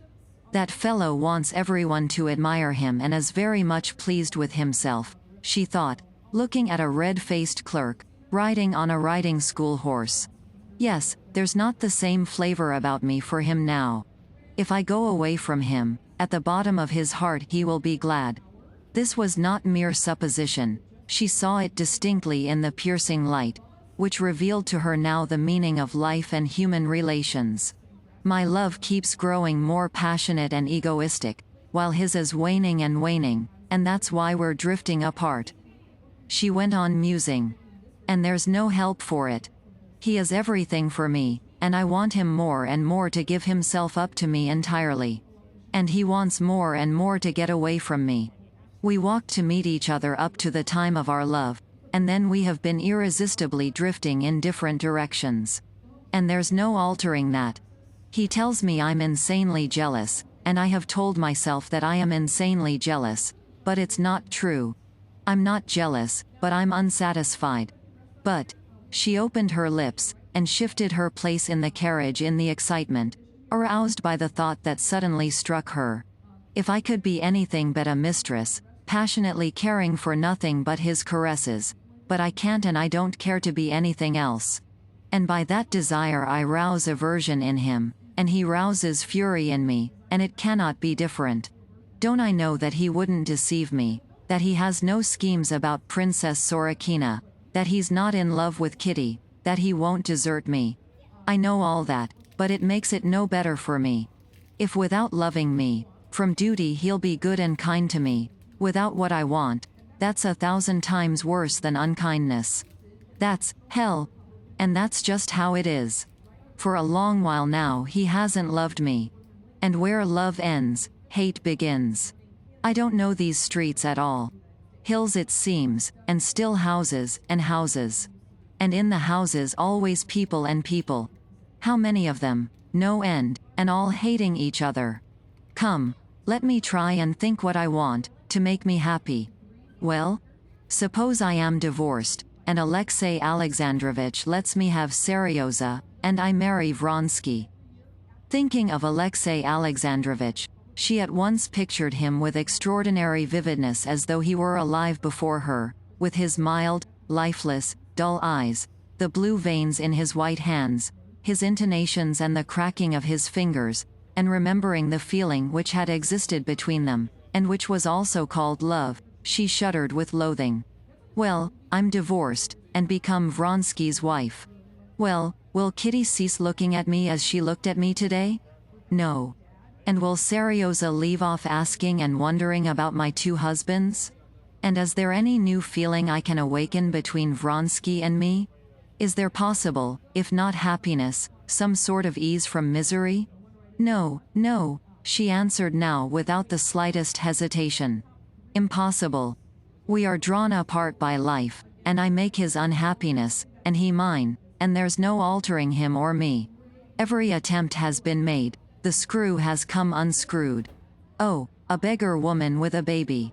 She thinks I'm sorry for her. Aren't we all flung into the world only to hate each other, and so to torture ourselves and each other? Schoolboys coming, laughing Seryoza, she thought. I thought, too, that I loved him, and used to be touched by my own tenderness. But I have lived without him, I gave him up for another love, and did not regret the exchange till that love was satisfied. And with loathing she thought of what she meant by that love. And the clearness with which she saw life now, her own and all men's, was a pleasure to her. It's so with me and Pyotr, and the coachman, Fyodor, and that merchant, and all the people living along the Volga, where those placards invite one to go, and everywhere and always, she thought when she had driven under the low-pitched roof of the Nizhegorod station, and the porters ran to meet her. A ticket to Oberlovka, said Pyotr. She had utterly forgotten where and why she was going, and only by a great effort she understood the question. Yes, she said, handing him her purse, and taking a little red bag in her hand, she got out of the carriage. Making her way through the crowd to the first-class waiting room, she gradually recollected all the details of her position, and the plans between which she was hesitating. And again at the old sore places, hope and then despair poisoned the wounds of her tortured, fearfully throbbing heart. As she sat on the star-shaped sofa waiting for the train, she gazed with aversion at the people coming and going. They were all hateful to her, and thought how she would arrive at the station, would write him a note, and what she would write to him, and how he was at this moment complaining to his mother of his position, not understanding her sufferings, and how she would go into the room, and what she would say to him. Then she thought that life might still be happy, and how miserably she loved and hated him, and how fearfully her heart was beating. Chapter 31. A bell rang. Some young men, ugly and impudent, and at the same time careful of the impression they were making, hurried by. Pyotr, too, crossed the room in his livery and top boots, with his dull, animal face, and came up to her to take her to the train. Some noisy men were quiet as she passed them on the platform, and one whispered something about her to another. Something vile, no doubt. She stepped up on the high step, and sat down in a carriage by herself on a dirty seat that had been white. Her bag lay beside her, shaken up and down by the springiness of the seat. With a foolish smile Pyotr raised his hat, with its colored band, at the window, in token of farewell. An impudent conductor slammed the door and the latch. A grotesque-looking lady wearing a bustle. Anna mentally undressed the woman, and was appalled at her hideousness, and a little girl laughing affectedly ran down the platform. Katerina Andreevna, she's got them all, ma tante, cried the girl. Even the child's hideous and affected, thought Anna. To avoid seeing anyone, she got up quickly and seated herself at the opposite window of the empty carriage. A misshapen-looking peasant covered with dirt, in a cap from which his tangled hair stuck out all round, passed by that window, stooping down to the carriage wheels. There's something familiar about that hideous peasant, thought Anna. And remembering her dream, she moved away to the opposite door, shaking with terror. The conductor opened the door and let in a man and his wife. "Do you wish to get out?" Anna made no answer. The conductor and her two fellow passengers did not notice under her veil her panic-stricken face. She went back to her corner and sat down. The couple seated themselves on the opposite side, and intently but surreptitiously scrutinized her clothes. Both husband and wife seemed repulsive to Anna. The husband asked, would she allow him to smoke, obviously not with a view to smoking but to getting into conversation with her. Receiving her assent, he said to his wife in French something about caring less to smoke than to talk. They made inane and affected remarks to one another, entirely for her benefit. Anna saw clearly that they were sick of each other, and hated each other. And no one could have helped hating such miserable monstrosities. A second bell sounded, and was followed by moving of luggage, noise, shouting and laughter. It was so clear to Anna that there was nothing for anyone to be glad of, that this laughter irritated her agonizingly, and she would have liked to stop up her ears not to hear it. At last the third bell rang. There was a whistle and a hiss of steam, and a clank of chains, and the man in her carriage crossed himself. It would be interesting to ask him what meaning he attaches to that, thought Anna, looking angrily at him. She looked past the lady out of the window at the people who seemed whirling by as they ran beside the train or stood on the platform. The train, jerking at regular intervals at the junctions of the rails, rolled by the platform, past a stone wall, a signal box, past other trains. The wheels, moving more smoothly and evenly, resounded with a slight clang on the rails. The window was lighted up by the bright evening sun, and a slight breeze fluttered the curtain. Anna forgot her fellow passengers, and to the light swaying of the train she fell to thinking again, as she breathed the fresh air. Yes, what did I stop at? That I couldn't conceive a position in which life would not be a misery, that we are all created to be miserable, and that we all know it, and all invent means of deceiving each other. And when one sees the truth, what is one to do? That's what reason is given man for, to escape from what worries him, said the lady in French, lisping affectedly, and obviously pleased with her phrase. The words seemed an answer to Anna's thoughts. To escape from what worries him, repeated Anna. And glancing at the red-cheeked husband and the thin wife, she saw that the sickly wife considered herself misunderstood, and the husband deceived her and encouraged her in that idea of herself. Anna seemed to see all their history and all the crannies of their souls, as it were turning a light upon them. But there was nothing interesting in them, and she pursued her thought. Yes, I'm very much worried, and that's what reason was given me for, to escape. So then one must escape. Why not put out the light when there's nothing more to look at, when it's sickening to look at it all? But how? Why did the conductor run along the footboard? Why are they shrieking, those young men in that train? Why are they talking? Why are they laughing? It's all falsehood, all lying, all humbug, all cruelty. When the train came into the station, Anna got out into the crowd of passengers, and moving apart from them as if they were lepers, she stood on the platform, trying to think what she had come here for, and what she meant to do. Everything that had seemed to her possible before was now so difficult to consider, especially in this noisy crowd of hideous people who would not leave her alone. One moment porters ran up to her proffering their services, then young men, clacking their heels on the planks of the platform and talking loudly, stared at her. People meeting her dodged past on the wrong side.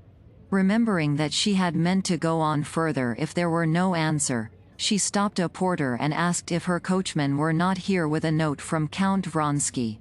Count Vronsky? They sent up here from the Vronskys just this minute, to meet Princess Sorokina and her daughter. And what is the coachman like? Just as she was talking to the porter, the coachman Mihail, red and cheerful in his smart blue coat and chain, evidently proud of having so successfully performed his commission, came up to her and gave her a letter. She broke it open, and her heart ached before she had read it. "I am very sorry your note did not reach me. I will be home at 10, Vronsky had written carelessly. "Yes, that's what I expected," she said to herself with an evil smile. "Very good, you can go home then," she said softly, addressing Mihail. She spoke softly because the rapidity of her heart's beating hindered her breathing. "No, I won't let you make me miserable," she thought menacingly, addressing not him, not herself, but the power that made her suffer, and she walked along the platform. Two maid-servants walking along the platform turned their heads, staring at her and making some remarks about her dress. "Real," they said of the lace she was wearing. The young men would not leave her in peace. Again they passed by, peering into her face, and with a laugh shouting something in an unnatural voice. The station master coming up asked her whether she was going by train. A boy selling kvass never took his eyes off her. "My God! Where am I to go?" she thought, going farther and farther along the platform. At the end she stopped. Some ladies and children, who had come to meet a gentleman in spectacles, paused in their loud laughter and talking, and stared at her as she reached them. She quickened her pace and walked away from them to the edge of the platform. A luggage train was coming in. The platform began to sway, and she fancied she was in the train again. And all at once she thought of the man crushed by the train the day she had first met Vronsky, and she knew what she had to do. With a rapid, light step she went down the steps that led from the tank to the rails and stopped quite near the approaching train. She looked at the lower part of the carriages, at the screws and chains and the tall cast iron wheel of the first carriage slowly moving up, and trying to measure the middle between the front and back wheels, and the very minute when that middle point would be opposite her.